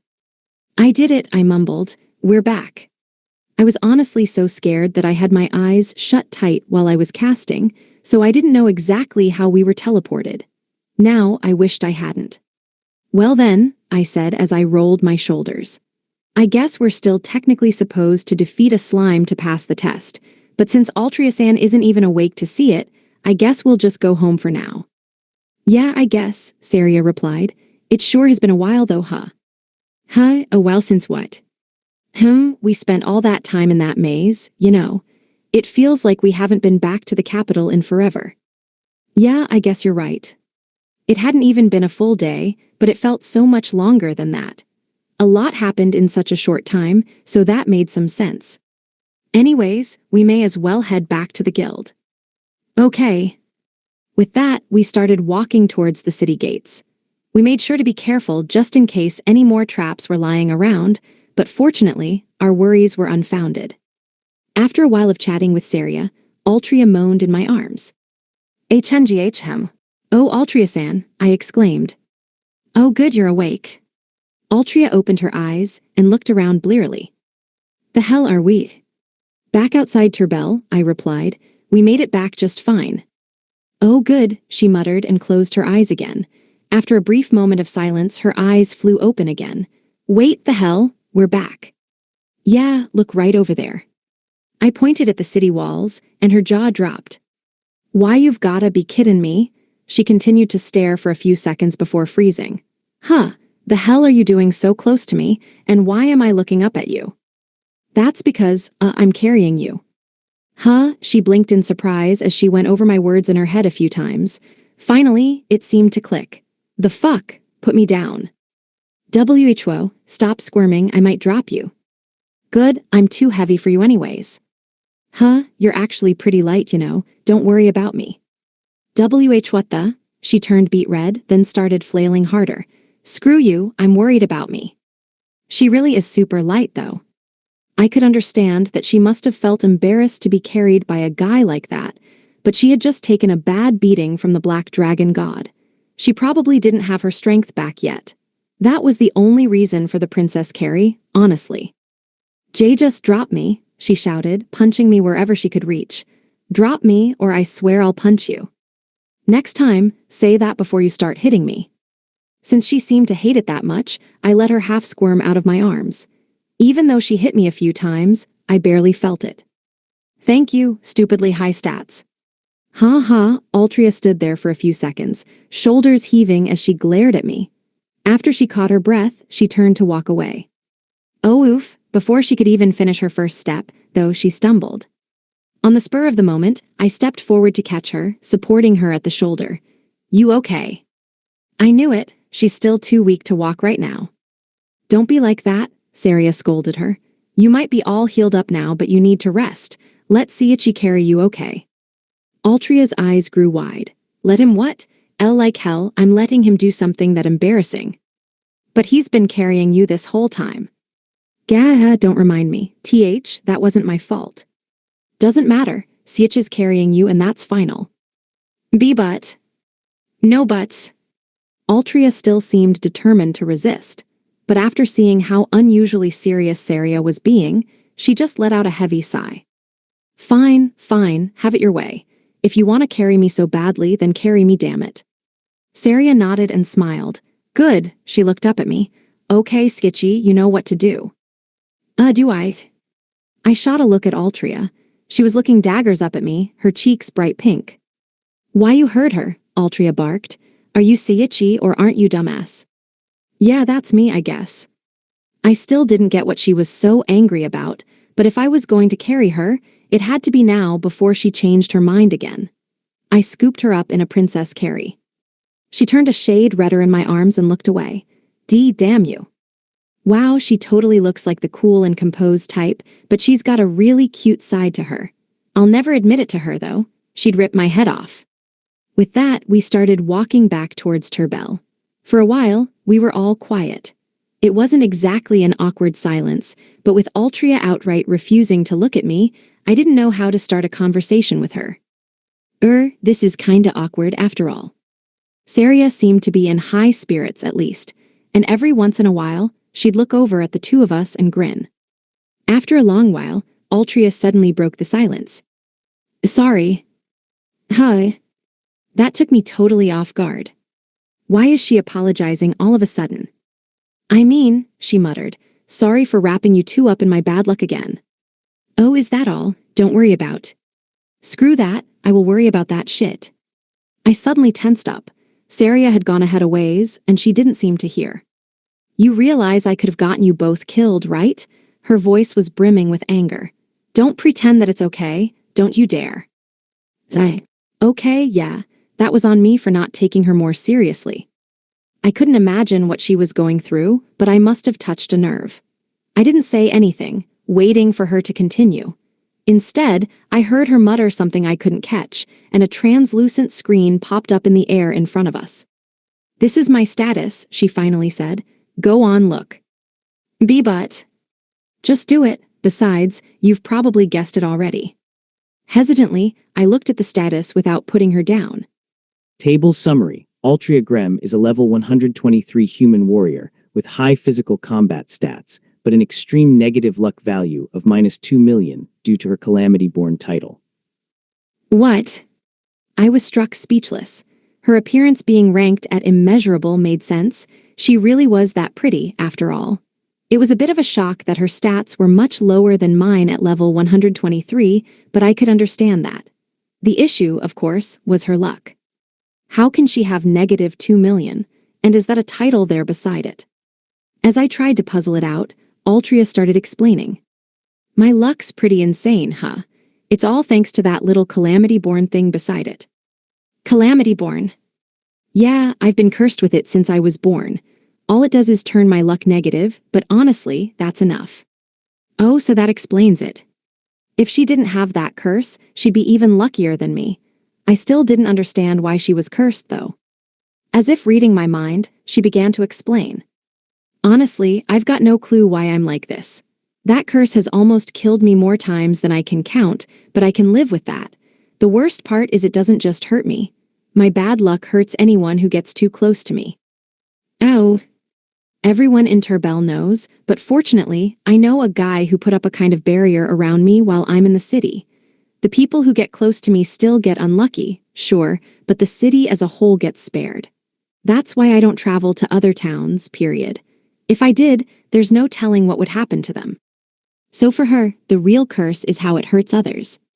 Just thinking about it caused frustration to well up from deep inside my chest.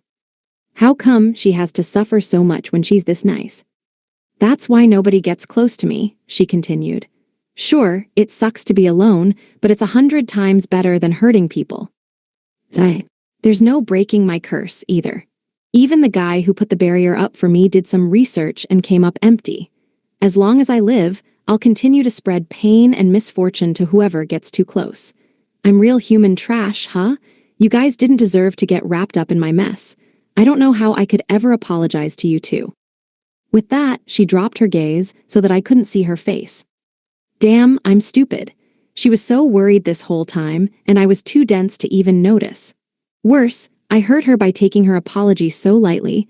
I wish I could go back in time and slug myself. The weirdest thing was that I was somehow happy that Altria had opened up to me about this. It had always bothered me that she kept avoiding Saria and me for no apparent reason, but now I finally knew why. I now had a thing or two I wanted to tell her myself. I didn't know how much good it would do her. It might even hurt her, depending on how she took it. Even so, I had to let her know. I don't consider meeting you to be bad luck at all, I finally said. Hi. Not just me, either. I know Saria feels the same way. Sure, this time was kind of trouble, and we could have all died. But we didn't. Both Saria and I are perfectly fine. Why yeah, but... It was touch and go, sure. I won't try to deny that. But even so, the time we spent with you during this exam made it more than worth it. It was wonderful, I mean it. You said you're worried you'll bring us bad luck, right? She nodded slightly, still not looking up at me. Well, I think luck is relative anyways, I continued. If you think something's bad luck, then of course you'll be miserable. On the other hand, if you feel happy even in the worst situation imaginable, then I'd call that good luck.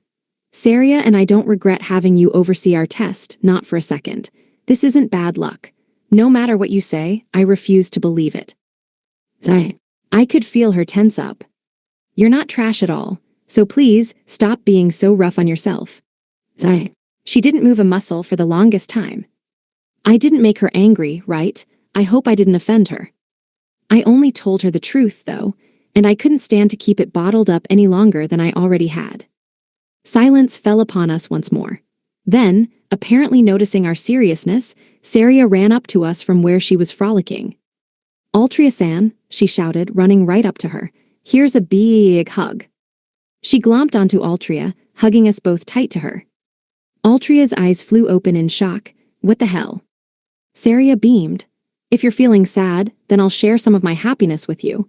Nobody as nice as you deserves to be sad. A chuckle escaped my lips. Even though Saria didn't hear a thing we were talking about, she seemed to see through Altria's gloom in a heartbeat. It looked like, even in human form, she kept every bit of her animal insight.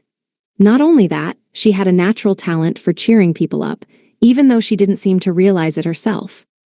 Altria didn't say a thing the whole time she was being hugged, and we didn't talk much the rest of the way back. Unlike before, though, it was a calm and relaxed silence. Before too long, we all arrived in front of the city gates. Right in front of the gates, a small crowd had formed and was running around and shouting. I wonder what happened, Saria wondered aloud, noticing the commotion.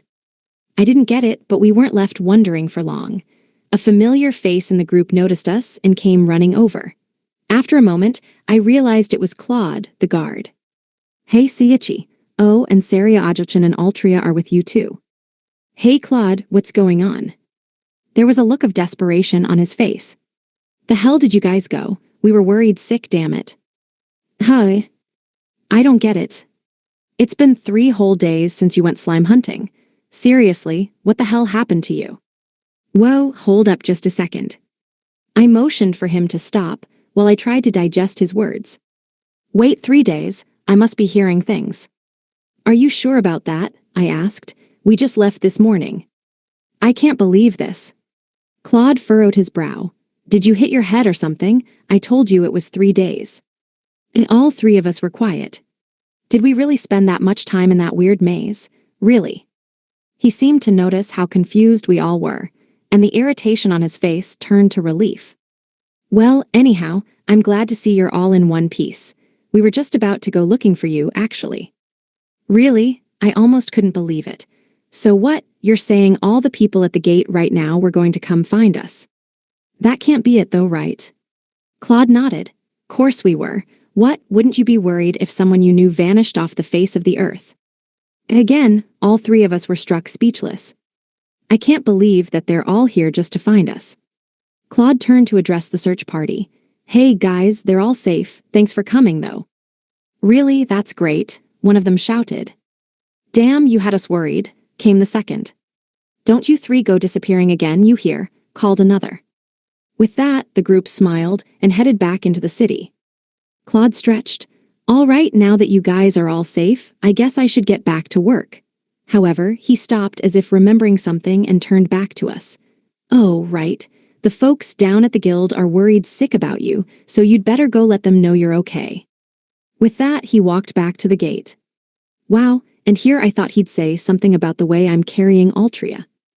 As hard as it was to believe it, we all finished our entrance paperwork and passed through the gate.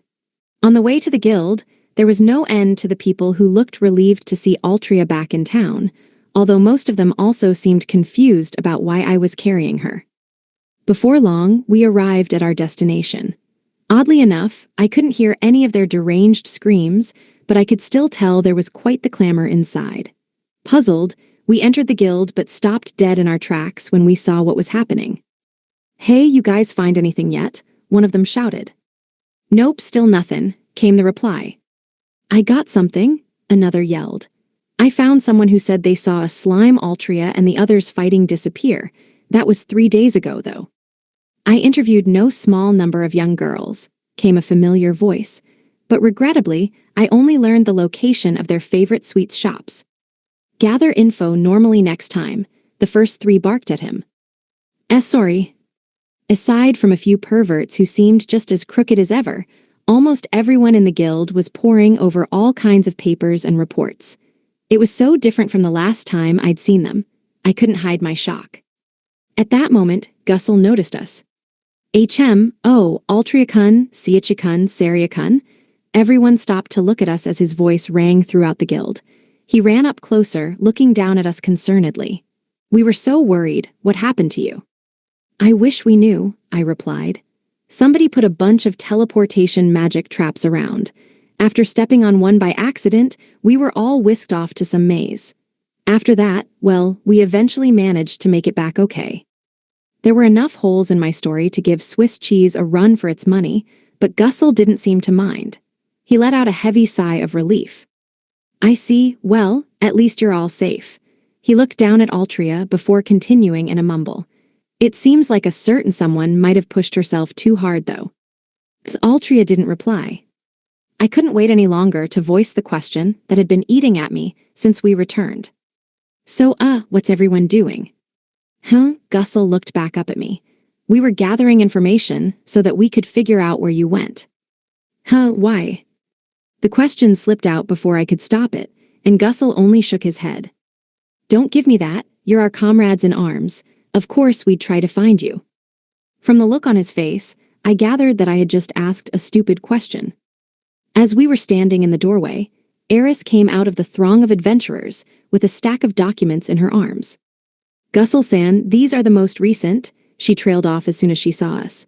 Altria-san, she dropped everything to run over to us, pushing past Gusel and sending him flying in the process. Are you all right? Can you walk? Why, yeah, I'm fine, Altria replied awkwardly. Eris took a deep breath, hand to her chest. She even seemed to be tearing up a little. Oh, I'm so glad to hear that. I guess we really were missed, huh? Gusel turned to address the whole guild. Altria-kun has returned, everyone. Ha ha ha, even my muscles are flexing with happiness. Cheers echoed throughout the guild.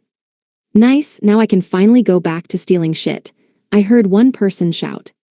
Yes, what splendid news. I believe I'll take a lap around the palace in the nude to celebrate, came another voice. And I shall inform all the good little girls of the capital, a third voice shouted in glee. Yeah, let's break this whole dumb place to celebrate, roared another. No breaking stuff, seriously, shouted about half the room. In an instant, chaos gripped the guild again. Eris was already back in her BDSM harness, whipping some random guy, and Gusel was striking poses on a table. I rolled my eyes at the scene, but one thing was clear now. The Black Dragon God taught me just how messy and selfish humans are. In fact, maybe it's that very selfishness that makes us human. The only difference with the people here was that they faced their desires head-on and embraced them. Of course, humans weren't the cleanest, prettiest, or most reasonable creatures around. Maybe we were doomed to kill ourselves off. But even so, humans were warm and kind. I was never able to accept that back in my old world. Sure, Kenya and Shouta tried to be nice to me, but I pushed them away. I must have been so lonely back then. I wasn't technically alone, but I may as well have been, and nobody could live like that for long. The last thing I wanted was for Altria to suffer like that. I turned down to look at her in my arms. See, Altria-san, all those people you said you'd brought misfortune to, they're all happy to see you. Zai. You matter to more people than you think. You're surrounded by kindness and warmth. Sure, they're a messy bunch, but still. Zai. Please try to trust them. Rely on them. Stop trying to take on everything by yourself and just look around you. Look at all the people who are downright overjoyed to see you again. Zai. You're not some bringer of bad news. It's kinda embarrassing to say it out loud, but you're loved. Huh. Let me say it again. You're not bad luck. You're not the calamity you think you are. But you're kind and caring, like a big sister, even if you can be a handful sometimes. Not me or Saria, heck, probably nobody in this guild has a problem with your bad luck. We all love you as you are. Zai. You didn't bring misfortune to any of us. Sure, there was some bad luck along the way, but more than that, we're lucky to know you. Zai. I ended up stumbling over myself a lot more than I wanted to. even though what I wanted to say was so clear in my head. Who knew talking about your feelings was this hard? Just as I was trying to figure out if anything I'd said had gotten through to her, she suddenly broke out of my arms and ran outside. Wait, she what? Hold up, why are you running? I called after her. It came as such a shock, I couldn't even react at first. Did I say something to make her mad? As I puzzled over it, Saria shot me a pouty look. Don't just watch her leave, Seiichi, run after her. Hi, but what ifs? It'll be okay, you got through to her, just trust me. How are girls this strong? Man, I'm a total shame to men everywhere. Thanks to her, my head was clear, and I knew what to do now. I didn't have to think. All I had to do now was follow her. Okay, I nodded. I'll be back later. Saria nodded back. I'll be waiting. With that, I ran out of the guild in search of Altria. Chapter 20, The Calamity's Happiness. Where'd she go? After leaving the guild, I couldn't see her anymore. Damn, there are way too many people here. The crowds in the royal capital were way too huge. Once you got split up from someone, it seemed like it'd be impossible to find them again. Oh right, I have my detection skill. With detection, I could pick up on anything living within a 550-yard radius. It couldn't hurt to try, at least. So I activated it, and I immediately felt like kicking myself. Damn, why didn't I think this through? I can figure out if there's anything living in the area, sure. But you can't identify what they are, dumbass. In that case, my only real option was to ask around. If the treasure chest and black dragon god taught me anything, it was that communication is important. With that, I called out to a woman who happened to be passing by. Excuse me, I'm looking for someone. Oh dear, is there any way I can, my word, is that you, Seiichi-san? Huh, Adriana-san. By some stroke of luck, that woman happened to be the wife of the count and owner of a really big dog, Adriana. Small world, huh? So what can I help you with? Adriana asked. Actually, I'm trying to find Altria-san. Have you seen her come through here? Altria-chan, I can't say I have. Oh, okay. I'm so sorry I couldn't help you, dear. And no, that's okay. Thanks anyway. You're very welcome. With that, Adriana turned to leave, but she stopped as if remembering something. She then turned back to face me. Oh, right, I've been meaning to ask you something. Sure, what is it? I'm sure you've heard about Altria-chan's condition by now, haven't you? Yeah. In that case, I have a request to make of you. Hi. I blinked in surprise, and Adriana continued with a smile. Could you please continue to be friends with her? I know she looks rough around the edges, but she's a rather delicate little dear and the kindest girl you'll ever meet. Yeah, I picked up on that already. In that case, please, stay by her side. Stay by what? Her words didn't quite click. She let out a refined chuckle. If you don't understand, then don't let it bother you. All I ask is that you care for her, just like you are now, searching for her. I still don't get what you're talking about, but don't worry. Altria-san means a lot to me already, so. Adriana's smile deepened a little as she cut me off. In that case, you'd best continue looking for her, Prince Charming. Come on, I'm no prince anything. I smiled thinly at her. A short while later, I was back on the hunt for Altria. I guess I should try asking someone again. Just as I thought, I suddenly remembered I had a little something perfect for just this situation. Right, I know what'll help me, the compass stone. I pulled the small silver rock out of my item box. If I knew what direction she was in, I could beeline it right over the rooftops towards her. I used it, and it floated into the air and started drifting off. All right, so she's that way. As I put the stone back into my item box, I remembered what direction that was. Huh, she's not back there, is she? There was only one way to find out. I started running in the direction it pointed me. I knew it. My destination was just what I'd guessed it to be. This is where I finished that first quest, isn't it? It was the same abandoned lot where I destroyed that old building. Even without using any of my skills, I could tell there wasn't anyone around. All I could see was the pile of rubble I'd left from that one careless punch. Without saying a word, I activated detection. Since the area was almost totally abandoned, I found Altria in an instant. I walked toward the signal, and there she was. Altria-san. Zai. She didn't reply. She was huddled in the shadows of the rubble, knees hugged tight to her chest. Her shoulders twitched a little when she heard my voice, but she didn't even turn to look at me.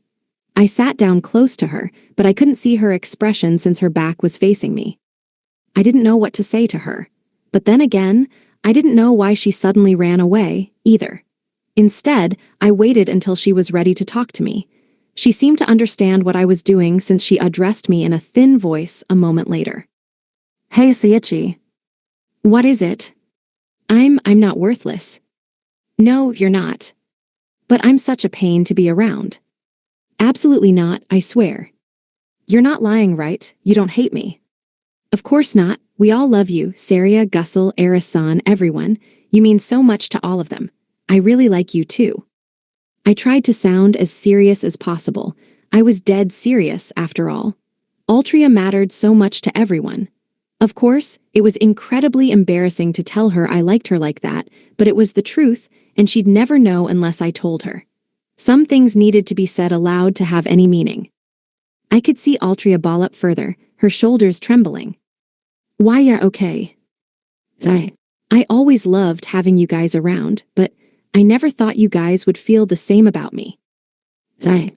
I am just, she choked up, and I could tell she was crying as quietly as she could manage. So what do I do now? Kenji or Shouta was probably used to this kind of thing. But unfortunately, I blazed a lonely path of loserdom back on Earth. I didn't have any practice comforting women. I've gotta do something, though. Having a million cheat powers was cool and everything, but I couldn't save anyone on an emotional level. When it came to what was really important, I was still as powerless as ever. At that time, though, Adriana's words came back to me. Please stay by her side. I still didn't get what that meant. So stick with her physically or emotionally. How am I supposed to do it emotionally, though? Damn, this is confusing. Fortunately, I remembered how Saria did it. Altria-san, here's a big hug. Zai. As soon as I remembered it, I could feel my body in motion, as if Saria was directing my every move. I hugged Altria tightly from behind. Hi. Image summary, manga illustration of a blonde woman with a tearful, startled expression, being hugged from behind. When Saria hugged Altria back then, I was moved by how she had seen through Altria's anxiety so easily, but this hug meant more than that. Altria was probably happy now, but at the same time, confused to be released from all that stress so suddenly. She always believed she was a bearer of bad news, but now, she knew how loved she was. Now, she had to figure out how she was supposed to act around people from now on, which worry probably had a chokehold on her now. I felt I had a pretty good idea of how important it was to a kid just to have their parents around when they were worried. Parents could wrap their kids up in warmth and love in a heartbeat and make everything feel better. And if there's anything Saria's stint at the orphanage taught me, it's that she had a knack for motherhood. When Saria hugged Altria, she did more than see through Altria's anxiety. She gave her the warmth and comfort she needed. Now, Altria was going through that stress again, and I was the only one here for her. Maybe I had no right to butt into her problems like this. Maybe I wouldn't be any help at all. But if there was anything I could do to let her know I was on her side, I had to do it. It's okay, I whispered. Even if you have no idea what to do now, I'm here for you always. I'll be here to wipe your tears away. Until the day you can truly smile from the bottom of your heart, I swear I'll never leave your side. What the, Hold on a second. I said whatever I thought would help her calm down and copied what Saria did. Sure, she wasn't crying anymore, but I could see her ears were bright red against her silver hair. Come to think of it, I just said some pretty heavy stuff, didn't I? I could feel my own face grow hot. I bet I was redder than a tomato. Calm down, Seiichi. I need to cool off and apologize. Man, I crossed a line there. How's any of that supposed to make her feel better? Holy shit, she smells good. Damn it, I need to calm down. Calm down. W8, I don't smell right now, right? Alright. I double-checked my stench virtuoso title to ensure I had no BO whatsoever. But I could still feel the anxiety building up inside me. Somebody, anybody, I need a hug stat. As I was panicking, Altria tapped on my arm. Seiichi, I'm good now. Huh, oh, right, sorry. I quickly put some distance between us. Altria was turned around to face me, and she was super red and fidgeting.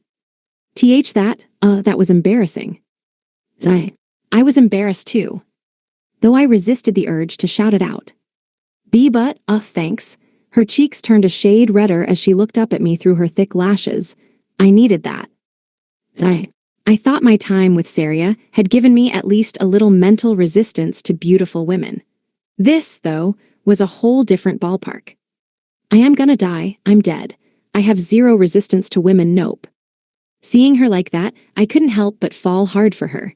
For a few moments, we were both awkwardly quiet. At least she's not avoiding people anymore. That's good. The root problem remained. Her curse was still as strong as ever. A luck of -2 million was nothing to shake a stick at. And as long as she had that nasty calamity-born effect, she'd probably never get a real break. There's gotta be something I can do, damn it. Think, if only her stat wasn't negative. If only it wasn't negative. That's it. Suddenly, it hit me. I know how to break her curse. Altria-san, give me your hand. Her brow suddenly furrowed. My what? Please. After a moment's hesitation, she held her left hand out to me. I wasted no time pulling a certain piece of equipment out of my item box. Hold up. Her voice was thick with confusion. The hell are you trying to pull? I barely even heard her, however. My focus was on the Ring of Misfortune, the treasure chest's only drop, as I was trying to put it on her hand. Which finger should I try it on? Come to think of it, though, it doesn't change the size to match the wearer. There was a chance it didn't fit on any of her fingers. You know what, screw that. It's down to my luck versus hers, and I'll leave whatever negative amount is left over to this ring. I started trying it on each of her fingers, one by one. Seiichi. I looked up to see that not only was her face bright red, but tears were also starting to gather in her eyes. There was no telling how smitten I'd get if I kept looking at her face, so I focused on the ring and only the ring. Let's see the thumb, nope, too small.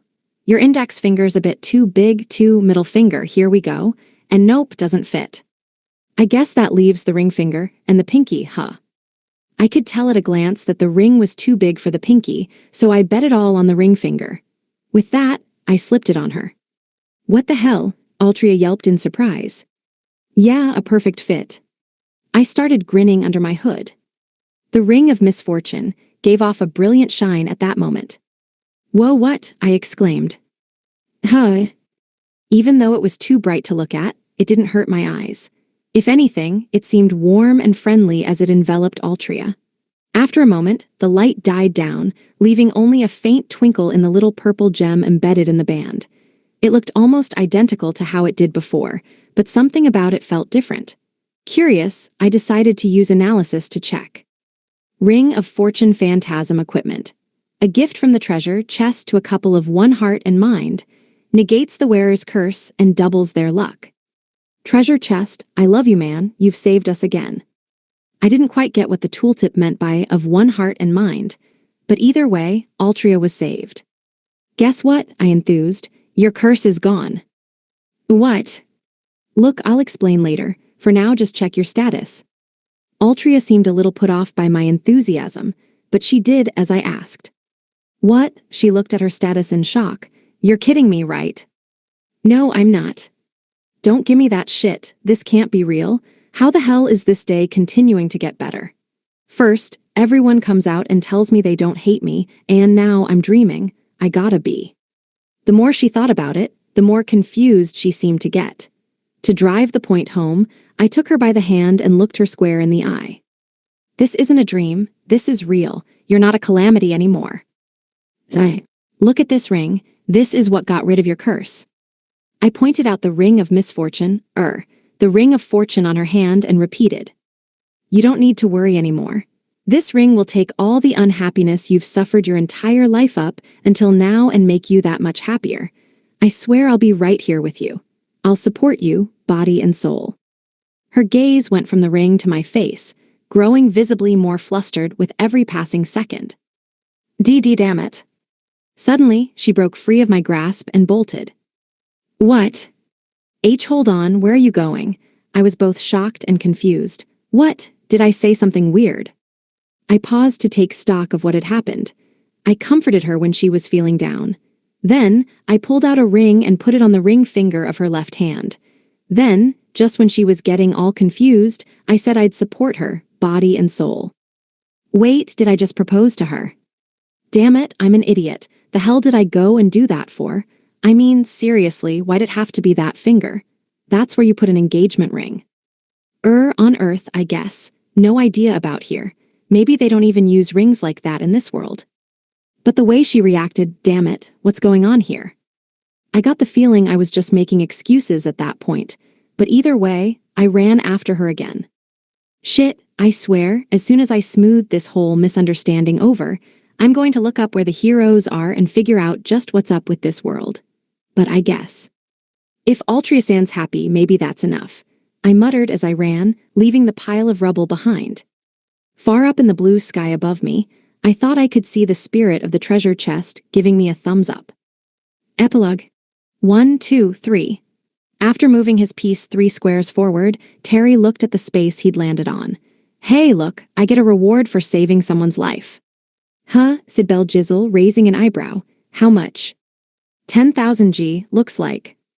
10 what? My turn next. Bosco picked up the die and rolled it. Oh, I get 3 too. I nodded. All right, go on and move. 1, 2, oh look.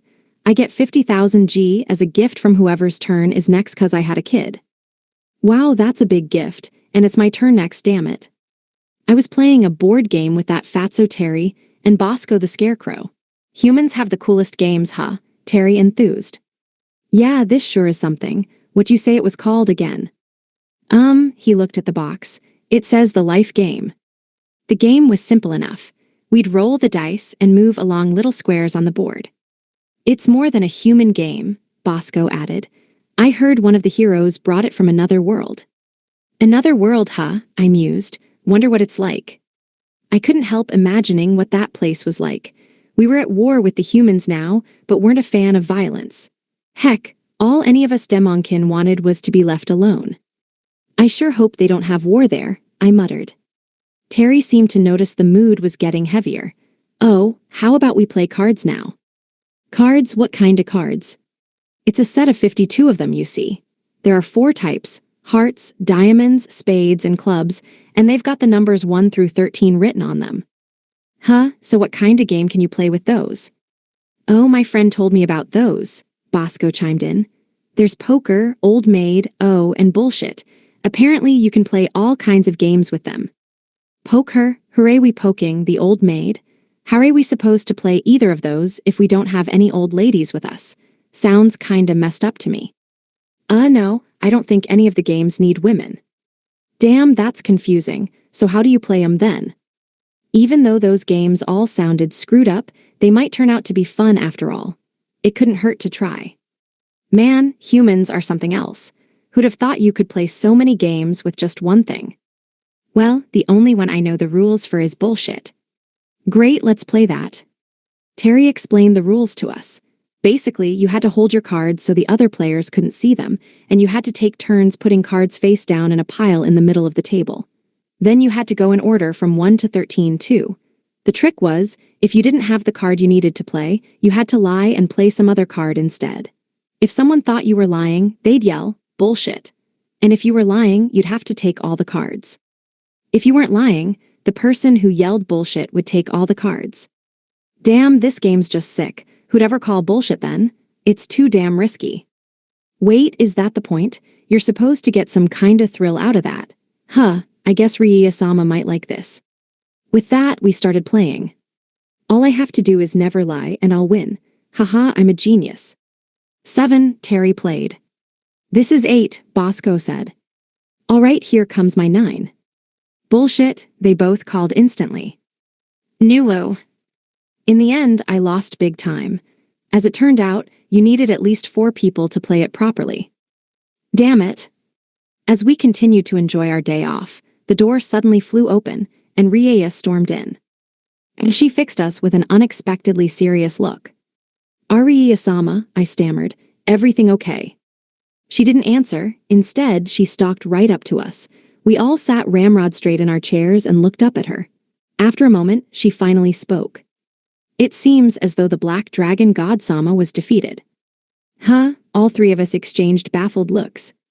The Black Dragon God was defeated. No, that's impossible. After all, he was the second strongest person in the realm, second only to the Demon King himself.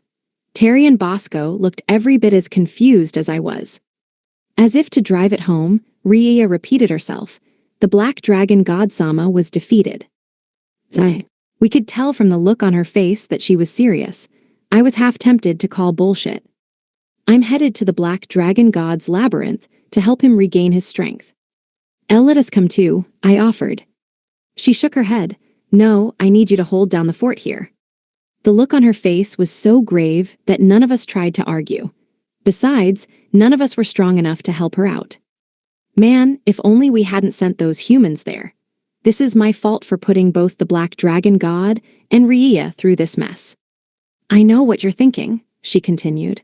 But don't let it bother you. Not even I imagined the Black Dragon God Sama could ever lose. Your idea was quite good even if you didn't think it through fully. And since he was defeated inside the labyrinth, he should return to life before too long. I'll be heading there to ensure that he returns at his full strength, since he might not be able to manage that on his own. I felt deeply moved by her words. That's our Ria-sama. Even if she can't find a guy, she's still amazing. I didn't doubt she could bring the Black Dragon God back to life at full strength. As I looked at her in adoration, she smiled sadly. Now, if only I could do the same for His Highness. Ria-sama. Anyhow, she quickly composed herself. I trust that you'll protect this castle with your lives while I'm gone. Yes, ma'am, the three of us replied in unison. Seeing that, Ria nodded in satisfaction. She created a circle of teleportation magic beneath her and was gone a moment later in a flash of light. After ensuring she was gone, I turned to address Terry and Bosco. All right, guys, listen up. Yes, Belson, Terry asked. You're looking pretty serious, Bosco noted.